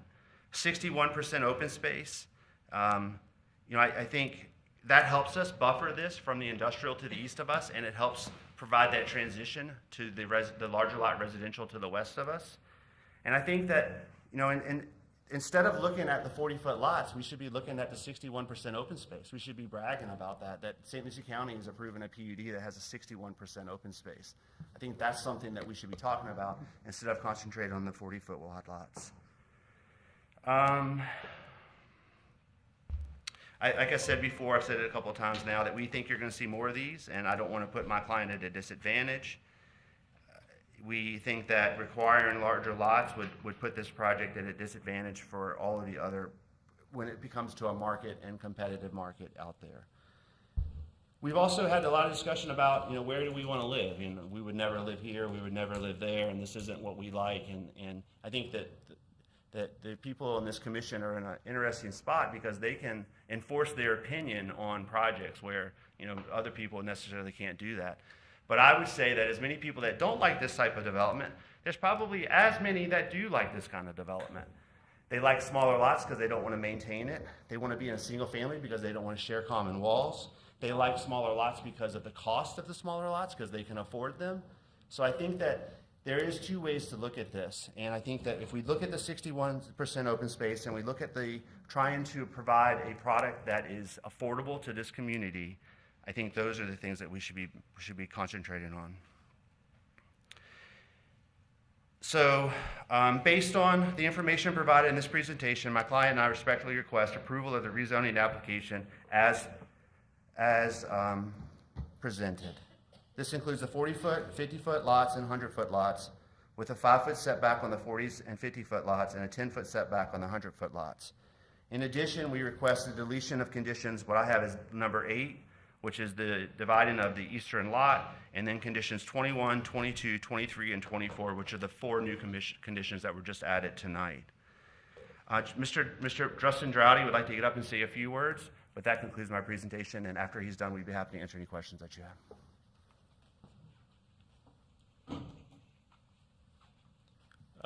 Commission, my name is Justin Droughty. I live at 7664 Germany Canal Road, Port St. Lucie, Florida, 34987. I've lived here all my life. I obviously haven't lived here as long as you guys have, but I live out west of town, and I'm like a lot of you guys that I don't really like development. But the thing is, it is here, and we're not asking for a rezoning of this. It's already zoned for 2 units per acre. And the way I kind of look at it is like, if I was to live, let's say, in the Timberlake apartment or the Timberlake Estates right there, what would I want built next to me? Well, for me, I would rather it be compact, give me a lot of buffer around the outside, so I'm not right up on top of the community next to me. That's what I would like. If I was living in Timberlake, I don't want this new development on top of me. The 40 and 50-foot wide lots, is that for me? It's definitely not for me. I like out west of town. I like open land. I don't want anybody next to me, but that is for somebody. And the thing is I think as we widen these lots out, we start creating more infrastructure. We started running numbers on things, and just widen the lots by 5 feet, we're going to add about $2 million of infrastructure. Well, then it's going to add more to the buyer of the house there. So, I mean, as you get bigger, you could go to third acre lots if you want to, and still put 400 homes on the thing because that's what it's approved for.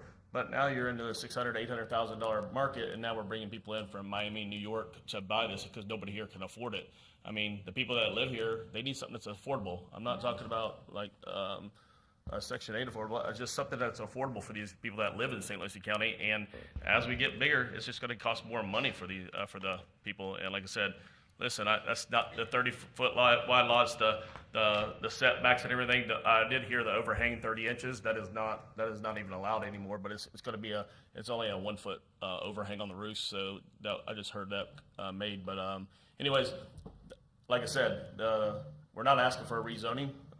We're asking just for it to be approved for the 404 units there. And a lot of the questions there, I think will be developed that site plan.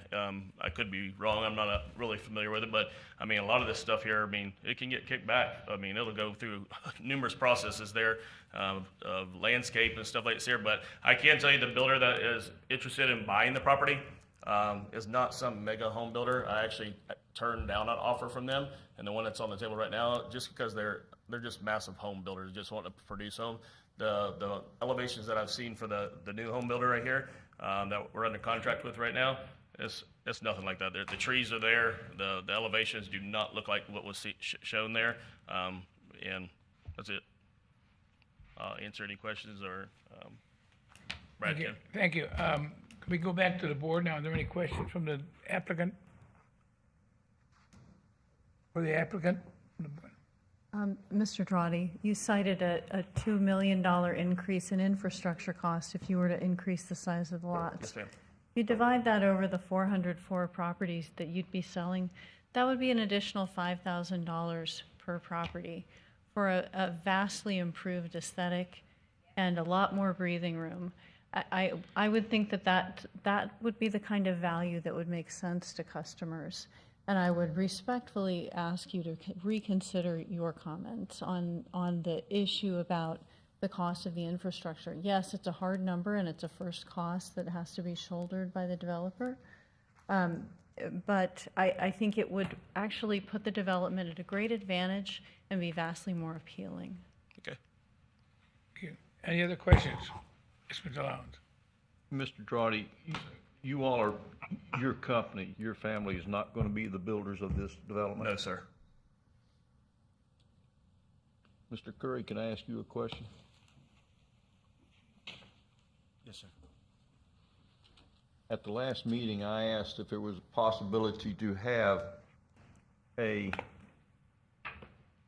eastbound right turn lane coming off of Angle Road so that people coming east on Angle Road could turn in and allow traffic to continue to travel east on Angle Road. You have no plans for that? No, sir. We would be acceptable to having a condition that says that as long as it's something that we can get approval from the county on. My thought is that people are going to be going west on Angle, hit Johnson. Go north. And go Vero Beach. They're going to come back the same way. People in the area stay off of Kings Highway. Staff, I'd sure like to see a recommendation that there is a right turn lane into this development at Angle Road. On Angle Road, right? You understand what I'm saying? Yes, sir. Onto Rock Certainly. Road. Into Rock Road, yes. Rock Road. Eastbound Thank right you. turn. Subject to county engineering approval. Yes, sir. Okay. Everything's subject to something. Thank you. Mr. Monk? Yes, we're acceptable to that condition. Wait, Mr. Lowe, I got one more question if I could. Yeah. When you talk about your 61% open space, yes, sir, you're counting your water space, aren't you? It's allowed. Yes, sir, we are. Unless we're swimming, that's not usable space. It's still considered, when I use the term open space, I mean, it's not going to be pervious It's asphalt. not built on. It's not impervious. It's not concrete. I understand. It's open to the air, open to the sky. Right. Come on. My dirt road thinking is that open space is something I can go play on. And we have that too, sir. Yes, sir, you do. But not 61% of it. When we compare apples to apples in the code, we use the term open space, and so that's a general terminology that we use, and that includes the water area. Yes, sir. I would still say that this piece has got more functional, usable open space than most PEDs that come before this. Don't have a problem with it. Just don't confuse my issue that I'm going to be out there doing the backstroke in usable water space. Yes, Mr. Monk. Mr. Curry, no specific questions for you. It's probably more of a statement from myself, but to take Mr. Lowndes' regular comment that St. Lucie County, we don't follow, St. Lucie County should be a leader. And I look at this and I think quickly something comparable, and not to malign them, but Port St. Lucie comes to mind, and not at its very best. And that goes back to some history in the past.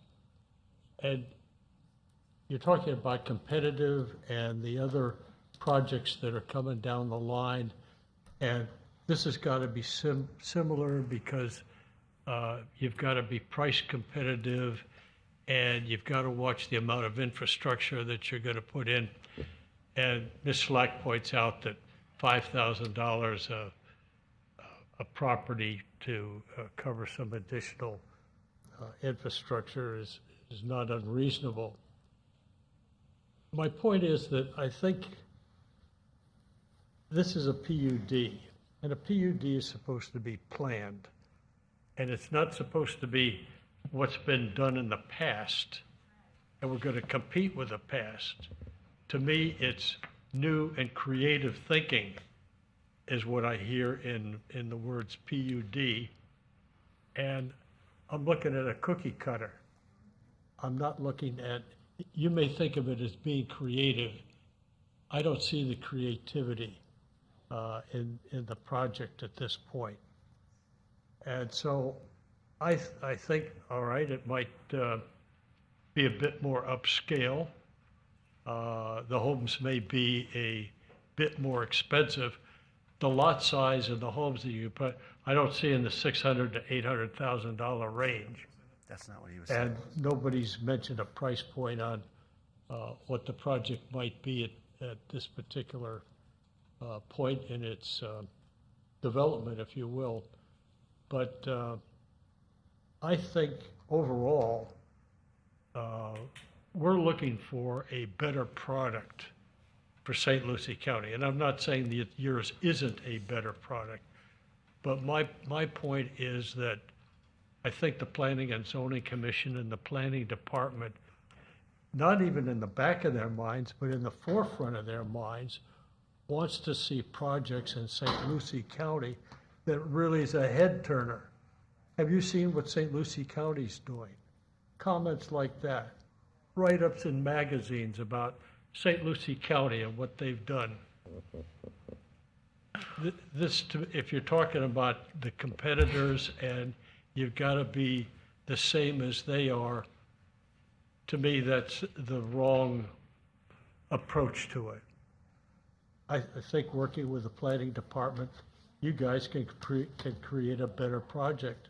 And I think there's more work to be done. Now, this isn't going to come back to us for another look-see, so it's dependent on those people sitting right there in front of us to muscle you a little bit and negotiate a little bit and have a better product that goes forward to the Board of County Commissioners for consideration. So that's just my thought about it in general.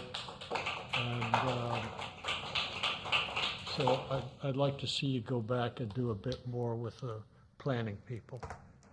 Thank you, Mr. Chair. Any other comments from the board? Seeing none? Mr. Chairman, could I just respond to that real quickly? So we talked about, so the difference that we're talking about now is 5 feet additional space between buildings, going from 10 feet to 15 feet. And I don't know that that is a substantial change on how the community is going to look. So that's the difference, that's the $2 million difference between. Mr. Curry, I'm going to object to that because nobody said it had to be 5 feet. Nobody said 5 feet was the magic number. We say better planning, more space between the homes, larger lots, that sort of thing. If I could finish, Mr. Munt. So these lots are 40 foot wide and 50 foot wide, but as staff will tell you, they're 135 feet deep. These lots are much deeper than normal lots. Typically, we do 40 by 100 or 40 by, the Port St. Lucie lots are 125 feet deep. So these lots are another 35 feet deeper than most lots that you see.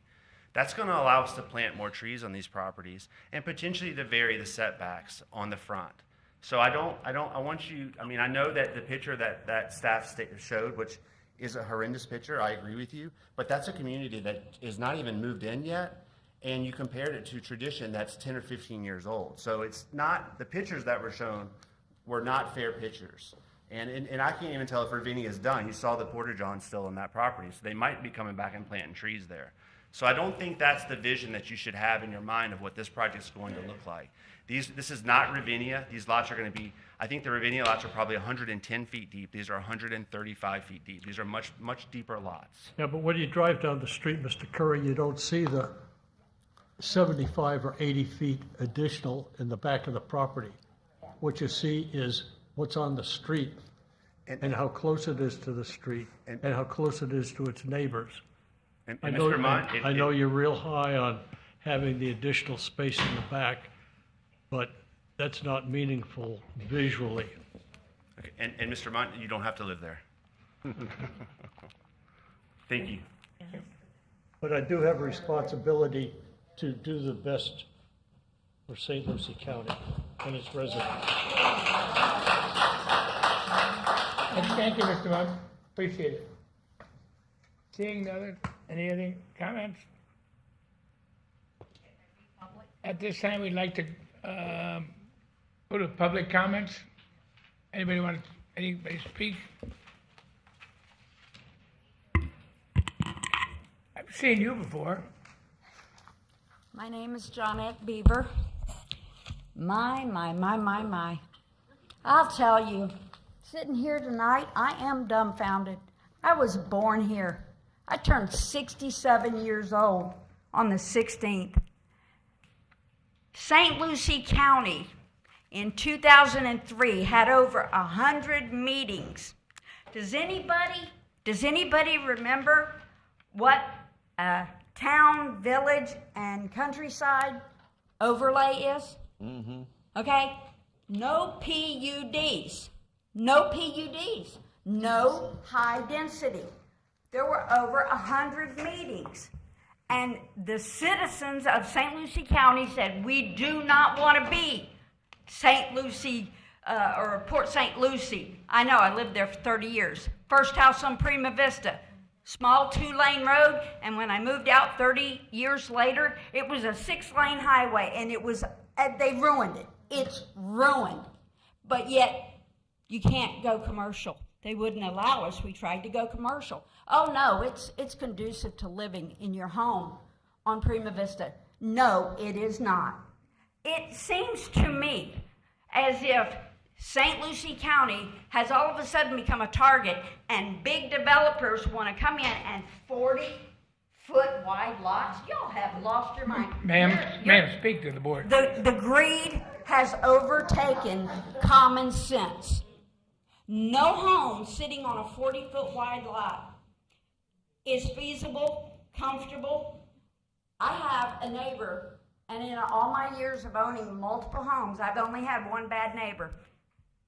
It's miserable. And his house is 25 foot away from mine. And when he plays that music until 2, 3 o'clock in the morning, plays his drums at 5 a.m. in the morning, and my yard is 5 foot wide, I feel sorry for the poor lady on the other side because she has to get up and go to work.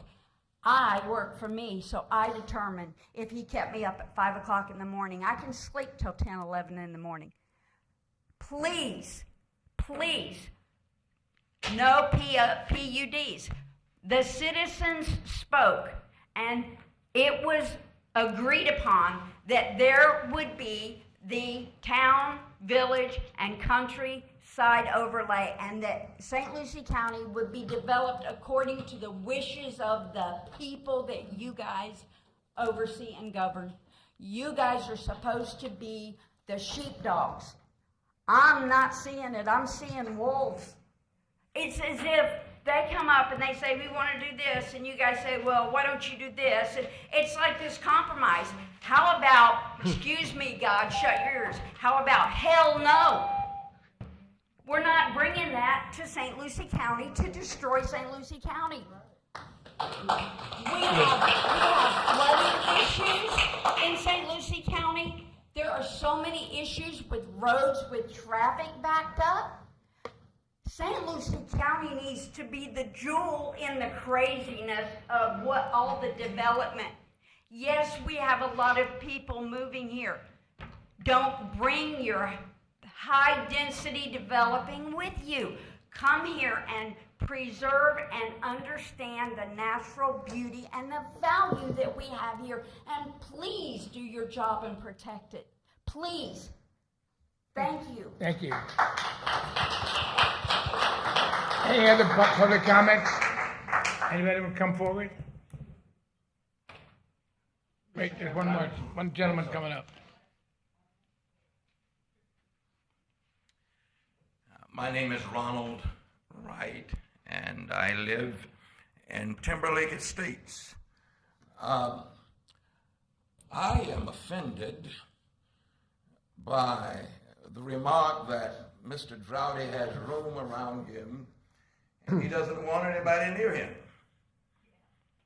And the other one says, I don't have to live there. But we do. Yeah, that's right. We do. I think that the idea of making money now has taken over common sense. The more you pack in there, the more money you can make. I have not even heard of a projection of what these houses are going to cost on a 40-foot lot. It's ridiculous. And I agree with the gentleman over here that St. Lucie County deserves better. Please.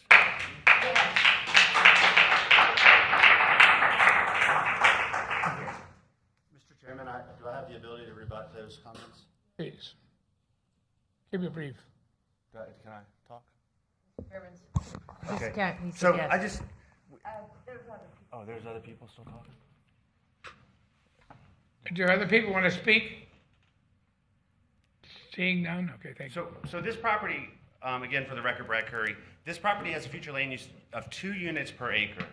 It's allowed to be developed at 2 units per acre. That's what the future land use is. Now, this property got a zoning of PUD that's expired, so the zoning doesn't really matter right now, but the future land use is 2 units per acre, and we can build 2 units per acre on this property. So if we don't get the PUD tonight, the county must give us some zoning that allows us to develop this property. And that zoning would be RS2. And we could lay this thing out and have 10-foot buffers around the perimeter and cover every portion of this property with lots. That's an option. The green space and undeveloped land, that's not an option here. This piece is inside the urban services boundary. It has water and sewer. What I'm telling you is the plan that's before you tonight is better than having property line to property line lots. And the county has to give us something. They have to allow us to develop this property. They can't keep the PUD that's expired. I'm telling you, this is a development option that's before you tonight. It's going to get developed. This board has a decision to make. Do they want it to be compact and tight and urban with larger buffers around the perimeter, or do they want a typical generic subdivision that's RS2 zoning with 50 and 60-foot right-of-ways running through it with back-to-back lots? The property is going to get developed. It's staying undeveloped is not an option. I want to make sure I say, I usually start my presentation off that way, is that just staying the way it is isn't an option. The property is going to get developed. What I believe is before you today is a better plan than RS2 straight zoning and property line to property line lots. So I just wanted to make sure that I put that out there. Thank you. Thank you. I would like to see people raise their hands. Would you rather Hey, see? ma'am, please. Please respect us. Yes, Mr. Munn. Mr. Benton, Mr. Crow, the question about, We're still in public comment. It hasn't been closed yet. Okay. Chairman, if there's nobody else wishing to address the commission, you may wish to close the public hearing or public comment portion and go back to the commission. We'll close the public hearing, and then we'll take it back to the board for discussion. Mr. Crow, Mr. Brenton, this unit is not in the TVC, is it? Vice Chair Lowndes, members of the commission, the Towns, Villages, and Countryside Overlay and Future Land Use is situated to the north across the expansive canal. It's approximately 250 to 350 feet away. It's outside of the TVC.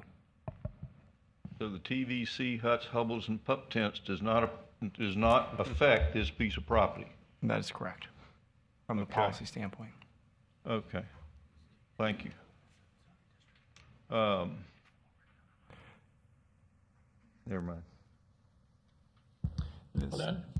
Vice Chair Lowndes, I would submit that because it is an adjacent land use designation, this body could entertain or consider it from a compatibility standpoint. But the land due north is predominantly undeveloped in the TVC. To the northeast, we have the Kings Highway Industrial Park within the TVC. Thank you. Ms. Slack, yes. I have a question. Is this development far enough away from Westwood that it would require school buses? Or are students expected to walk since it's less than 2 miles away? The measurement, we can pull up and confirm. The design factors in the prospects of a school bus stop, but presumably that would be for Lincoln Park Academy, Sam Gaines K-8 on Jenkins Road. Do they require school buses if they have to cross a major arterial like Kings Highway? I just want to make sure that if we've got kids living in this place that are having to walk to Westwood, that we've got a clear path that's safe for them to walk. Today's measurement from the intersection of Rock Road and Engle Road to the entrance to Fort Pierce Westwood Academy at the intersection of Engle Road and Avenue Q is approximately 2.12 miles. So I think if we were to measure down Panther Lane to the school itself and to the front door of any of these units, it would exceed 2.25 miles. Oh, good. Okay. That school bus. Excellent. Any other questions? Just a couple comments. So I don't think anybody on the board is opposed to developing this property or the density of the property. The issue is it's residential suburban designated for larger lots. And the open space at 61% is great, but so is the yard of a half-acre lot. It may not be deemed open space, but you can only build a certain square foot on your lot anyways, and your yard is still green space. And that is the transition from urban to rural, is the residential suburban zoning that's there, and that's what's next door. That's the transition. We weren't on the board in 08 when that other one was done, so that's irrelevant. The biggest thing is we still, that's why we're here, is to have an opinion. If staff has spent 3 years going along with 40-foot lots, that's on staff, but as residents that represent residents on the board, 40-foot lots and 5-foot setbacks on the side is not aesthetically pleasing here. Now Kings Island, St. Lucie West, they're all really tiny houses and really close. There's not saying there isn't areas that's feasible, but again, you're trying to do that in a residential suburban next to TVC, next to half-acre lots. I feel bad you driving around based off of my opinion. Somebody should have said something at the beginning. I don't think staff should be entertaining 40-foot wide lots for 3 years with a developer and wasting their time either. Just get a poll of residents or the planning and zoning board to see where they're at. None of us like it. And then to come back a month later and say we're going to keep the same thing. The whole pushback last month was we don't like the small setbacks and the narrow lots that are single-family homes on double-wide trailer lots. And some of these lots are actually smaller than some of the double-wide trailer lot communities that we have in St. Lucie County.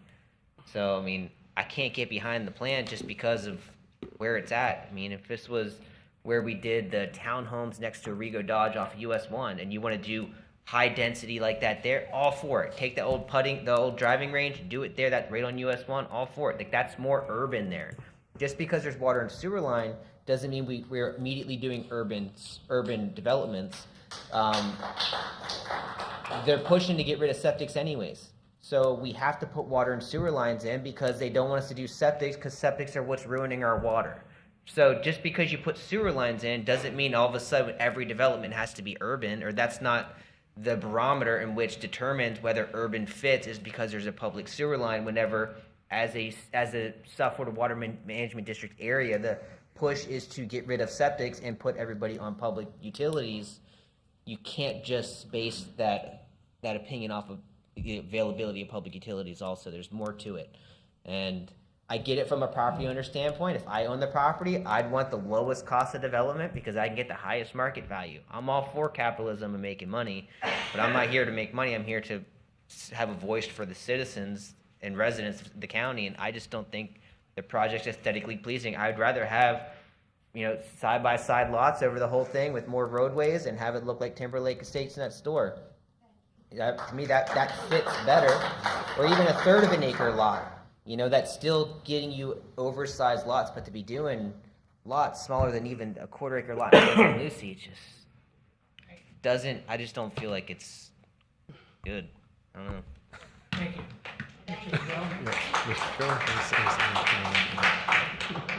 Staff, what are the results of our public notices that have been sent? Public notices? No, we have not. Sorry. We have not received written, I think we may have gotten a few calls, but no written responses. How many have you sent by mail? Commissioner, was to owners of property within 500 feet. I believe it was in the ballpark of 35 mailed notices. 35 and no response? Staff can work to Okay. confirm that. Okay, thank you. Any other questions? Mr. Chair? Corey, maybe you guys have this in your presentation, but do we know what the lot widths are at Golden Ponds, just down the road? Just curious. I believe that is a commonly held parcel. So I think they don't have individual lots, probably different sites. If I were to provide a measurement, basically from the center of one of the units to the center of, and when I say center, the green space between units, approximately 50 feet. I would estimate approximately 50 feet for the sites within Golden Ponds. I'll admit I'm kind of torn on this because, I respect what Commissioner Benner pointed out, but I definitely don't consider backyards and front yards the same as open space. Well manicured, watered, fertilized lawns are a lot worse for the environment than open space with landscaping and trees and whatnot. However, I'm also trying to look at surrounding neighborhoods in the transition area, which we always want to have, and this is the type of development we would want next to industrial lots, and that's what it's up against. So I respect the thought of having larger lots, but the aspect of having more open space and less fences, less driveways, less all of that, and condensed into a more manageable area makes a lot of sense to me. And with Golden Ponds being down the road, the industrial lot, Angle Road, and I know Angle Road has a lot of issues, and I appreciate the county's research on looking at the future plans for Angle Road, because I work in the industrial park there. I know what a mess it is. You can't get out of there half the time. But I think the 40-foot lot is definitely an issue for me, and I think with Golden Ponds and that information being at 50, I think I could get behind the supporting a minimum of a 50-foot wide lot for all lots on the property, in my opinion. I think that's where I'm at, where we can still maintain. I know that means giving up a little bit of the open space and less units, but I think for me, in this transition area, I think that's something I could get behind. Would you like to make a motion? Can I make a motion to that effect? Can we yeah, have further discussion, please? Yeah, go ahead. I don't know if I want to make a motion. I agree about the open space. I think that it's crucial. It's really important, and it's an area where it allows us to recharge the aquifer, to preserve space for wildlife. And And densifying development is important for a lot of different reasons, including keeping housing costs down. But you have to find a happy medium. So, if we expect half-acre lots, we're going to expect enormous price tag. I don't know what the market research dictates. But to me, the monotony of the cookie cutter development is just a deal killer. It's horrible to look at. It's distasteful to the neighbors. It looks terrible from I-95, and that's the image that people get of St. Lucie County.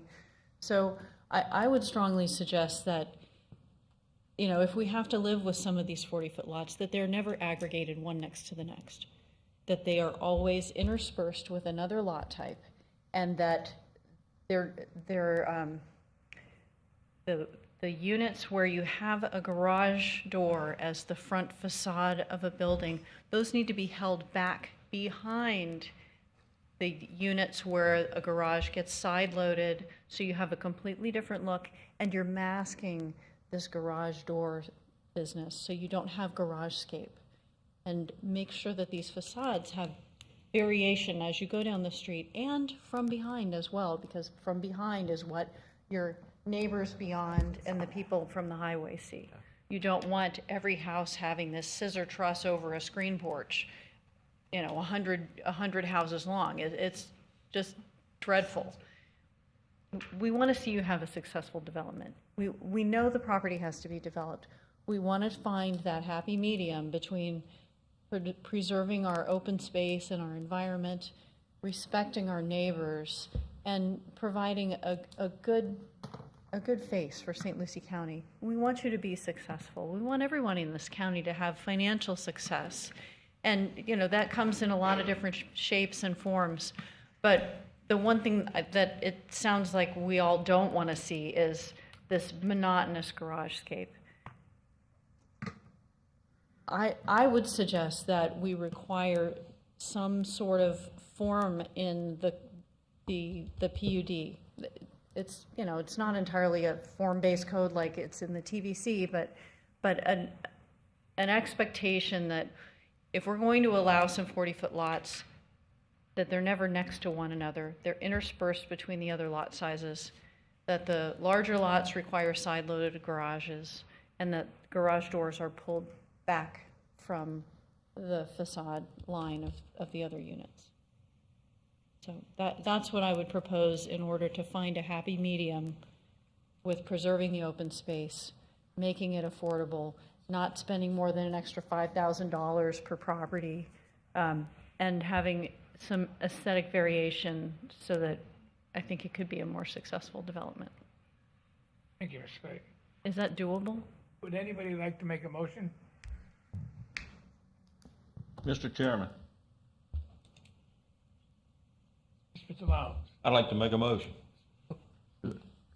After considering the testimony provided during a public hearing by staff and the applicant, the standards of review set forth in section 110703 of the St. Lucie County Land Development Code, I hereby move that St. Lucie County Planning and Zoning Commission recommend that the Board of County Commissioners approve the opposed rezoning along with staff's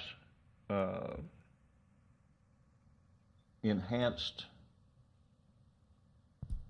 considerations and with deep consideration from the discussion from this board. Now, I pause. Staff, do you understand what I'm saying? Vice Chair Lowndes, I think qualitatively, yes. I think if there's any specific intentions, for instance, a minimum lot width that's been discussed this evening, the greater specificity, the better. I mean to incorporate what Mr. Bender is saying, what Mrs. Slack is saying, what Mr. Muntz has said, Mr. Taylor. and Mr. Taylor has said in part of the discussion to further the development as it moves ahead. I think we're saying incorporate our thoughts into your movement to Mr. Curry. That's my motion. I think we need to clarify that because that's kind of very general. So to Taylor said 50-foot lots, right? Slack said 50-foot lots. I questioned the setbacks, and I agree with Mr. Curry about the vagueness of some of the additional conditions that staff put on there too. Like amenitize the lake doesn't really what's that mean? And then when it talks about where was it? I really wish I had a page up button. Can you bring up the new conditions, please? So lots under 50 feet in width are allowed if you use alleys. If alleys aren't utilized, then 50% of the lots need to be 55 feet or wider. So, okay, well, right now, if they don't put alleys in, then what they have proposed is good for the most part. You know, like I don't mind a 40-foot lot if there's alleys because that looks at least better. You're getting rid of the garage facade, and so, you know what I mean? Like that's something that's like a give and take that to me aesthetically makes sense. You know, but to just do 40-foot lots with garages in the front, it looks like barracks and prison housing. Like I wouldn't want to. It just doesn't look good. You know, like Traditions did tight lots at West Park. Mr. Chairman, you know, my motion does not include discussion around alleyways, because I think that in turn raises the cost of the development beyond the design of what the developer is trying to do and what can be developed for an economical development for people in this county. What I would like to see is if you're going to have a 40-foot lot, scatter it amongst your 50-foot lots, stagger them back and forth so that they are not cookie-cut design. I'm like Mrs. Slack. I want to get away from itsy-bitsy cookie-cutter design in a development like this. And I think, Mr. Curry, I think you're smart enough to develop that, but I would not want to put I think in trying to push alleys in this would run the cost prohibitive, and that's one of the problems that I have with TVC huts, hovels, and pup tents. Thank you. Mr. Chairman, I hate to interrupt, but I have a potential give by Mr. Droughty. We would be willing to do 45-foot wide and 55-foot wide lots with 7.5-foot setbacks. So that gets you your 15 feet between houses. It gets you a little bit wider of a lot, and do the right-hand turn lane on Engle Road. So that would be, and we would like to get rid of all of the additional conditions that staff had, because if we do the 45-foot wides with 7.5-foot setbacks and do the 55-foot wides with 7.5-foot setbacks, then I think that addresses all of his comments except for maybe the one about the pond. So again, just to say, right now we're doing 40-foot wide lots and 50-foot wide lots with 5-foot setbacks. I'm proposing to go to 45-foot wide and 55-foot wide with 7.5-foot side setbacks, which would mean 15 feet between houses. Question real quick.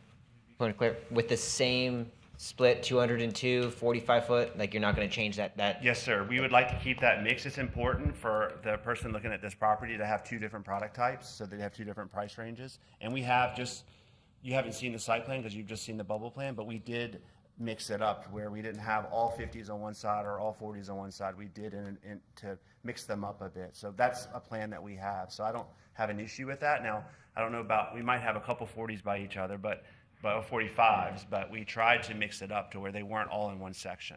Cookie cutters. Yeah, we tried to do that, yes. Can you set the garage door units on the 45-foot lots further back and side load the 55s? I don't think we can do that because this builder that we were looking at, I saw their building footprints and they don't have a side-loaded garage at this time. I think the 135-foot deep lot does give us the ability to adjust where the front of the house is. So we could have some houses with larger front yards than others. And so I think that that's something, I don't have a plan right now. Right now we're doing 25-foot front setbacks. Maybe we have some 25s and 35-foot setbacks, and we alter how close to the street the house is. And I think that would give the effect that Ms. Slack would want.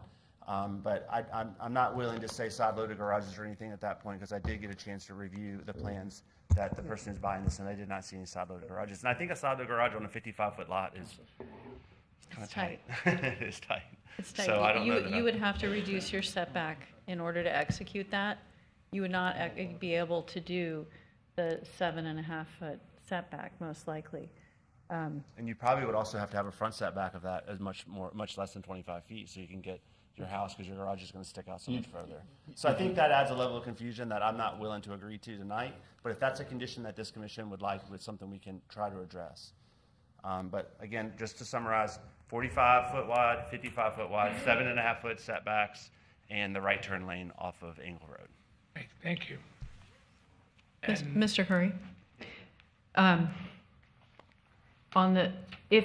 If you've got a 55-foot wide lot and you're not side loading the garage, can you bring the entry element forward of the garage so that the garage door does not dominate the facade? We're trying to get away from the garage scape idea. I understand, and I can't, if that's a condition of this commission, that could be, but I can't agree to that tonight. I'm not prepared to agree to that tonight. Okay, what we're concerned about is this whole garage scape. And I've tried to offer that by varied front setbacks, but I can't do that by the placement of the garage in use, because we don't know who we're going to sell this to yet, so I don't want to place that condition on it. Thank you. Mr. Chairman, I'd like to ask Council, have we totally confused you on the motion? Yes, sir, you have at this point. You've made a motion, there was discussion, there was no second to the motion, so I think maybe if you want to restate your motion and see if it gets a second based on Mr. Curry's statements, that might be most beneficial. All right, then I move to approve this motion, this applicant, with the considerations of staff, with the thoughtful considerations from this board. That includes Mr. Taylor, Mr. Bender, Ms. Slack, and the offer from the applicant to go from 40 to 45, from 50 to 55 foot lots. Motion. Thank you. There was a second? Quick question. Staff's conditions also had the 100-foot increase, because these are part of their conditions that the applicant didn't like, was increase 100-foot lots along western boundary with no number. Are we keeping that or are we striking that? Because they didn't agree, they don't like it, and it's very vague. Can you answer that? No. The applicant? Mr. Chairman, we are already doing 100-foot lots along the west, and so I'm not sure exactly what staff's intention is there. So we've already agreed, the plan that's before you tonight does show 100-foot wide lots along where we're the closest to the residential community to the west of us. I feel like that's sufficient, so I would like to strike that condition. Mr. Curry, you got 100-foot lots along the Timberlake development? Along where, up on the north portion of it, yes, sir. If they could pull it up, right there where it's in the yellow, in the green. Where we're the closest to them, it's 100-foot wide lots there. And staff, what is your recommendation? Vice Chair Lowndes, members of the commission, it looked at introducing 100-foot wide lots in that area where the separation to I-95 is closer to 166 feet plus an additional buffer, so in the ballpark of 200 feet from the rear property line. So what you observed heading down the I-95 corridor would be larger lots in that particular pocket, and possibly, I think, one additional 100-foot wide lot on both the north and the south side of this section offered, kind of where they're most visible from the adjacent lands. Does that represent your recommendation? Two more in the area. Several here. Mr. Chair. Maybe 5 additional 100-foot lots. Mr. Chair. How many 100-foot lots are we talking about? Currently, it's proposed at 8. I think the cumulative number many? would probably 8? be in the ballpark of about 16, so doubling the 100-foot wide lots.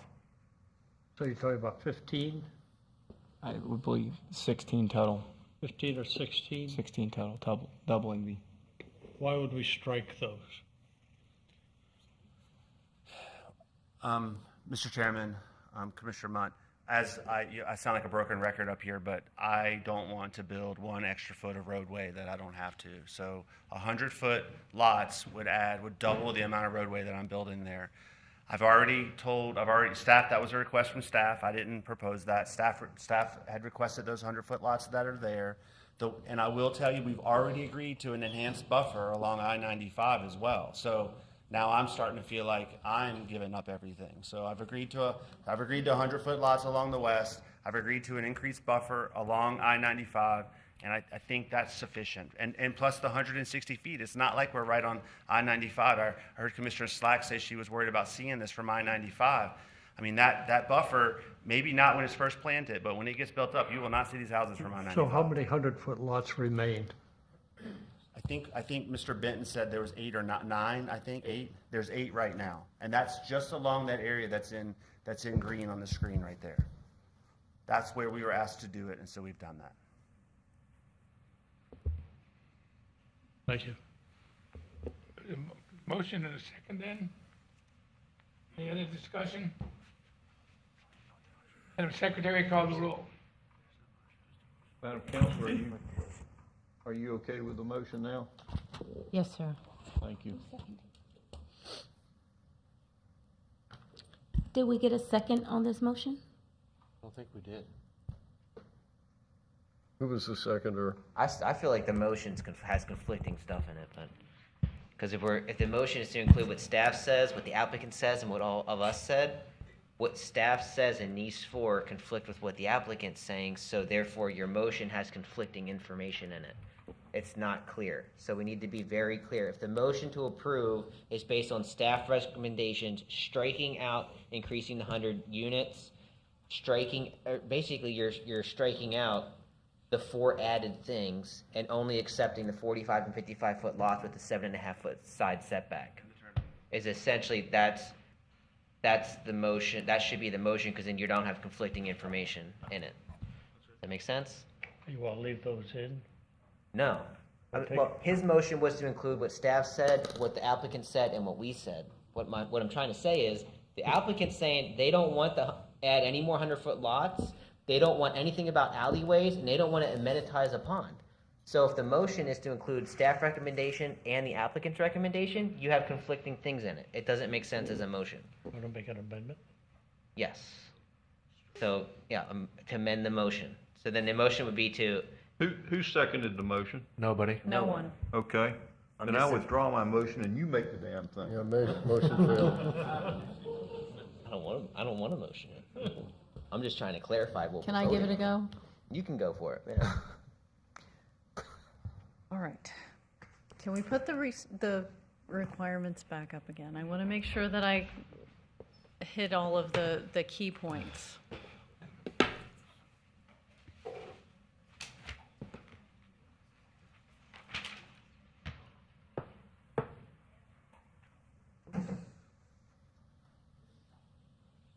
Okay, go back to the ones that said new, please.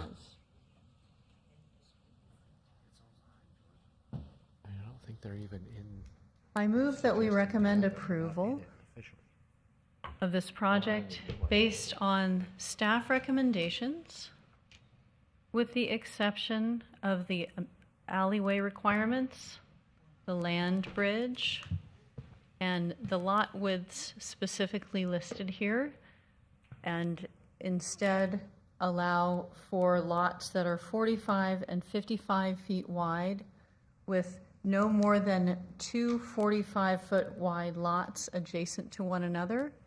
Structures on the 45-foot wide lots to be held back from the building line of the 55-foot wide lot structures with a 7.5-foot setback minimum. That the trails include a trail around the pond, but not specific amenities. And that the number of 100-foot wide lots be not required to increase beyond what is shown on the site plan. Second. And a right turn lane into the development from Angle Road onto Rock Road in the eastbound direction. Does that cover it all? That's That's great, yeah. That's not Second on conflicting. that? Second. Thank you. Madam Secretary, call the roll. Hurry. Hurry. Would it change our mind? Mr. Neef, Yes. Mr. Taylor, Yes, ma'am. Mr. Benner, No. Mr. Monk, No. Mr. Odell, No, ma'am. Mrs. Slack, Yes, ma'am. Vice Chair Lowndes, Yes, ma'am. Chair Lowe.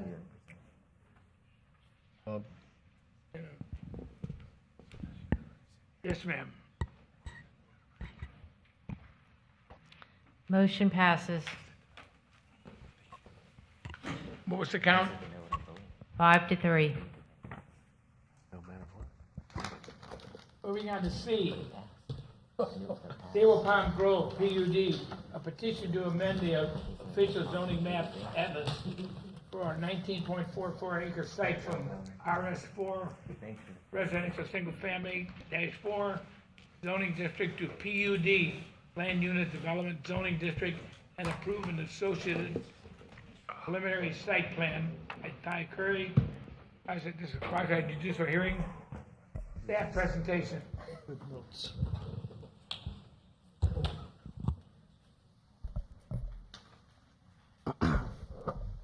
Yes, good evening. For the record, Tahir Curry, Planner 1 with the St. Lucie County Planning Department. Agenda item 9C is the petition for amendment to the official zoning atlas to change the 19.44 acre site from residential single family 4 zoning district to the planned unit development zoning district with an associated preliminary PUD site plan known as Sable Palm Grove. In accordance with public notice requirements outlined in section 110003 of the St. Lucie County Land Development Code and advertised in the St. Lucie County News Tribune on Friday, October 6, 2023, in addition to mailed out notices sent out to 77 property owners within 500 feet of the subject site. 2 signs were placed on the property on Emerson Avenue and also on the corner of Lee Boulevard and DeLand. The planning department did receive responses through contact your commissioner and by email. Those responses were included within the agenda packet. The 19.44 acre site is situated on the southeast corner of Emerson Avenue and DeLand Avenue. Lee Boulevard is located east of the subject property in St. Lucie County.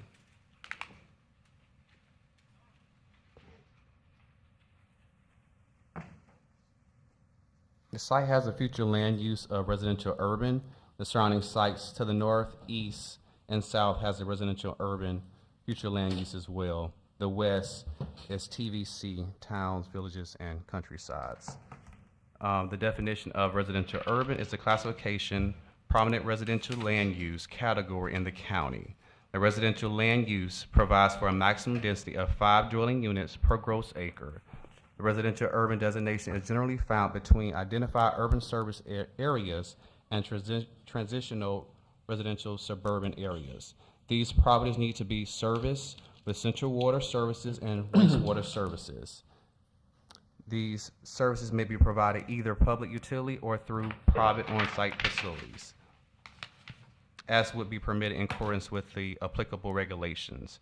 New development and residential urban can occur using traditional single-family homes or multi-family zoning designations through the plan unit development process. The site currently has a zoning designation of residential single-family 4.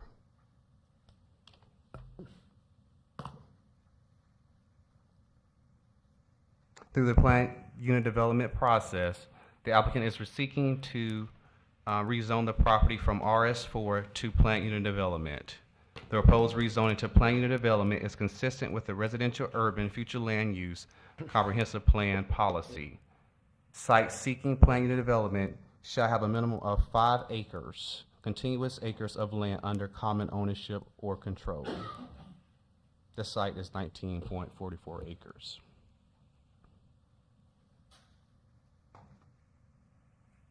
This is the preliminary site plan. It includes 19 two-story fee simple townhome buildings. It includes gated access, one on DeLand Avenue and also the other on Lee Boulevard. Also, the site will include a centralized pool and outdoor outdoor pool and central clubhouse area. Also, it will include passive recreational area to the east, a school bus stop located on the driveway of DeLand. Also, it will include on-site dry detention, approximately 1.2 acres to assist with the detention bisons designated to hold stormwater for at least 24 hours. Also, 2 stormwater management lakes totaling 1.24 acres to ensure proper drainage and runoff flows to the site to prevent flooding and any other potential issues.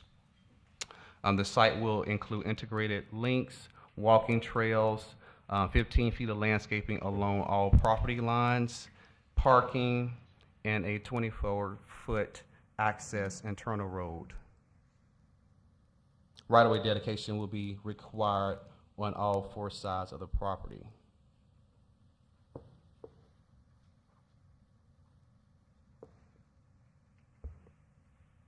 The proposed 2-story townhomes will be 25 feet in height, have a garage, 25-foot length, driveway, 20-foot wide driveway, and consists of 3 bedrooms and 2.5 baths. The units will be 24 by 5 feet in width, 47 feet in length. The community will include guest parking areas, covered mail kiosks for residents. The townhomes will be fee simple for individual ownership and will be subject to plating requirements after the final site plan is approved. A final elevation will be required to comply with the community architectural design standards as long as the community clubhouse area. The driveways on DeLand Avenue will align with Lillian Parkway, and also the Lee Boulevard will align with Bernard Road. The setbacks will follow the RM zoning district setbacks of 25 feet from the front, 10 feet from the sides, 20 feet if it's a side corner, 15 feet from the rear.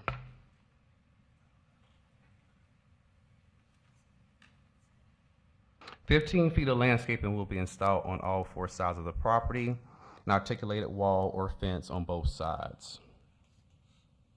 The proposed project shall meet the required 35% open space requirement, 6 acres of open space. The proposed lakes, passive recreational area, sidewalks, walking trails, landscaping buffer will account for the 35%. And this shows the proposed lakes and also the open passive recreational area on the plan.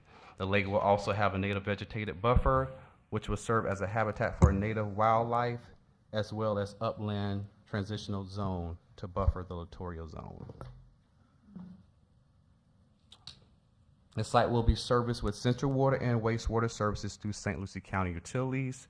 The proposed development will extend water services and provide a lift station to the northwest corner of the subject property to provide central water and sewer services to the future residents. The forest main will extend roughly 6,000 linear feet to the north to provide sewer services and water approximately 2,300 linear feet.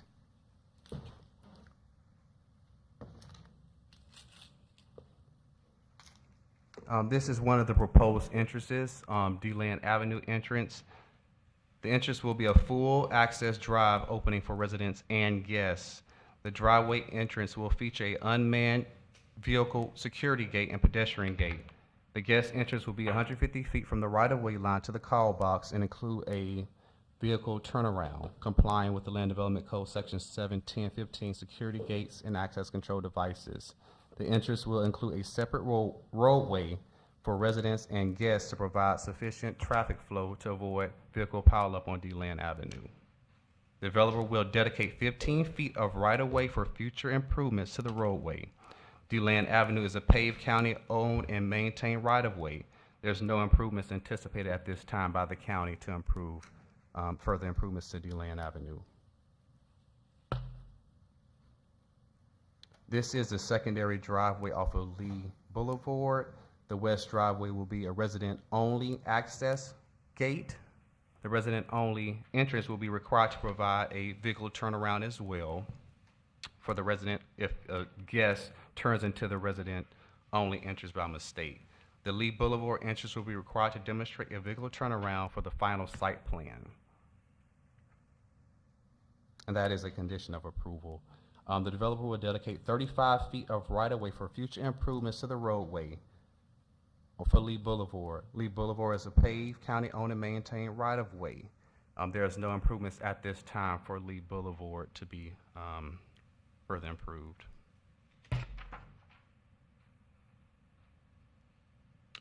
This just show the site, just demonstrating the daily peak hour and traffic generation for the future development. What was used was a single-family traffic calculation, which is typically higher than a multi-family. The proposed is expected to generate 689 trips, 45 a.m., 54 p.m. new trips. Access to the site is proposed on the roadways, on DeLand, and also on Lee Boulevard. Upon full build-out of the project proposed for 2026. Emerson Avenue is anticipated to be resurfaced with 6 to 10-foot sidewalks installed along the roadway. That will start at Indro Road and go up to 25th Street North. That's approximately 2.5 miles, stopping at the Indian River County line. The project is anticipated to start in 2024 of October and finish around September of 2025, and that's through the Florida Department of Transportation. That is their right-of-way. Just to reiterate, the developer will dedicate 15 feet of right-of-way along DeLand, 35 feet for Lee Boulevard, 35 feet of right-of-way for a future roadway to the south if Winter Garden Parkway ever is extended, the 27 feet of right-of-way along Emerson Avenue.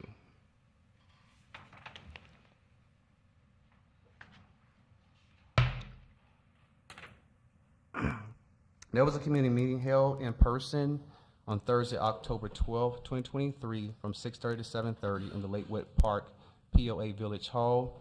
Notices were sent out to 77 property owners within 500 feet of the subject site. There were roughly 30 residents who arrived and also gave their output and opinions and asked questions regarding the proposed development.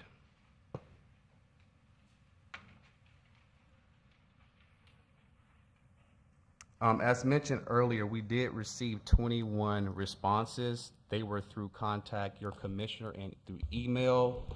Typically, if you have a conditional use petition, they have the response forms that could go with that, but for a rezone, they don't have the response forms. So the community sent in emails and reached out to us and gave their questionings or output on the proposed development.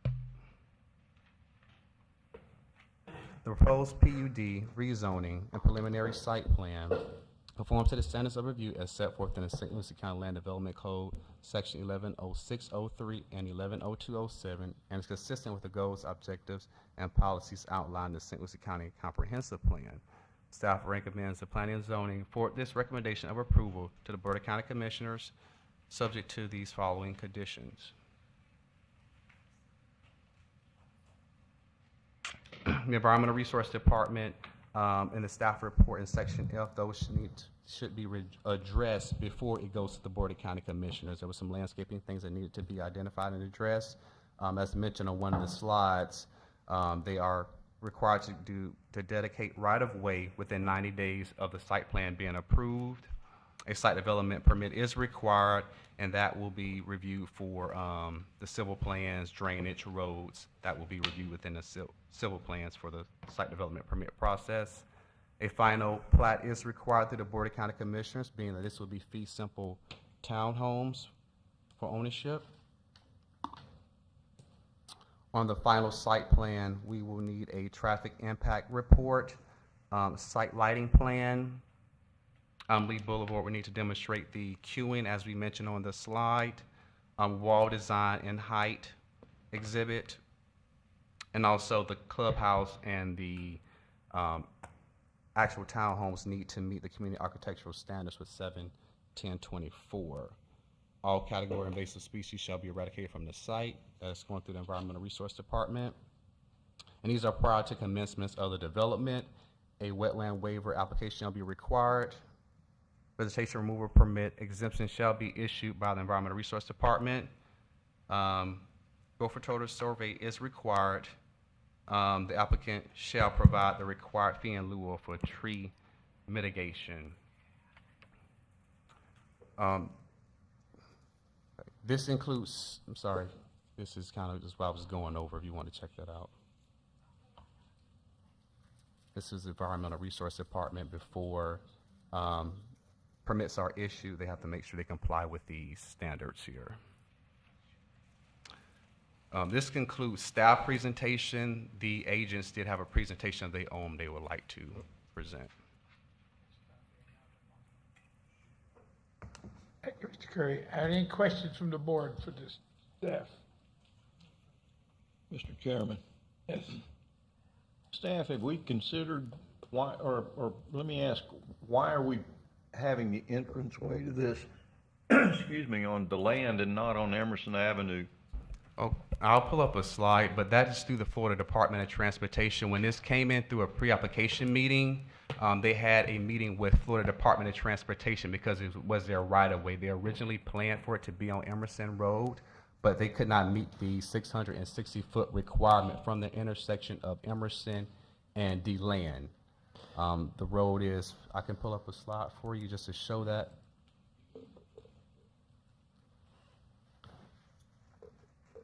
So this was a pre-application letter, being that they're not able to meet the 660-foot requirements because a lot of 667, they would not comply with those standards. So that was the reason why they had to move the driveway. You just, Mr. Curry, you just lost me. I'm kind of dirt road stupid. Why do we have to have a 667-foot?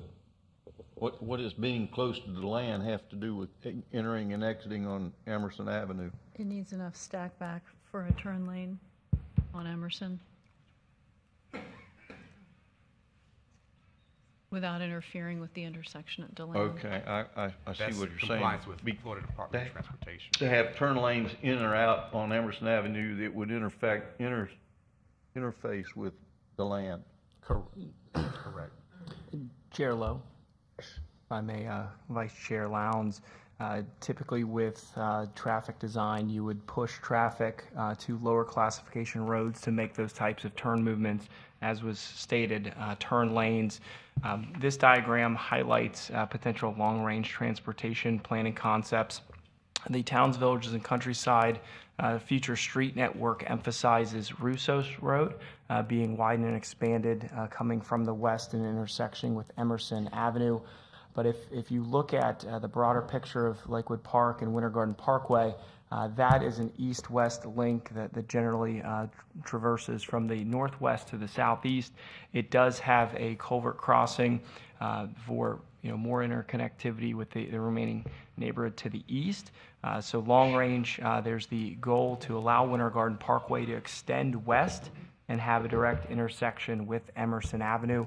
So if we had an intersection, a full intersection at Russos, at least a T intersection in the future at Winter Garden Parkway, and maintained a T intersection at DeLand, if you were to introduce this project's driveway on Emerson Avenue, you would have a lot of turn movements in a compact area.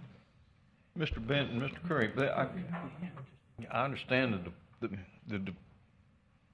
the developer and such having what he'd like to do on this piece of ground, but I sure got some heartburn in dumping this amount of traffic onto a road as small as the land is, and even smaller onto Lee Road. These are residential roads and not, they're barely, are they not chip sealed? It's my understanding these are paved roadways. It can be confirmed by our public works staff, but the last time I drove on these roadways, they were in fact paved. The right-of-way width is substandard, and this project would be dedicating right-of-way. Much of that right-of-way would afford an opportunity short-term for additional stormwater area, the potential for sidewalk installation, and long-range, the ability to widen some of the lane widths should it be warranted. During the pre-application meeting, one of the considerations, and I think that the gap is not having the right-of-way to the south for the appropriate alignment, but I think our planning staff's perfect world was for this development to propose improvement of Winter Garden Parkway, even if it was half of Winter Garden Parkway from Emerson Avenue East to the center of the project and have their primary entrance to the south. But that would require a commitment of land from the property owner due south, the Diocese of Palm Beach. You're proposing that they could exit on their southeast corner to the future development of Winter Garden Parkway. The plan, as I understand it, retains that option long-term based upon the placement of some stormwater retention detention area. But what I was referencing is, I believe planning staff's perfect world scenario is that if this development plan were flipped with the primary entrance to the south, with this development improving Winter Garden Parkway to the east to that entrance, having a secondary access, whether that's onto land to the north or Lee Boulevard to the east. However, the right-of-way does not exist to the south to facilitate the Winter Garden Parkway improvements and primary connection there. This project is offering a commitment of right-of-way to allow for that thoroughfare in the future, and based upon the placement of buildings in the stormwater area, the long-range option, should this community be approved and developed, to have a secondary, or in this instance, a third connection to Winter Garden Parkway to the south, that comes to fruition in the future. Mr. Lowe? Thank Chair you, Lowe? Mr. Bennett. Any other questions to staff? Mr. Benton, I do agree with you. The plan needs to be flipped.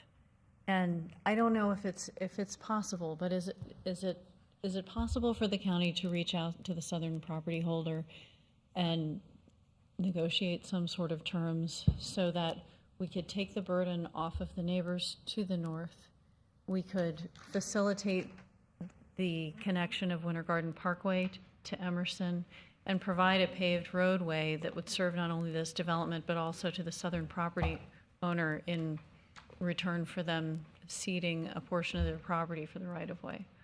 Is that a negotiation that can take place?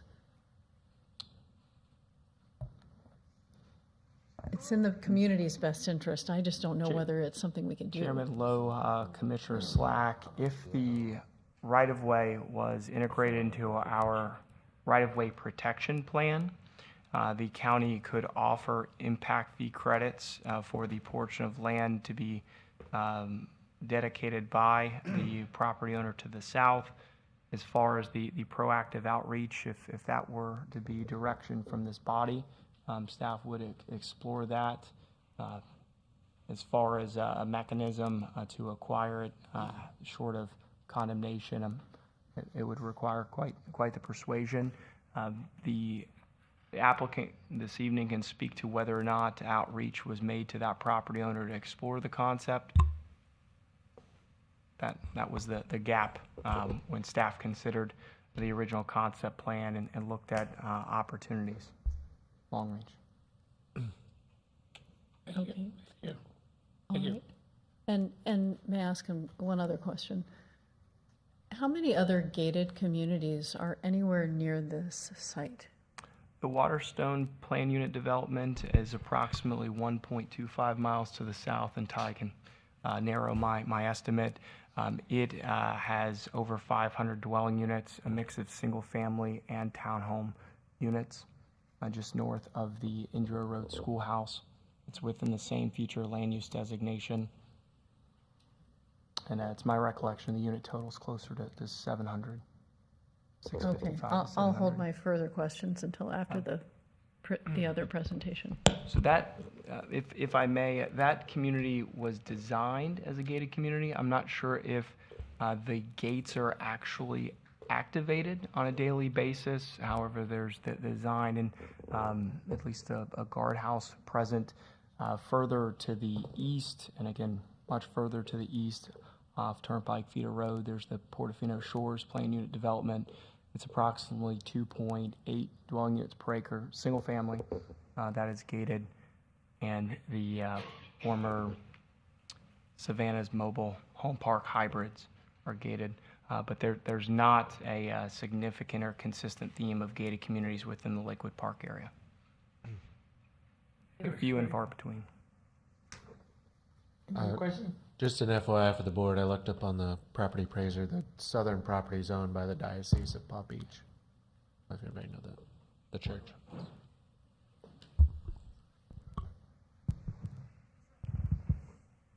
Anything else? Is the applicant here? Yes. Please come forward. State your name and address.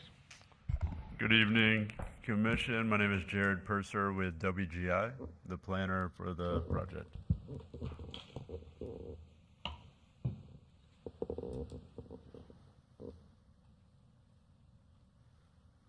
Okay, so I know we have a long night and staff did a great job of presenting the background of the project, so I'll try to keep our presentation concise. We know where the subject site is, off Emerson Road, DeLand and Lee Boulevard, just north of the Lakewood Park Regional Park.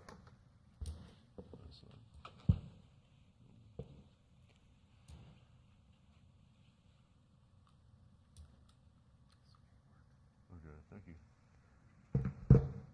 The request tonight is to rezone to the planned development. This is not the site plan approval that would follow if the rezoning is approved tonight. A plat would also be required after the site plan approval.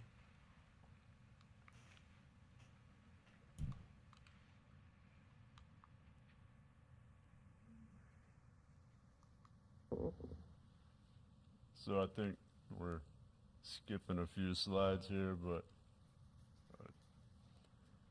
so as Mr. Curry mentioned, we had a neighborhood meeting last week in person at the Lakewood POA Village Hall. The radius for the mailers was 500 feet, but we had a good turnout, about 40 property owners from the area. We got a lot of good feedback, valid concerns, and we appreciate the opportunity to address those tonight. That'll be the focus of our presentation, as well as answering any questions. Some of the general questions and concerns from the surrounding property owners. There was concern that the development will be a multifamily rental community with transient residents and increased criminal activity. So it's very important to note that this is not a rental property. This is fee simple ownership, meaning that buyers would be purchasing the unit as well as the lot of land that the townhome sits on. These are single family attached. So this is single family ownership, but attached in the form of the townhome. If you could just go back to that previous. There was also concerns from the neighbors, which are very understandable, that these would be bought out by investors and rented out, which would essentially be a rental community. That is not the case. We took that into consideration. The applicant is willing to include rental restrictions within the HOA regulations. Those would include no rentals allowed within the first year of ownership. After that time, if there were rentals, they would not be allowed to exceed one lease per year. So that discourages investors from buying these units and just renting them out. This really is intended as a single family home ownership. And last, the proposed design provides a safe gated community with high quality homes and HOA regulations for the development. Again, proceed. Thank you. There was also concern that the development might lower surrounding property values. So we looked into this based on current sales prices in the area. These are going to be sold at market rate, and they are consistent with the sales price of the homes within the immediate area.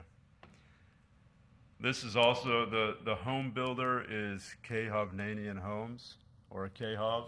They're the same home builder as the Aspire at Waterstone Development, a little over a mile south on Emerson Avenue. This is intended to complement that community and the strategic growth for the corridor. There was also some concern that there may be noise from the community to the surrounding area. We'd like to note that we've taken great care in the layout of the development to provide separation from the buildings to the surrounding property lines. The recreation area for the community with a pool and clubhouse are centrally located to the development. And we have landscape buffers on all four sides that have a combination of trees, shrubs, and fence or wall. So why is the entrance onto land instead of Emerson? That's a question that's come up a couple times and came up in our neighborhood meeting as well. So as Mr. Curry and Mr. Benton mentioned, we did originally propose the entrance on Emerson. You know, Emerson's the main road. Based on meetings with FDOT and recommendations from staff, that location of the entrance needs to be on DeLand Avenue. We don't meet the separation requirements from DeLand Avenue that FDOT requires on a state road. And the county also prefers it on the local road rather than the collector, as staff mentioned as well. Existing drainage issues, that's a big item for the surrounding area. There are existing drainage issues throughout Lakewood Park. And there's fear and concern that this development would make those even worse. So one thing that is very important to us and to the approval of this development is to note that we're required to accommodate our drainage and not only improve the drainage for our site and the area around it, but we're required to accommodate our drainage and control that through a control structure, and also evaluate the surrounding pipes and swales on DeLand, Lee, and Emerson that surround the site to evaluate if those are doing the job that they are supposed to do. There's concern with existing utility capacity for the surrounding area. The surrounding area is on well and septic. We've coordinated with St. Lucie County Utilities. They're already proposing extensions of water and sewer up along Emerson and around Lakewood Regional Park. We would be coordinating with them to connect to those utilities for our proposed development.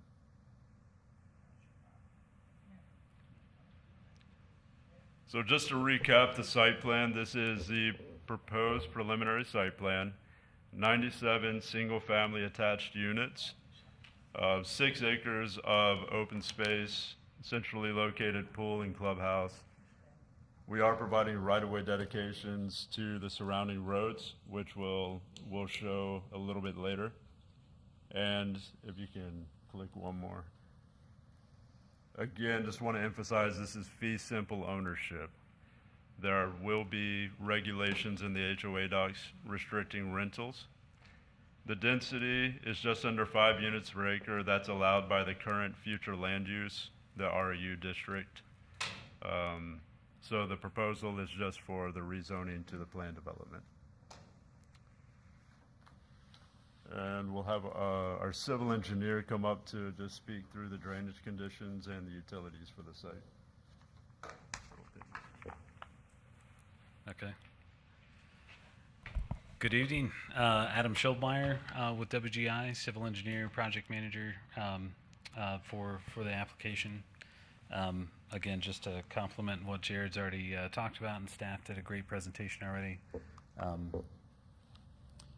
Again, the existing site, I'm talking largely about the drainage here first. These are the existing drainage conditions on the property. It was a former tree farm. You have a lot of these existing rows that were out there that are really uncontrolled discharges. And there's one pipe connection to the DeLand Avenue ditch there along the north property line right now that, again, regulates some discharge, but it's largely just free flowing. There are existing drainage ditches along all 3 of the roadway frontages out to the south for the diocese property that we spoke about earlier. There's an existing 18-inch pipe from that ditch alongside the land that heads west under Emerson Avenue and connects to the Fort Pierce Farms Water Control District canal to the west. During a rainfall event, the site holds the water in those irrigation canals, but really has unrestricted access for them to breach and go into those the surrounding swales and into the overall system. And this just is showing the, again, different discharge points to the surrounding area. Speak up, please. Yeah, sorry. Got to adjust this back up. So yeah, this slide just again is showing the discharge to the surrounding property areas and the ditches adjacent. Next slide. So the proposed drainage conditions, stormwater runoff is to be contained in 2 on-site large stormwater ponds with water features. We've got additional on-site dry detention ponds strategically located around the property. Those will all be interconnected with one another. And then you'll have one controlled discharge through a control structure into that ditch along the land, which again would be a significant improvement from the uncontrolled discharge that you currently have experience on the site. As Jared mentioned earlier, the drainage ditches along DeLand and Lee will also be evaluated for impacts to flow. So that is part of the process that we'll be going through with the county to obtain our approval. And we'll also be evaluating that pipe crossing under Emerson to ensure that, again, that pipe is not restricting flow or causing any problems either for this development.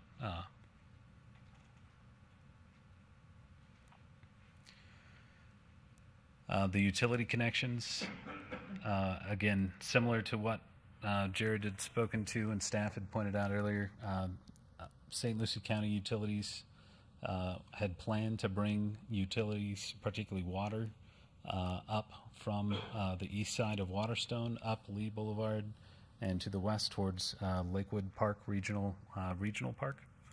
And we were going to be extending that up to the subject site, out to Emerson Avenue and up along Emerson Avenue as part of the overall project through impact fees. Next slide. And then in addition, as staff and Jared also mentioned, the wastewater, a force main, will be extended from the Waterstone entrance on Emerson up Emerson Avenue and to the northwest corner of the subject site as well. Again, bringing all those utilities at least closer to parts of the community for future extensions if the community chooses to do so as well.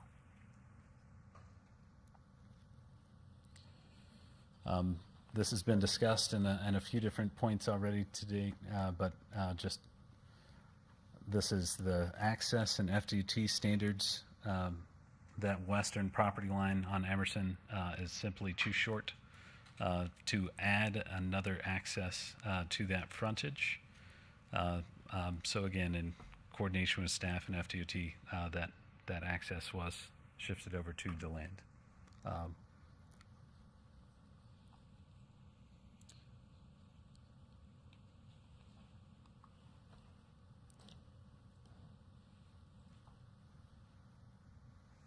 Jared, did you want to talk about the right-of-way dedications, or I can? Again, a highlight that staff, Jared also mentioned earlier, we do have several right-of-way dedications from the property to the county that will, again, the county can perform certain improvements with those different dedications, and then we also have this dedication to FDOT along Emerson Avenue for their future use as well, and to the south for the future improvements to Winter Garden Parkway.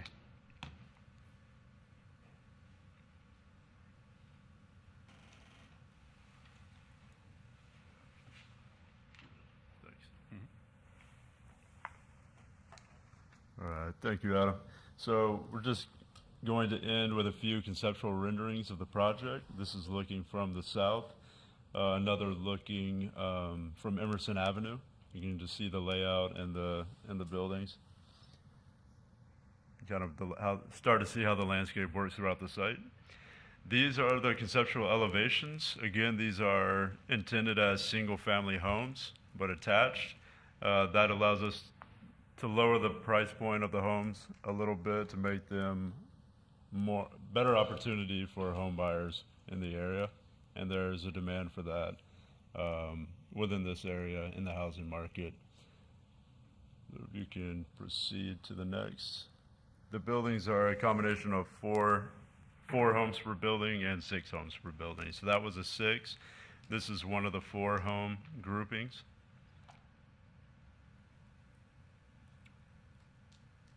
And then that's another view of the 6. These are 2-car garage, 2-car driveway. Again, the streets throughout the site between the lakes, and you can see the walkways around the lakes as well. There's extensive pedestrian connections throughout the site, as the county intends for planned development, connecting kind of all of the amenities throughout the site. There we have one more view just of one of the walkways next to the lakes. Community benefits provide a home ownership opportunity for residents within St. Lucie County. That's consistent with the county's strategic growth. Provide drainage improvements for the subject site and surrounding area by containing stormwater, regulating the discharge through a control structure, and evaluating the existing drainage pipes and swales around the site for improvements. And of course, providing the right-of-way dedications for future improvements to those roadways that really need to be improved in order to bring them up to standards. Staff assessment supports approval of the project subject to the conditions of approval. We've reviewed all the conditions. We have no issues meeting those, and we agree to all the conditions of approval. And with that, we'll open it up to any questions. I'll mention one thing real quick. Can you go back to what the houses look like on the outside when you showed those 6 of them? And can you do any better design on them looks on the outside of those houses? This is again conceptual. So I think you got a nice project. I must say that I really do. But it just looks so like. Yeah, there are things. It looks like a bunch of garages. Yeah, and again, this is conceptual, so this isn't showing the street trees and some of the landscaping that'll be present throughout the project. It's just to give an idea of the elevations and to show that they're intended as a single-family product. I appreciate you put a little effort into redoing the design of them. Sure. Mix them up maybe a little, you know. Sure. I think it'll bring up your values, truthfully. Sure. And again, the elevations are not required at this level. We're providing these to give an idea of what these elevations will look like. That will be coordinated further with the site plan application prior to approval of the site. How wide are those driveways? The driveways are approximately 20 feet wide.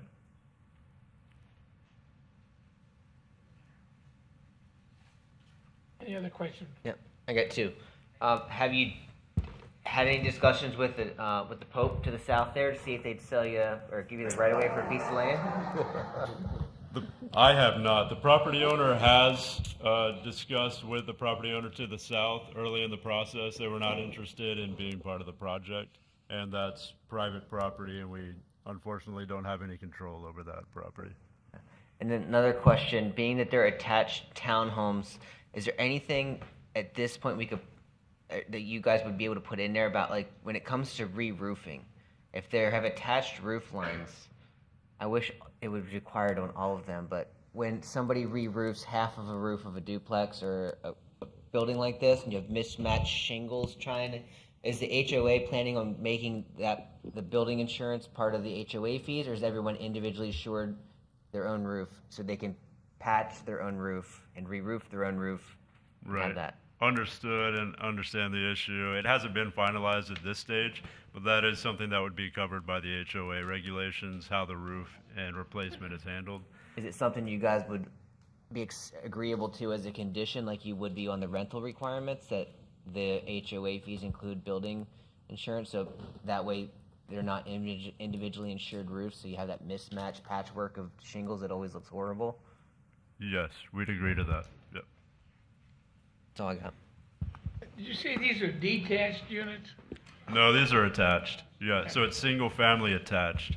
So each unit is essentially a single family home, but they are attached in groups of 4 and 6.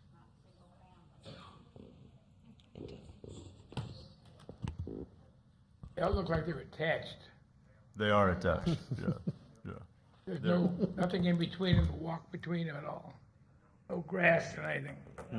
Between the buildings, yes, but between the individual units, no. They're attached where the front door is located in groups of 4 and 6. Yeah. Go ahead, Bob. Get on my soapbox for a minute. You got your conceptual rendering here. Looks like you're using pavers for driveways and such, have you? Is that for real, or is this just to make me feel good? That hasn't been finalized, but we'd certainly be open to that if that's the wish of the I'm all commission. for something besides concrete, young man. Sure. Yeah. If you can get water to go through it Yeah. without puddling up and running to the road and going down that drain that sits in the front of this thing, Yeah. I think it's a whole lot better. Certainly looks better and allows for more permeability. Yes, sir. Thank you. Mr. Chair. Maybe better suited for staff, but is that one, I know it's part of the site plan, but the perimeter wall, is that something that's required in the code for a PUD, or is that a design? It is on the east side against Lee, so we're proposing a 6-foot fence on all sides, but one of the conditions is that along Lee Boulevard, that be an 8-foot fence or wall with some masonry columns. So that's something we've agreed to, and we'll coordinate those details with staff. So the 6-foot wall or opaque fence is required? Corey? We're buffering a multifamily development from single-family development, yes. There's the option for what's called a wall waiver, or in this instance, a potential fence waiver for adjacent property owners to sign and have that either eliminated or reduced in height, where it's not the front entrance. The front entrance being the 6-foot tall requirement, the east being the 8-foot tall requirement based upon this current design plan. So based on our code, this is considered multifamily? Yes. Not single-family attached?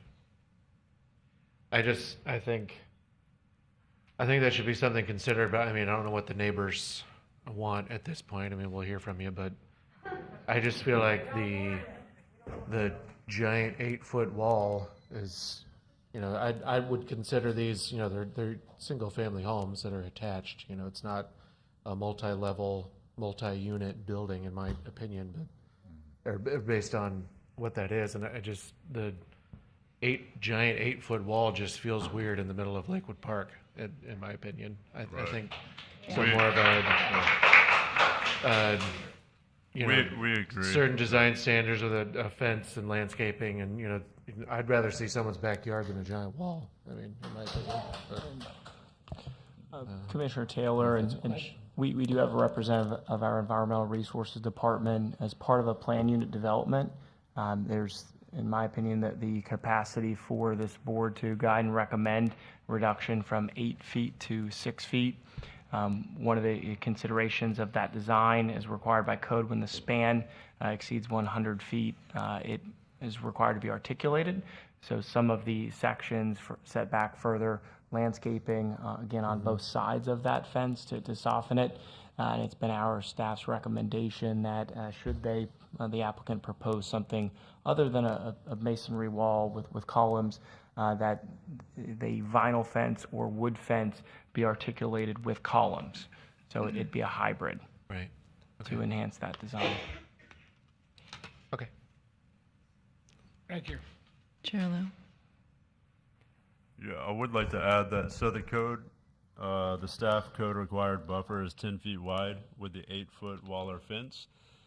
We agree that that would look a little bit out of place in this setting, so our proposal was a wider 15-foot wide buffer with a 6-foot fence with the landscaping to provide the additional buffering.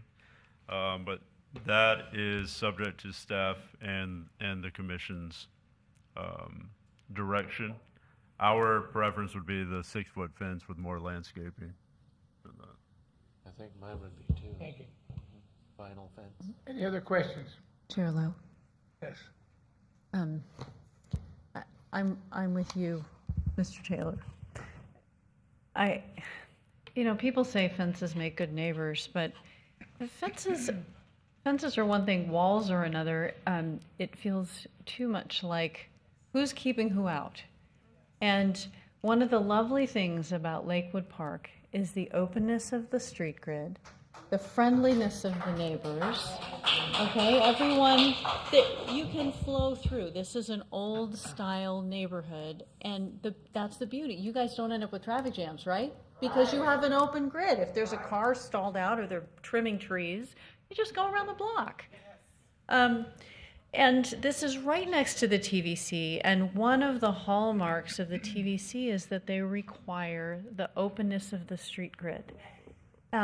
So I don't know how the neighbors feel about this or whether we can circumvent some of the requirements of the code, but it would be really lovely to see the streets be open to one another, to not set up this big us and them situation with gates. It's an expense and it's not a lovely thing. And what is the purpose of the gate?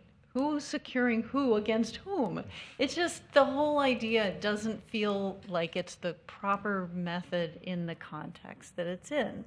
So if Lakewood Park has this spirit of openness and generosity and neighborliness, and you want to be part of Lakewood Park, then maybe open the dialogue physically with, maybe there are sections of fence, but maybe more streets are interconnected.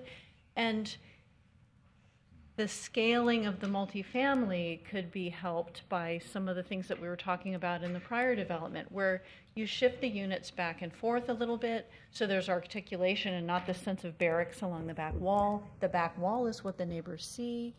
The neighbors want to see houses, not blocks, right? So shift them, and some of them could have screen porches, things like that. If you can accommodate that sort of movement into the plan and reduce all of this hardscape down to a minimum, perhaps using pervious pavers in the driveway areas so that you minimize your stormwater needs, you're doing everyone a favor. You're making the whole place drain a little bit better, and Lakewood Park has classically difficult drainage, like much of St. Lucie County. So, and I don't know what you're doing in terms of crickets for all these attached roofs with all these valleys, but that looks like a bad situation. That is something you guys can work out as you develop your buildings.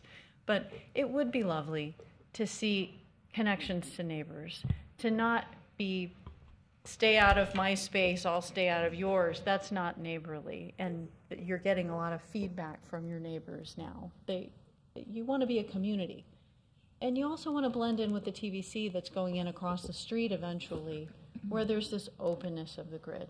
So I would strongly urge you to flip it. And perhaps we can minimize a right-of-way adjustment on the land and maybe adjust Winter Park a little bit so that we could still enter off the side, even if the south property holder's being difficult.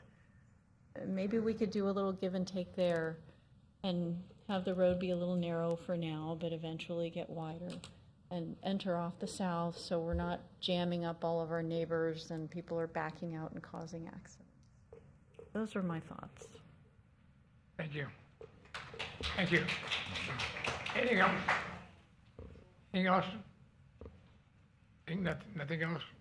Thank you very much. Thank you. Seeing nothing else, now we'll open this up for public comment. Anybody have anything to say, please come forward. Public comments. Name. My name's David Ellis. I live at 760 Ocala, well, no, 7508 Ocala Ave. I just built a new home there.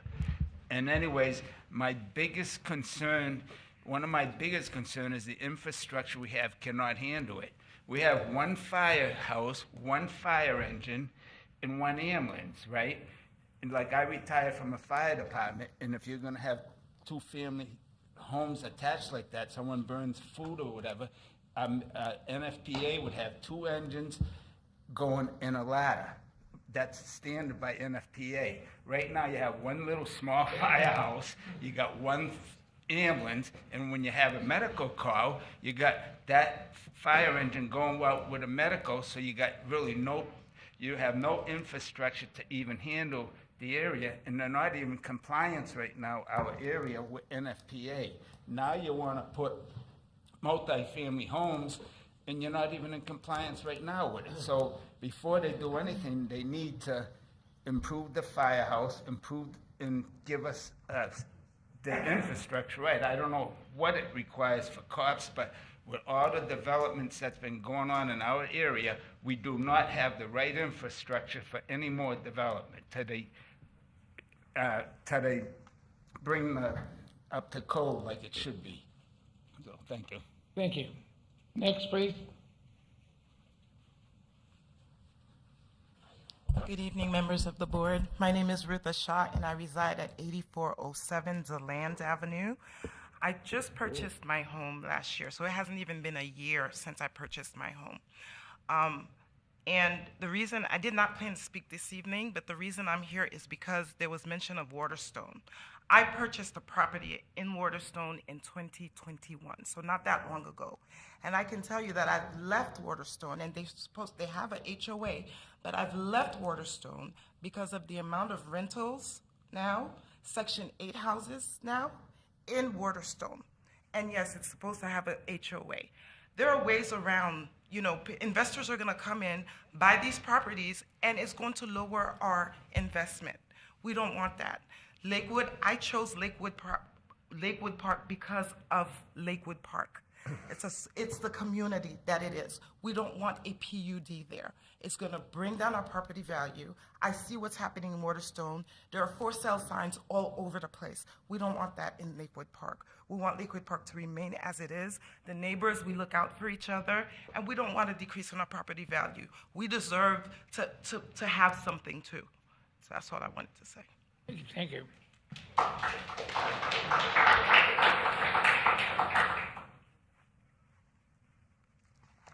Good evening. My name's Michelle Wilson.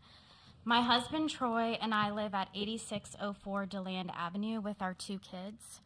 My husband has lived in this home since 1992. We plan to retire here and pass it along to our next generation.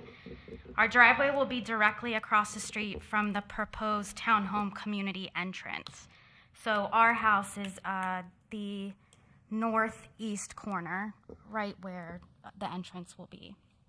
We're here today with our family and our neighbors to voice our disapproval of the request to rezone the 20-acre property. Our concerns are property values. We're concerned that our property value will significantly decrease due to more exposure to crime rates. For example, more units, more people equal more risk of crime. The location of these townhomes is directly across the street from the front of our house. Our home values in this community will decrease with a development entrance right across the street. Who would want to buy a house with a community entrance beyond your driveway? We're also concerned about noise, especially since it's literally just down our driveway. Cars, traffic, more people just feet away from our property. And as they explained earlier,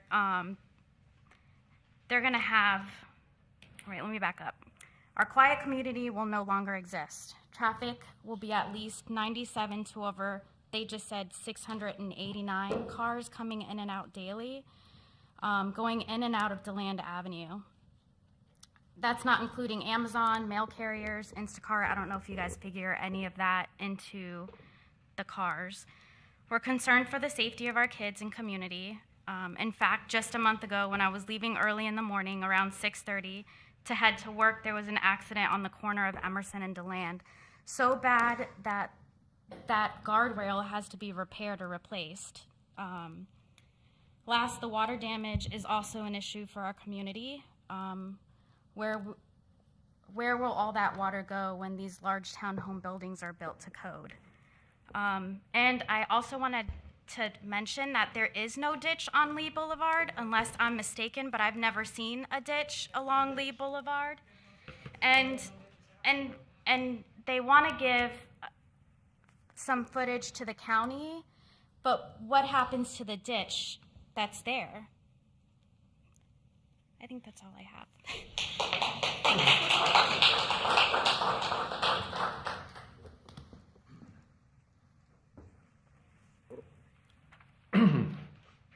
Hello. I'm probably the newest person in this room. Name and address. What's that? Name and address, please. Oh, I'm sorry.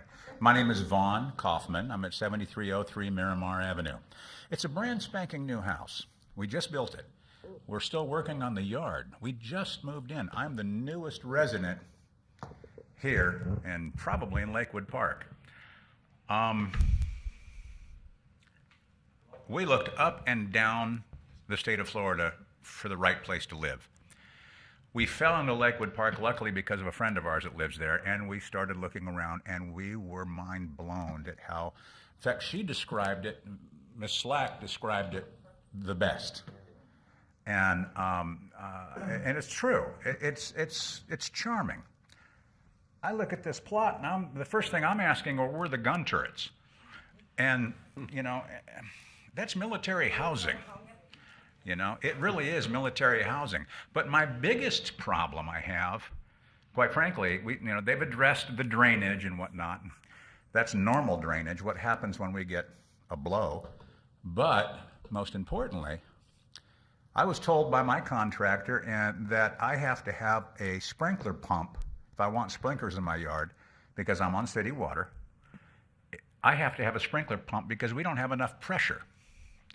Well, if I don't have enough water pressure to run sprinklers at my house, what do we do with 97 more or 96 or whatever it is? That's kind of scary. It really is. It's interesting. I don't get up in front of folks and talk about this much. I'm pretty much relegated to staying off of a microphone in a big room.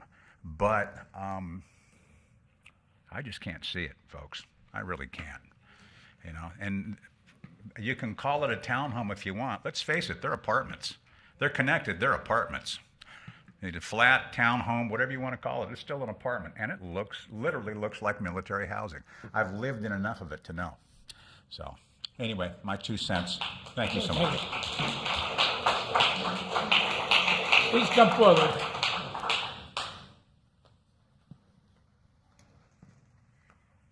Good evening. My name is Paula Taylor. I am located at 6601 Coquina Avenue in Lakewood Park.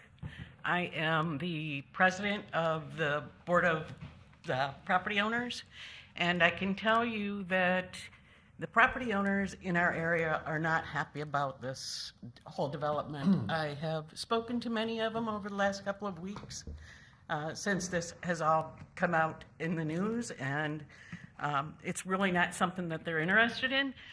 But your homeowners are going to tell you that stuff. Some of my concerns that I think the county needs to address before they can even consider making any changes to this zoning is, as was mentioned earlier, the fire station cannot handle what we have already. So we already are in a critical safety issue with not having fire equipment. We don't have fire hydrants. We don't have anything like that that would be able to sustain a large complex like we're talking about putting in. The county has been telling us for years, at least 5 that I'm aware of, that there is going to be a new fire department built down on Endrio. We currently own the property that the fire station is at, so we have never been given any additional information on what the plan is for putting in a new fire department. So as far as we know, that's not even on the books yet for being developed. In addition to that, we have had complaints for years about the traffic flow. Winter Garden Parkway is a death trap for anybody that is walking or riding a bike. You can't take your dogs, you can't take your pets for walks. There are no sidewalks, and now you're proposing that being a main thoroughfare into this development. That's a huge concern. We also have other speeding issues on all the other side streets that we can't get addressed by the county. And we've asked for speed bumps, we've asked for some type of control, we can't get it. And now you're proposing throwing in 200 more cars coming in and out daily on a regular basis into this one section. Emerson Road, the way it is, has no turn lane. It is also, drive on Emerson or try and turn into the park at your own risk, because the traffic flow on there is so heavy during commuting hours. And it's worse, obviously, during the season. The DeLand area where you're proposing the other entrance, that whole section for us is a flood area. It has been. It's another thing that we have not gotten under control with the county. We have all of the lakes that have become retention ponds for the drainage. So the drainage that they're proposing that's going to go into these ditches and swale areas, are they going to then drain into our lakes that we can't get drained now because the canals are too full to accept any more water out of the lakes when they overflow? So now, you've talked about, yes, we've looked at the drainage and we're going to do something, but what are you going to do? Because we can't increase the size of our lakes. And if we've already got standing water in the DeLand area just from the last couple of weeks of the rain, what's going to happen when now we've got more coming out? And yeah, it might be under a control system, but it's not going to be under our control.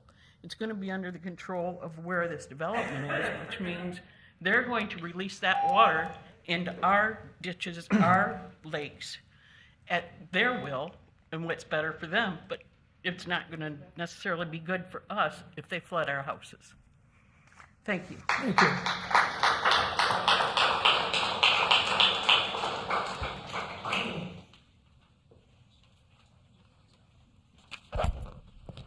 Good evening, commissioners and neighbors. Your name and address. I'm Pamela Cuevas Abreu. I'm at 8401 DeLand Avenue. My husband Juan and I just recently purchased our home there. We just moved in 3 months ago. We specifically moved to Lakewood Park to escape the overdevelopment that we were seeing in Port St. Lucie within the 4 years that we were living there. It's ironic that I stand here speaking because I work for one of the biggest developers, one of the biggest builders in Florida. I will not mention their name.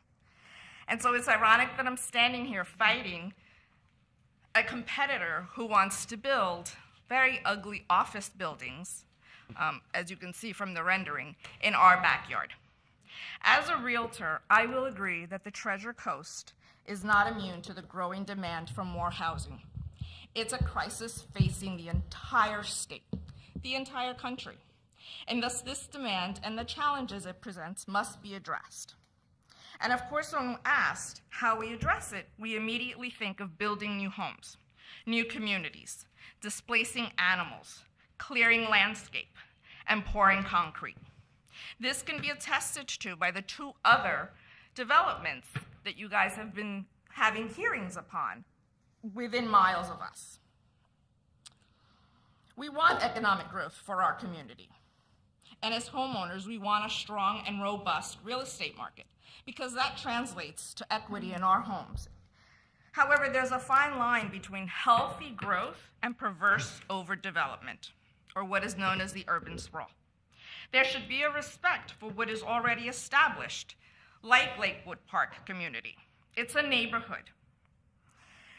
The new build should not come at a cost of a homeowner's front lawn. This is not slated to be on a major road in Lakewood Park. They're placing close to 100 homes, single-family homes, in an area of 20 acres and congesting our already narrow streets with 200-plus vehicles. That's not a solution for responsible growth. Clearing 20 acres, which is the equivalent of 18 football fields, if I'm correct, of mature vegetation and landscape to pour concrete is not responsible growth. As a homeowner in Lakewood Park, I ask that as you move forward in your discussions, you consider not just the monetary value that this development will bring to the area, but the cumulative effect it will have on our infrastructure, our equity, our landscape, and our daily lives. This is an issue bigger than 20 acres.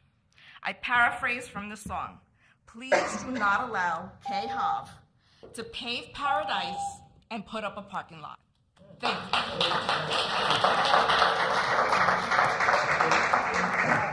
Speakers, please try to respect the time frame too.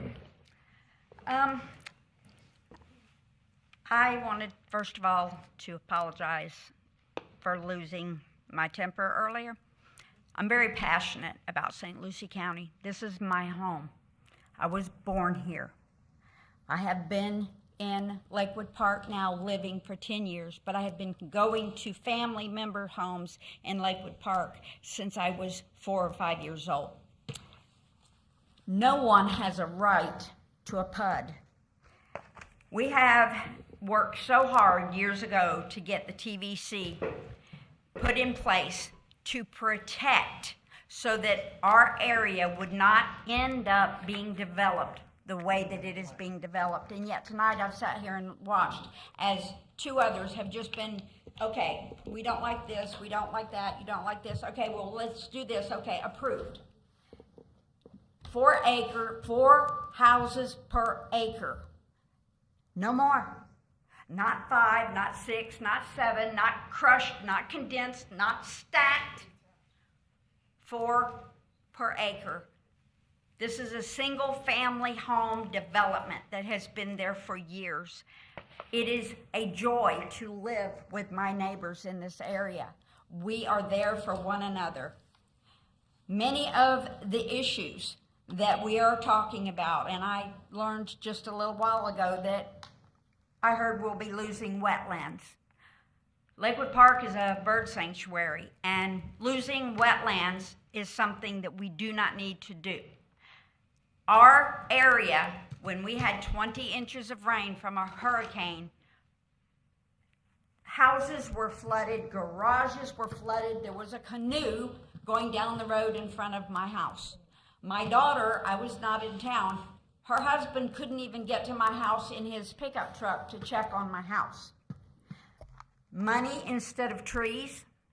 If you look at the weather reports, Lakewood Park is cooler than surrounding areas.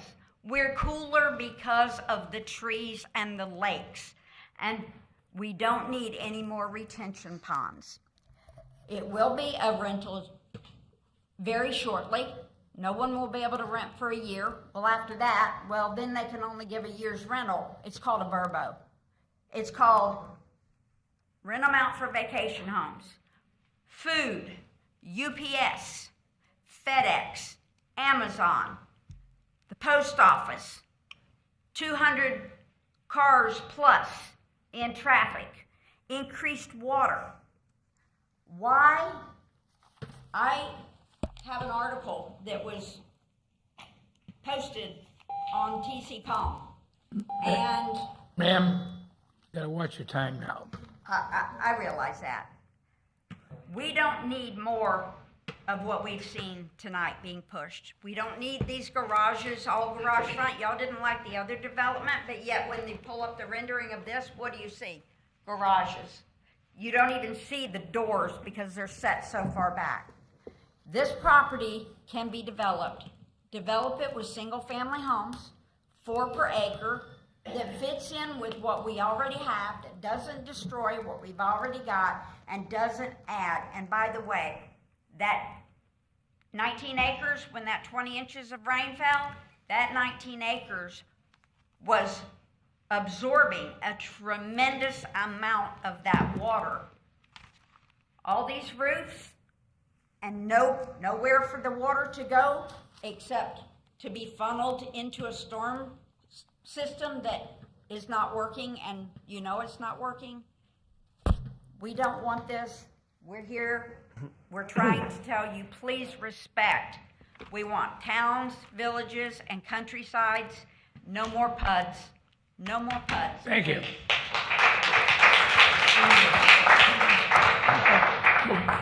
And nobody else to speak, we'll close the public hearing and take it back to the board.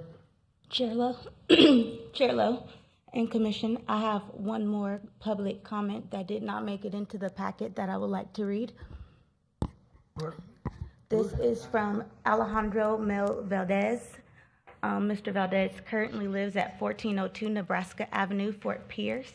He states that his family and himself will be moving to Lakewood Park neighborhood at Winter Gardens very shortly in the future. I've already sent an email to the city commissioners about this, but would like to address for public records in this hearing.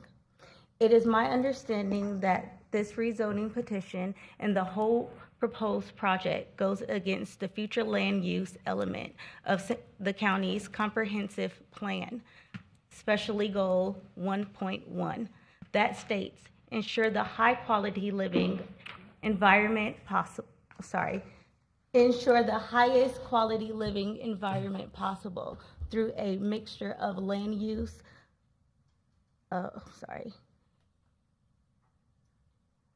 reflecting the needs and the desires of local residents and how they want their community to be developed. All comments I have read are against this proposed project and rezoning petition. It goes against the established character of the neighborhood. And there are many concerns about traffic, safety, environmental impact, and utility management. I am opposed of this rezoning and proposed project for Sable Palm Grove PUD. Thank you. Thank you. Back to the board for discussion and a motion. All right, Mr. Chair. Did you want to speak? If I may just add one. So there was some discussion on the current zoning, the RS4, 4 units per acre. For the site about 20 acres, that would be approximately 80 units. So we are just above that with the 97 units. It's only 17 over that. With this, it is single family ownership. With the attached, that gives us the flexibility to give those right-of-way dedications, have more open space and the right-of-way dedications in order to improve those roads that do need to be improved.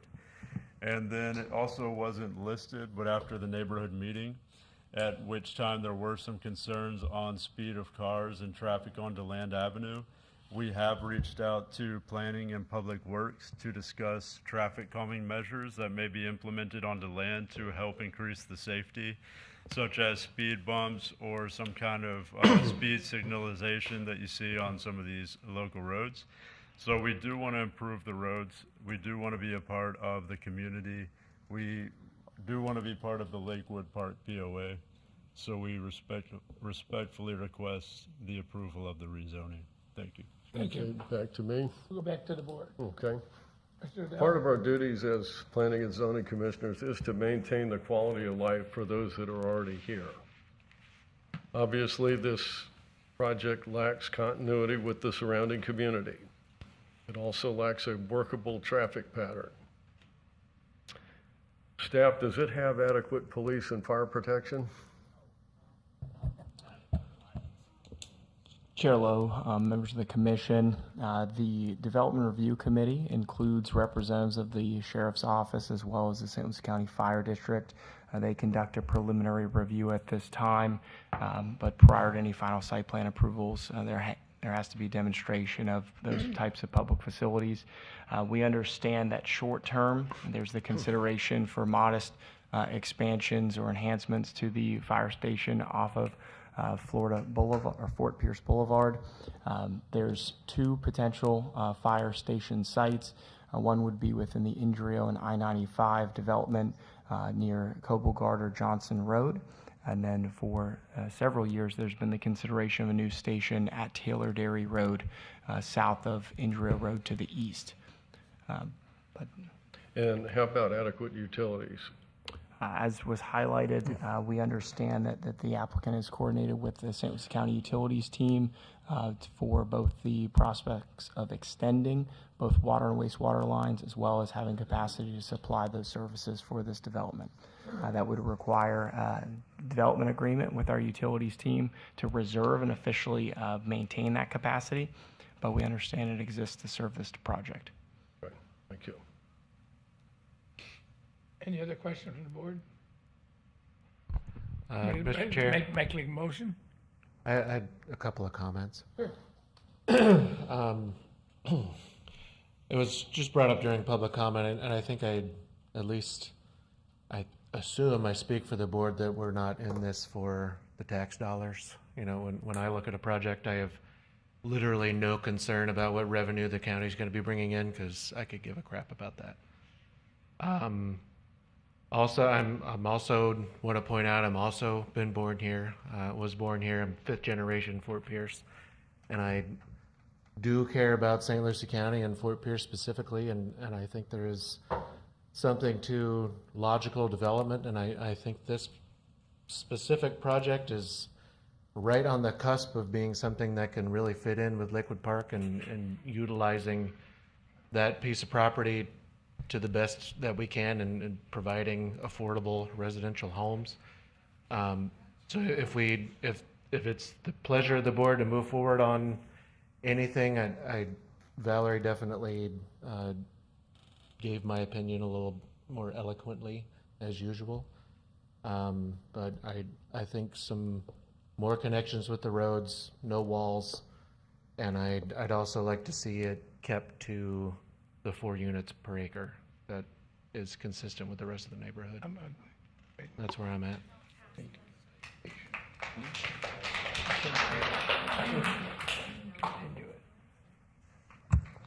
Mr. Chairman, Mr.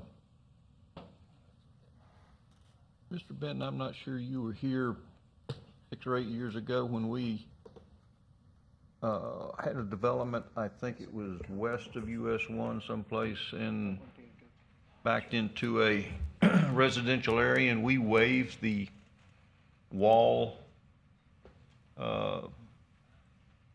requirement so that it blended in with the neighborhood.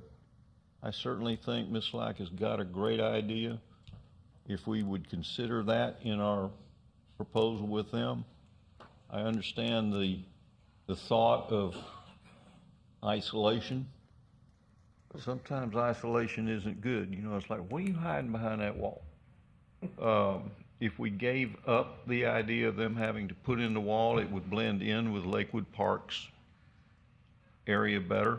I would like to see staff consider that. I'm concerned about the drainage.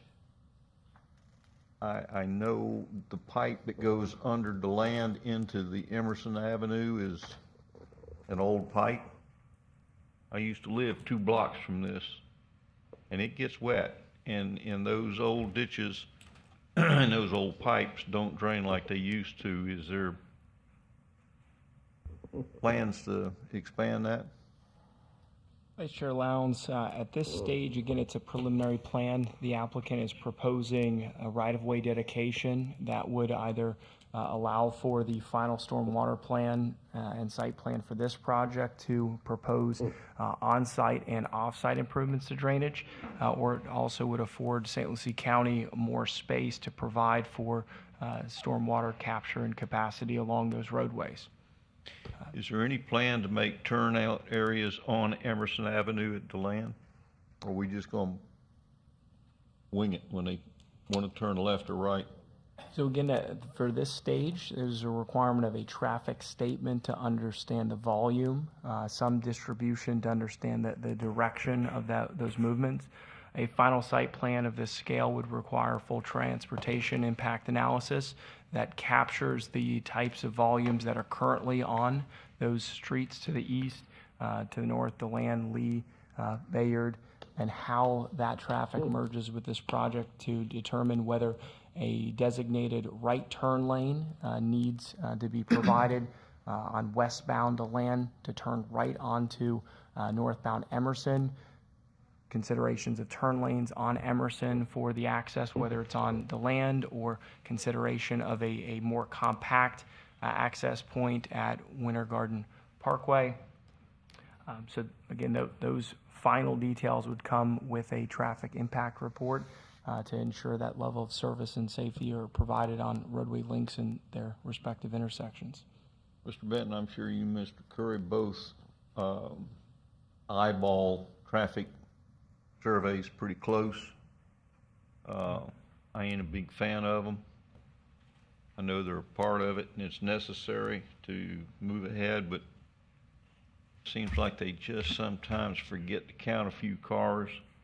I'm a big fan of putting in some turning areas so that it alleviates congestion at that area of DeLand and Emerson Avenue.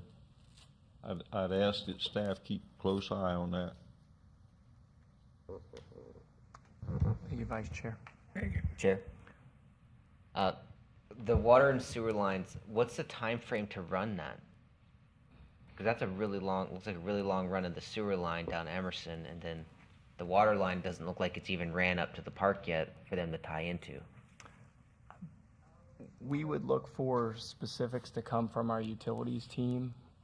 We've had permitting and installation be in the ballpark anywhere from 6 to 18 months. Sometimes it's accelerated, sometimes if it requires easements to be obtained longer term. In this instance, because St. Lucie County owns Lakewood Park Regional Park and the connective right-of-ways, I think we have the space to achieve and accomplish it. Again, certain things have to be put out for a bid for private contractors to execute and complete the work.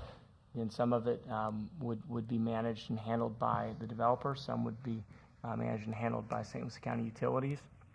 So it's difficult to give a range, but I would venture to say 6 to 18 months. For permitting before they could even start? Or? Permitting through construction. And another thing too, like, I agree with Mr. Taylor about lowering the density. But at the end of the day too, we are just making a recommendation. Like, we're not passing anything. We're just making a recommendation to the Board of County Commissioners. So the main point is, by changing this to a PUD, we're focusing on the density that the restrictions that we're going to put on it, and any other development restrictions. Like, if we want to put on there attached roofs, you know, like basically run it like an HO6 insurance policy, so where the HOA has to insure the entire building. So we could put restrictions on about fencing and landscaping and stuff like that. The actual everything conceptual about that drawing, the colors and the types of trees, that's all going to change when they do their site plan. So I'm mainly looking at like densities and specific site restrictions that can be put on it as a condition of the approval to rezone it into that PUD, and then so that way their final site plan has to conform to that. But keep in mind, everything on that site plan, pavers, colors, tile roof, shingled roof, whatever, that all can change. And again, we're just recommending to the Board of County Commissioners. So even if it does change to a PUD, the main thing is to show up when that site plan's being approved, and because that's when the traffic studies are really going to be done. That's when the drainage studies are really going to be done. That's when we're going to find out if Emerson's drain pipe under the road needs to get redone, is when that happens. This is just saying this site can be changed to this type of zoning, so we have the possibility of this. There's a lot, like the one we just had, there was one done in 2008 that never went into fruition, and it expired, right? So this could expire too. Doesn't mean it's being built tomorrow, because they still got other steps. It could, but it also couldn't also. So stay involved throughout the rest of the process, because you're going to have more information your voice will have more impact whenever that information's there on that final site plan, because then you're going to actually know the exact spacing, the exact sizes, and more particulars with it. Right now, it's literally, we get a pretty picture, but at the end of the day, we're changing densities and we're putting any specific site restrictions on it. And just recommending to the Board of County Commissioners, they're actually voting on it. Our vote doesn't approve or we're just giving them our opinions. So just want to keep that in mind. Pat, let me ask you a question for Mr. Benton. If we approve this as a PUD, the final it could come back to us then when the site plan comes in. Chairman Lowe, members of the commission, the process for a planned unit development rezoning would be a hearing before the Planning and Zoning Commission on both the action to rezone from the current district with the coupled preliminary plan, public hearing by the Board of County Commissioners. If there's an action to rezone it and approve it, and a future final site plan is filed that is in substantial conformity with that approved preliminary plan, it does not require a public hearing or for it to revisit this Planning and Zoning Commission. It does require an action at a public meeting by the Board of County Commissioners, depending upon the scale and nature of it. For this project being under 100 dwelling units, if the board approves the preliminary plan and it proceeds under the auspices of the Land Development Code, it could be filed as a minor final site plan, which would be acted upon administratively if it aligns with the preliminary plan, and again, is in substantial conformity. So one more hearing after this body. So some of the issues that we speak about this evening to improve this project might not even matter. Well, the records and the recommendation are presented to the Board of County Commissioners. Again, I've been trying to capture notes. We haven't heard an official motion and a vote about some of the conversation regarding drainage, potential relocation of the primary access via Winter Garden Parkway, if it were to be acceptable to DOT and St. Lucie County Public Works on a reduced right-of-way. Paver driveways to support a more pervious fashion, density at 4 dwelling units per acre, enhanced architectural design featuring the front entrance in advance of the garage plane. And I'll note staff received the updated conceptual elevations earlier today. Covenant requiring roof replacement comprehensively when required in the future, and that the fence/wall height be afforded a reduction or elimination. And if it's not eliminated, the design articulations and enhanced landscaping that was discussed previously. Those are our basic recommendations. So, at least that's what staff has captured thus far from this body. Did that include eliminating gates?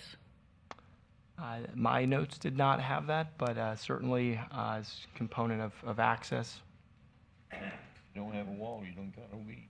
So because this is under 100 units, it won't go back, it won't be a public hearing with the Board of County Commissioners? It can all be done administratively? It would be a hearing before the Board of County Commissioners to rezone the not site property and the preliminary plan, but not the final site plan, as long as it aligns with the action from the Board of County Commissioners.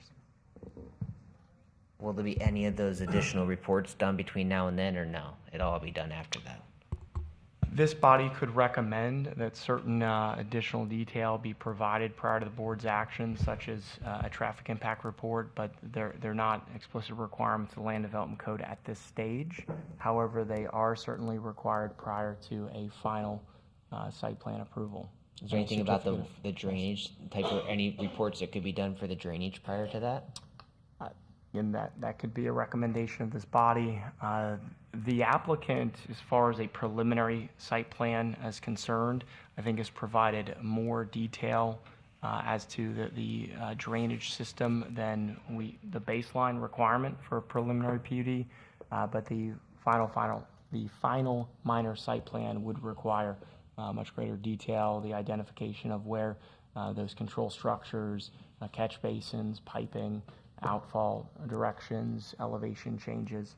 Those are all requirements. Again, establishing the finished floor elevation is that 18 inches above DeLand, 18 inches above Emerson Avenue, or a design elevation based upon South Florida water management requirements that happen to be 22 inches above Emerson Avenue. That level of detail would come at the final site plan.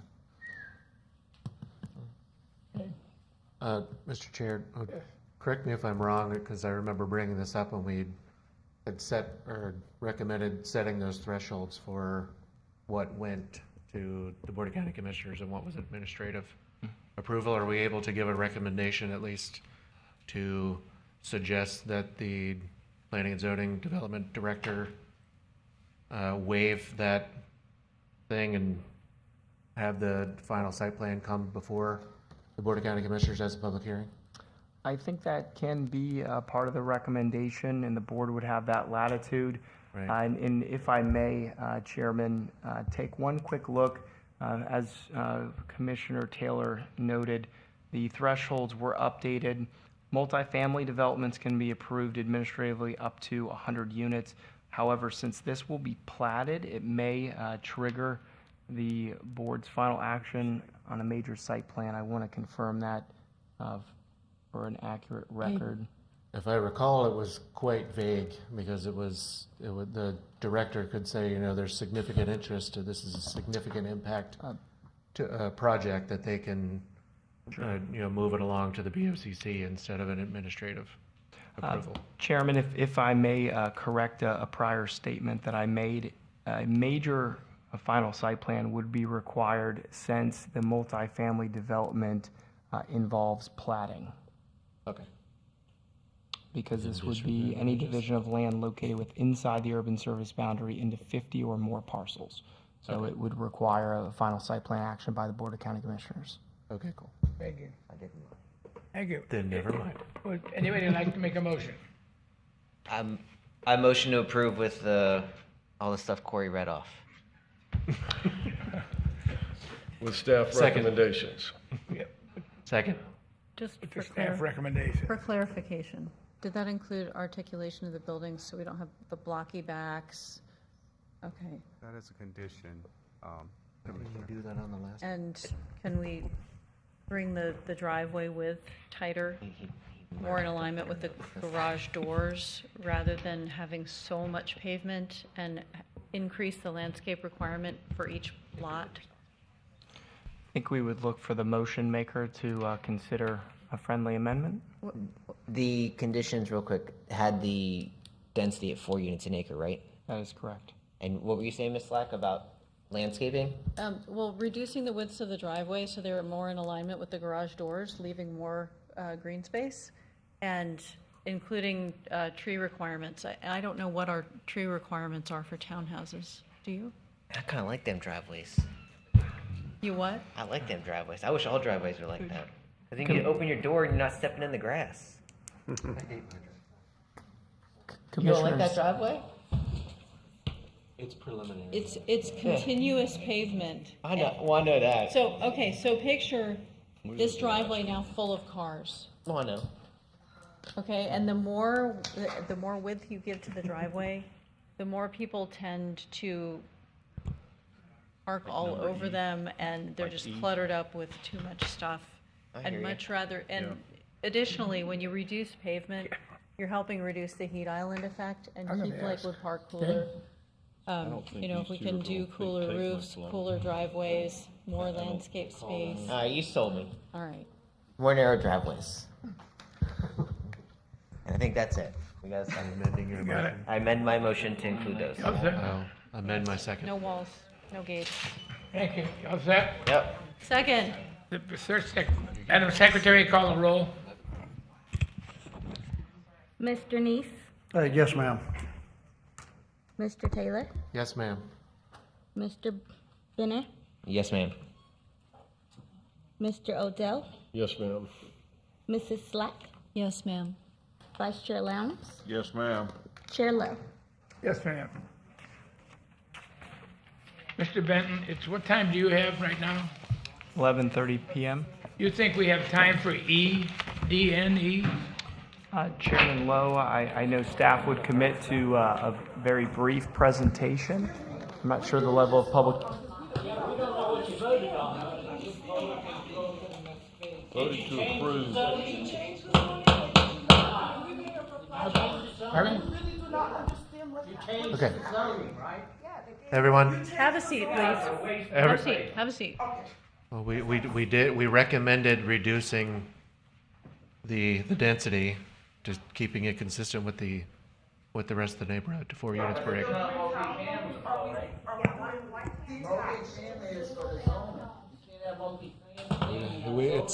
We did recommend approval to the PUD, Let's yes. get back to the board. Thank you.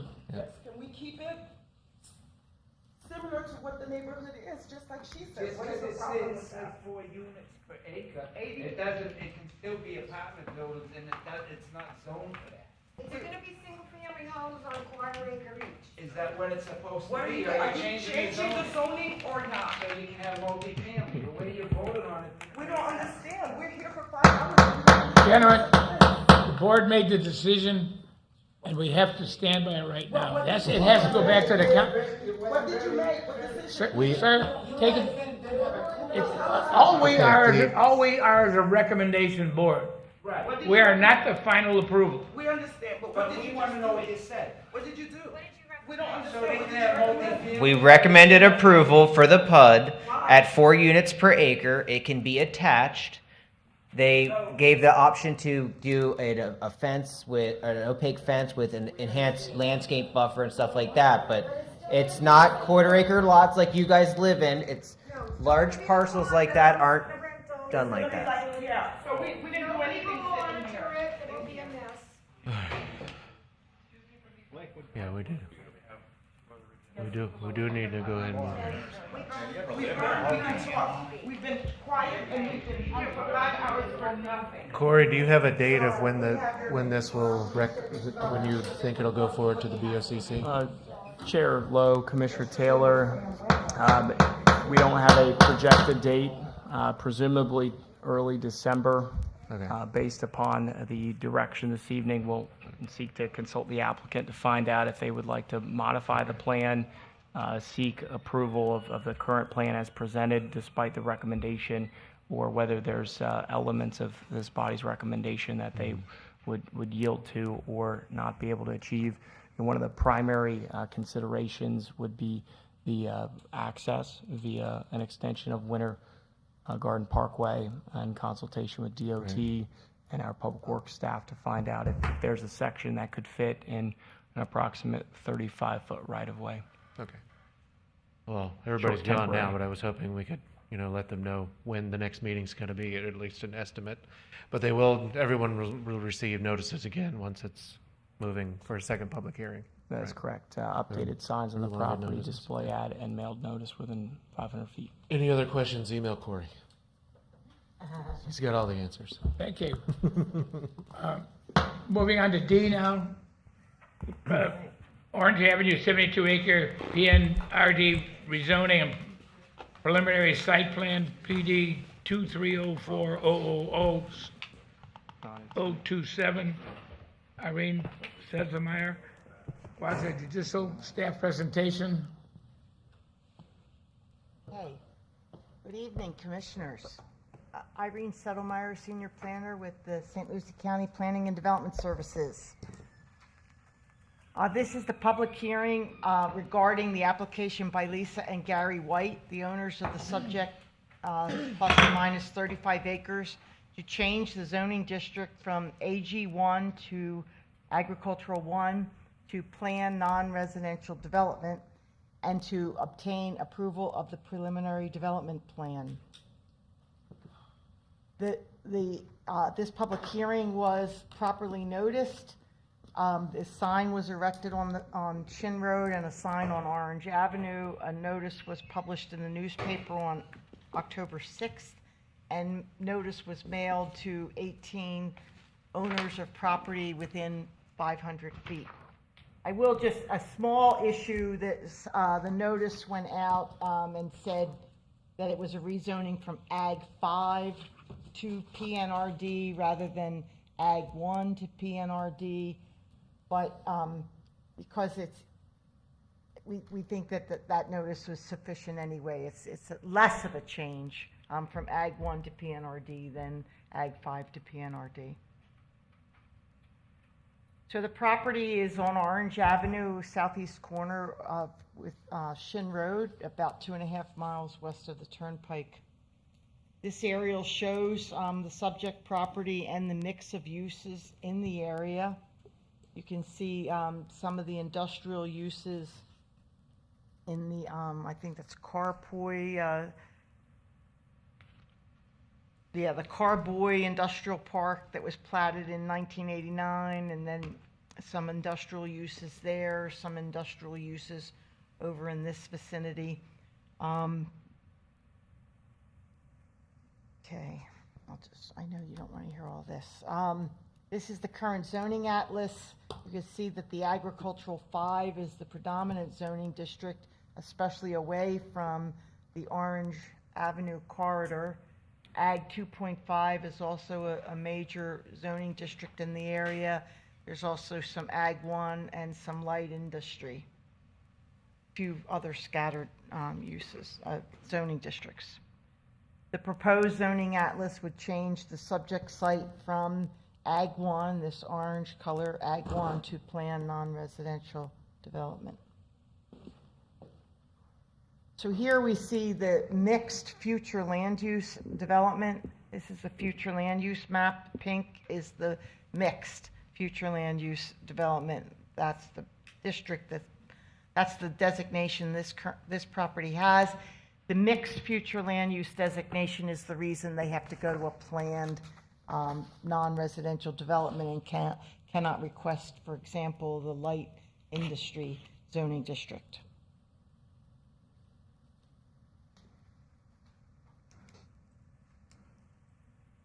I wanted to say also there's a freestanding urban services district or urban services boundary that covers the same area as this mixed future land use designation, but there are no utilities, public water or public wastewater in this area at this time. So the mixed future land use designation also comes with the West Orange mixed use activity area. The subject property is here. In this pink area, residential, institutional, professional, general commercial, a range of uses are permitted. In the orange or yellow area, the uses are limited to commercial and industrial uses. The same West Orange mixed use activity area with the aerial image shown below. You can see that a lot of the area within this mixed use activity area remains in agriculture at this time.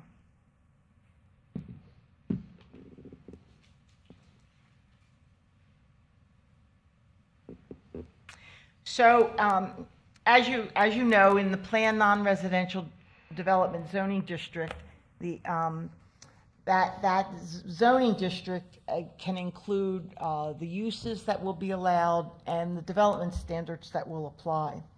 So in this case, what is being proposed is basically consistent with the uses that are permitted in the light industry or industrial light zoning district, except there are a few that are proposed to be excluded: local and suburban transit, marinas, airports, wholesale petroleum bulk stations and terminals, and scrap and waste materials. So they would be excluded. Otherwise, the entire list of industrial light uses would be allowed. So the development standards that are proposed exceed the minimum standards that are required for industrial light zoning district. They're proposing a minimum lot size of 10.96 acres, which coincides with their smallest lot. Minimum lot width of 401 feet, minimum road frontage of 401 feet. The setbacks for front, rear, and side corner are the same as apply for industrial light zoning district, except with regard to the rear yard and the side yard. They're proposing slight increases if the property is adjacent to residential, estate lots, or agriculture. So the minimum rear yard would go to 25 feet from 20, and the minimum side yard would be increased to 20 feet from 10 feet if it's adjacent to residential, estate lots, or agriculture. The maximum building cover is not to exceed 50%. That's consistent with the industrial light zoning district. The maximum building height is slightly higher, not to exceed 60 feet. The industrial light zoning district caps the maximum building height at 50 feet, but the agricultural, Ag 5 and all the agricultural zoning districts allow buildings that go up to 80 feet. So they're proposing 60 feet. So staff believes that and recommends that the rezoning from Ag 1 to planned non-residential development is consistent with the applicable comprehensive plan policies and the Land Development Code, and will be recommending approval. And before I turn to the preliminary development plan, are there any questions about the rezoning? Anything I've said thus far? Staff, if you have any questions from the county? Where did the numbers come from that they selected? Well, we'll get to that. It's based on their proposed site plan. Okay, because Yes, they're kind they're of proposed, the 401 feet, right, it's kind of crazy, 401 feet, Right. 10.96 acres as a minimum lot size, yes. But it's, all good. So, proposed preliminary site plan. They're proposing that the plus or minus 35 lots be divided into 3 lots. Lot 2 has 401 feet of frontage and lot width, hence the minimum lot width will be 401 feet. This one's 402, this one's 408. The lot sizes, lot 1 is just under 11 acres at 10.96, and lots 2 and lot 3 are just under 12 acres with 11.92 and 11.98.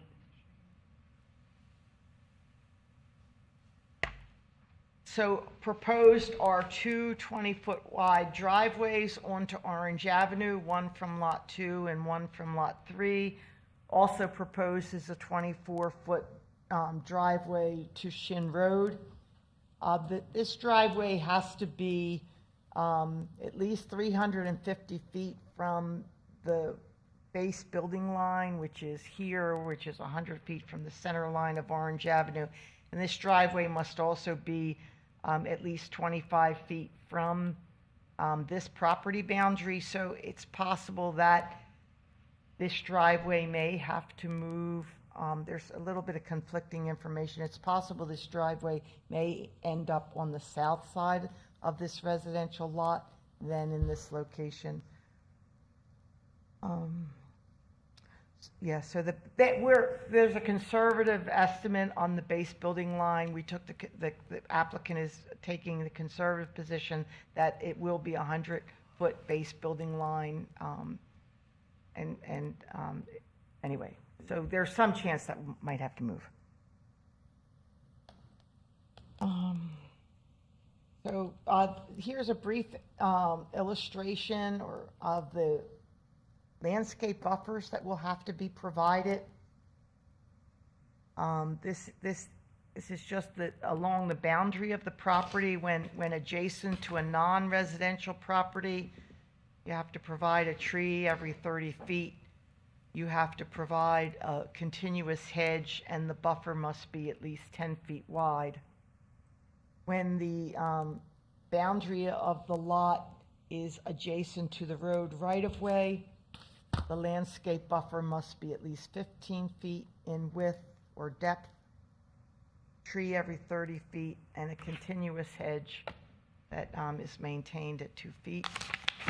And then when the perimeter or the boundary of the property abuts an adjacent residential property, there will also be a 15-foot landscape buffer, a tree every 30 feet, a wall or opaque fence 8 feet in height, and then hedging on both sides. And you can see the tree alternates, one on one side of the hedge and wall and one on the other.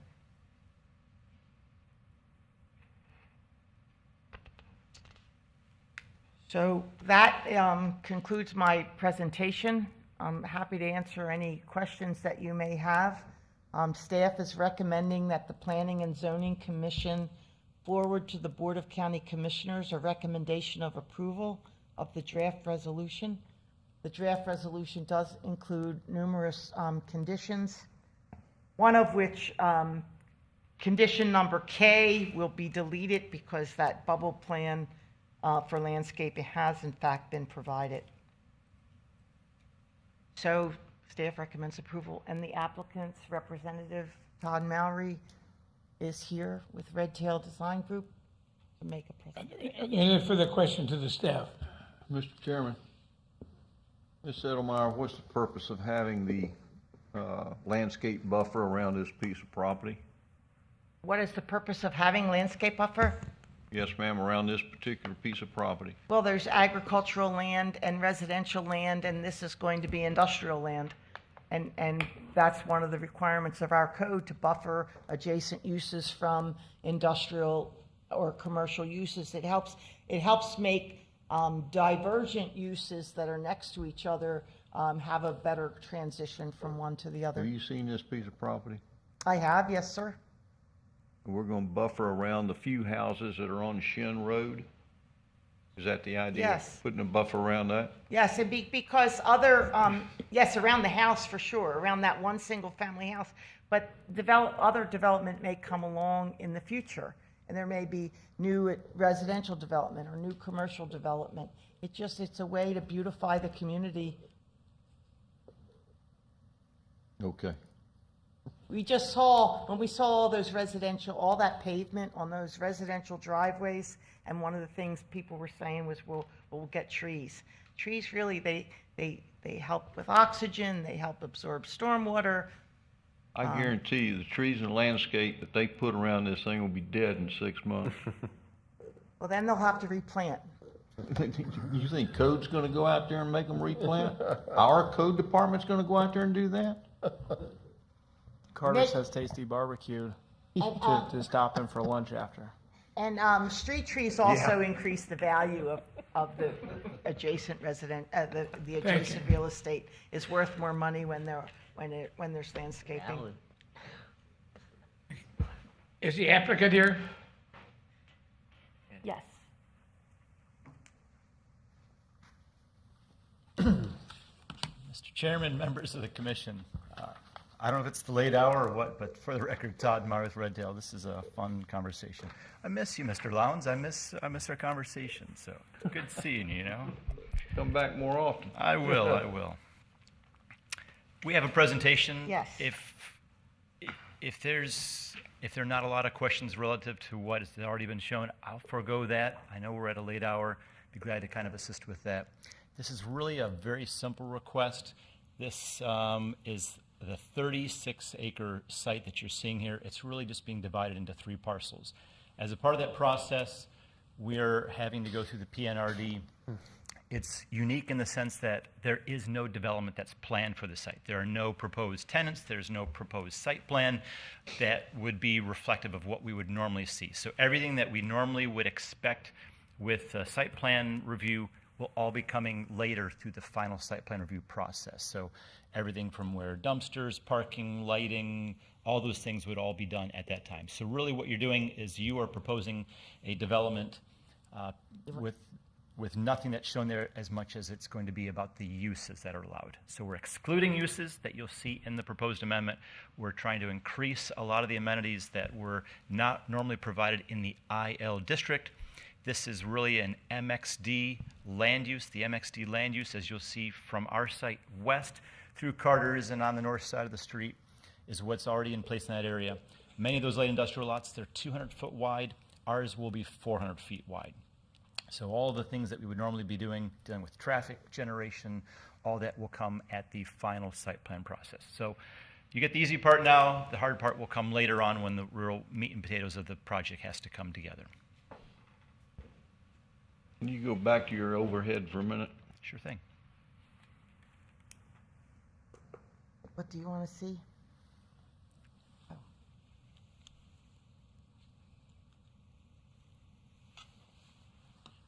Mr. Chairman? Yes. Mr. Mallory? Yes, sir. It doesn't look like that today.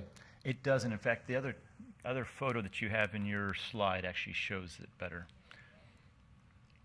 Well, so Mr. White's already started moving stuff to it. Which has, lot yep. has he picked to? Excuse me? First one, second one, or third one? So he's doing on the far west. He's going to actually, the first development will be on the west side there, right off of Shin Road. And he will actually, the only development that we know of that will actually be happening is probably his actual office today, which are on Trowbridge Road, will be going to that western site. You can see right here on the county's aerial it shows the actual work that they had actually done, where they're actually bringing in some fill their material. They have 2 existing county approved driveway permits that were provided, and they have 2 driveways that are existing.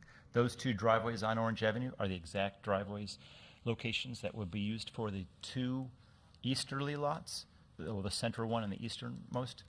The current driveway that's on Shin Road will no longer be allowed, and it will have to be relocated per staff's comments about the 350 feet of separation there from the building line. Mr. Chair? Mr. Mallory, any ecological or environmental issues on this?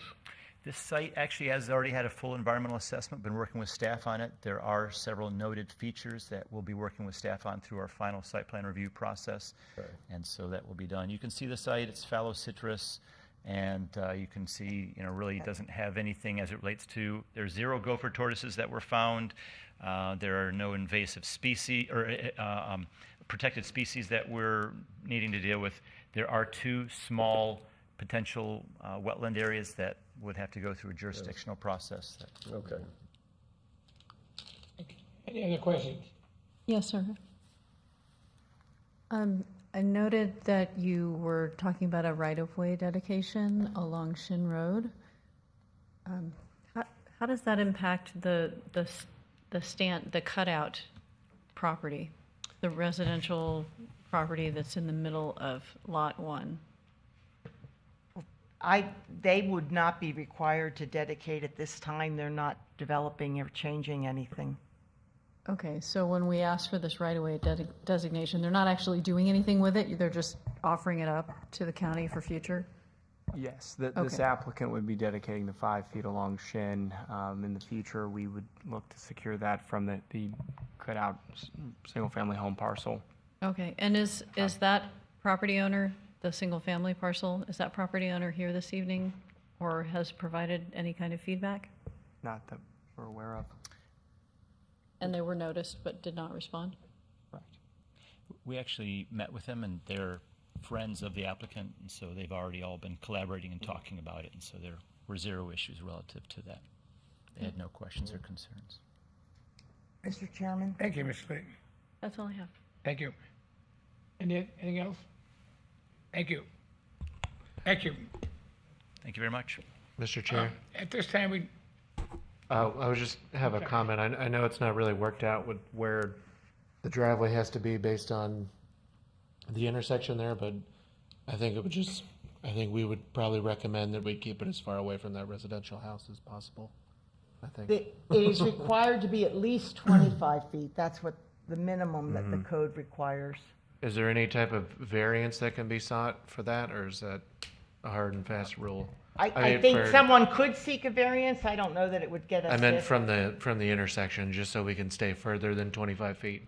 Well, there's plenty of room to come further, to come south. Yeah. Okay. I would like to say, Mr. Chairman, for the record, because we showed the picture that's in the staff report, and I just want to say the property looks even very different from what is shown in that aerial. There is substantial activity up there. I don't want to feel like I've misrepresented something to the Planning and Zoning Commission. thank you. Thank you. At this time, we'd like to open up for any public comment. Does anybody here like to speak? Any comment? Seeing none, we'll close that and we'll move it to the board for a discussion and a motion. Mr. Chairman, I move to approve. Second. Any discussion? Seeing none, Madam Secretary, call the roll. Mr. Neese? Yes, ma'am. Mr. Taylor? Yes, ma'am. Mr. Benner? Yes, ma'am. Mr. Odell? Yes, ma'am. Mrs. Slack? Yes, ma'am. Vice Chair Lowndes? Yes, ma'am. Chair Love? Yes, ma'am. Right. Pass. Moving to E. Orange 95 Commerce Center, parcel D and E, planned non-residential development, PNRD, preliminary plan, PD 2209-0000019. Corey Benton is going to present it. It's quasi-judicial. Good evening again, Chairman Lowe, members of the commission. Hopefully my PowerPoint presentation will be live in just a moment. But the petition site is located west of Jenkins Road Extension, north of Loop Road, which is north of Orange Avenue here in Fort Pierce. The property itself is 34.01 acres in size, and the request is a rezoning to the Planned Non-Residential Development District and an associated preliminary plan. This evening's public hearing was duly noticed with a display ad in the newspaper, mailed notice to owners property within 500 feet, and a sign posted on the premises of the requested rezoning from Commercial General and Agricultural Residential 1 to that PNRD. Here's a good aerial showing the location. Here's satellite imagery south of Floyd Johnson Road, east of the Lamont Road right-of-way. Property is located within a mixed-use future land use district. The district is specifically the Loop Road mixed-use activity area. This activity area was adopted initially in 2007 and updated by the Board of County Commissioners in 2022. This body was consulted in consideration of the low-intensity district, which encompasses this petition site, and which the sub-area policies were modified, shifting the target development type from a commercial/industrial mix to support light industrial development with the requirements of a vegetative buffer and other considerations. Here's a snapshot of the preliminary Planned Non-Residential Plan, again, which identifies primary access from North Jenkins Road. The development would be required to extend the paved section of Jenkins Road to the north, which currently terminates about 100 or 200 feet north of Loop Road. So several hundred feet added to Jenkins Road to the north to supply access. Development pattern with 3 light industrial buildings, approximately 375,000 square feet cumulatively, a series of stormwater retention detention areas with a stormwater pond on the north side of the buildings, dry detention areas flanking on the east and west side, employee parking oriented north of the buildings with all loading and any storage activities required either on the east and west side of the buildings or to the south, specifically loading on the south side. Here's a closer zoom in on this preliminary plan and highlighting those features discussed. Here's a preliminary open space plan highlighting the buffering provided through both landscape plantings, green space, and the retention detention areas north of the parking area to provide both geographic and material buffering from the canal, North St. Lucie River Water Control District, Canal 44, Floyd Johnson Road, and those residential homes to the north. This preliminary plan identifying the prospects of 37% open space. The preliminary plan does provide for pedestrian connectivity for employees and operations on the site, but also activates the stormwater pond with a walking trail to provide for employees an opportunity during their lunch break or other breaks, some on-site movement. The plan does account for dedication of right-of-way on the west side to support the Jenkins Road Special Area Plan and the potential for a western connection here for this development should that right-of-way extension occur. Utilities would be supported through the Fort Pierce Utilities Authority, both water and wastewater being available, and the prospects of fiber and natural gas supply to development on the site. Preliminary design scheme presented within the development application, highlighting the intention for Class A warehouse light industrial space. As a Planned Non-Residential development, the project would be subject to the community architectural standards found in Land Development Code Section 710-24, requiring foundational plantings along the non-loading zone facades, as well as articulation of the building to avoid simply a bare bones metal industrial building at this project site. In collaboration with the Development Review Committee in regards to the adopted standards of review and consistency with the county's comprehensive plan, staff recommends that this commission forward a recommendation of approval to the Board of County Commissioners with minor comments. Again, the final site plan requiring the full landscape plan, a tree mitigation plan, updated listed species surveys prior to occupancy of the development, a removal of all Category 1 invasives from the property, site development permit prior to breaking ground, and dedication of that right-of-way, as we've noted, to the west, and a roadway improvement agreement, an appropriate bond as improvements to North Jenkins Road commence in the future. The applicant's team, the property owner, and the prospective developer, contract purchaser of the property are present this evening if the commission has questions. Thank you for the opportunity to present. The applicant isn't here tonight? The applicant is present. The Tamboni companies, we have Lori Tamboni present. I'll note, I was going swiftly, but there's site plan approval active due south of the property that abuts the northwest corner of Loop Road and North Jenkins Road. That development would support just shy of 300,000 square feet of flex warehouse distribution space in this light industrial use category. One of the users, am I allowed to announce it? The Treasure Coast Food Bank would be occupying one of those buildings to be developed to the south. Are there any other questions from the staff right now? Seeing none, would the applicant come forward, please? Good evening. Corey, if you could load my hour-long PowerPoint presentation, I would appreciate it. Just joking. For the record, Brad Curry with EDC, representing the applicant. As Corey stated, Lori Tamboni, Tamboni Companies is the prospective developer. Also I've seen you here before. is Joey Miller, property owners here as well. I think staff did an excellent job presenting. As we've said before, this is the first step. We're going to have to come in for a site plan approval, and I'm happy to answer any questions. And again, the developer as well as the property owner here to answer any questions you may have of them as well. Thank you very much. Any questions from the applicant? The applicant? Is the intent to develop and sell the units or to lease them out?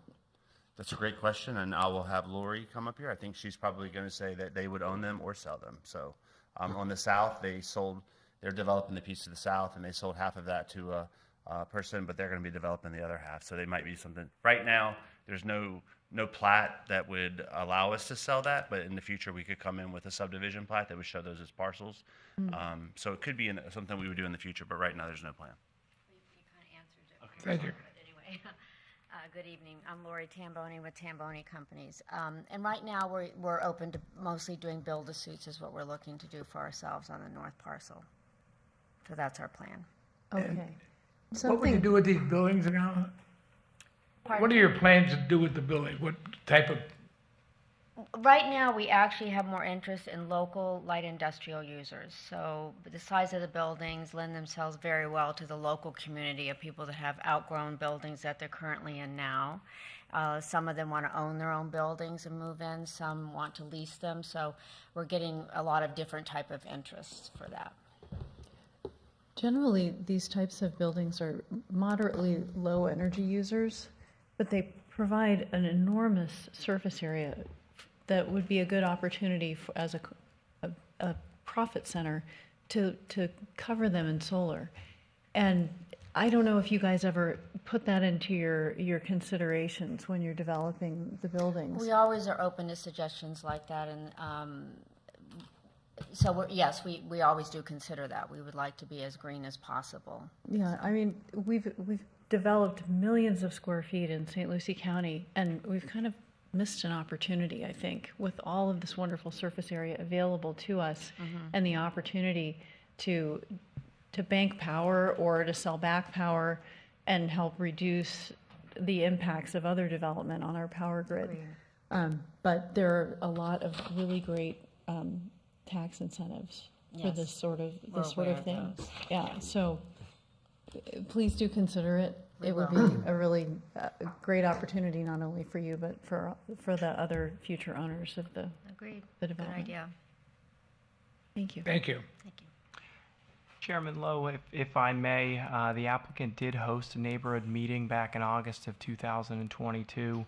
That was well attended, and it highlighted some of the design features that provides from buffering and separation from the residential homes further to the north across Floyd Johnson Road. Thank you. At this time, we can open it up to the public. I guess there's nobody left. We can close the public, take it back to the board for a motion or Mr. Chair? discussion or motion. Mr. Chair, I'd like to make a motion Yes. to approve. Second. Motion and a second. Any discussion? Madam Secretary, call the roll. Mr. Neese, Yes, ma'am. Mr. Taylor, Yes, ma'am. Mr. Benner, Yes, ma'am. Mr. Odell, Yes, ma'am. Mrs. Slack, Yes, ma'am. Vice Chair Lowndes, Yes, ma'am. Chair Lowe. Yes, ma'am. Approved. Board members, other business, workshops, there are no workshops, I believe, Corey. This evening, Chairman. There's no workshops planned. Oh, Lord. Other business, I have something I'd like to bring up before the board. On my Wednesday meeting before that I go to and all the other former commissioners, chairmen went to, we must figure some way to handle the way these meetings go and how late they go. And the county has told me they're really gonna be busy for the next probably year maybe. We need to come up with some other ideas, either that or change a meeting schedule or a day or something. I would like the next 30 days, if this board would send any ideas into either Corey or yourself of how to do this. I had one thought of, like, the county commissioners now have a meeting, one in the evening and one in the morning. Would this commission like to have one, I'm only talking about 12 meetings still, not 2 meetings.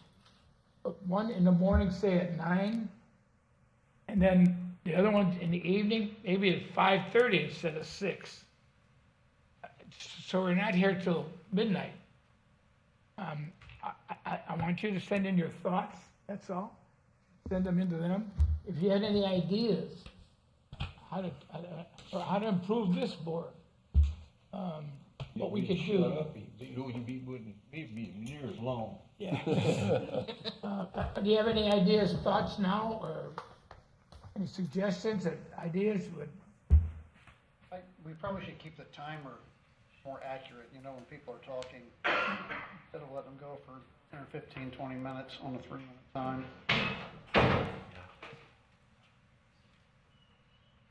I think some of the things that we get into are so long anyway, but between all of the presentations and then the county. So I don't think that's gonna make and we finally got the clock working again, so that has worked a little bit, but I think we have to do it in a different way, and I've asked them to try to reduce some of the, run 5 or 6 of these that come up. You're gonna be till at midnight. Do you wanna do this? I'm not gonna be the chair forever, and I don't know if the other guys wanna be a chair or vice chair, but, I don't mind coming to a morning meeting until noon or something, or 1, The problem is. I know some of you guys work. Not about us. It's about Yeah, getting the public in here during the day is challenging. I have a job.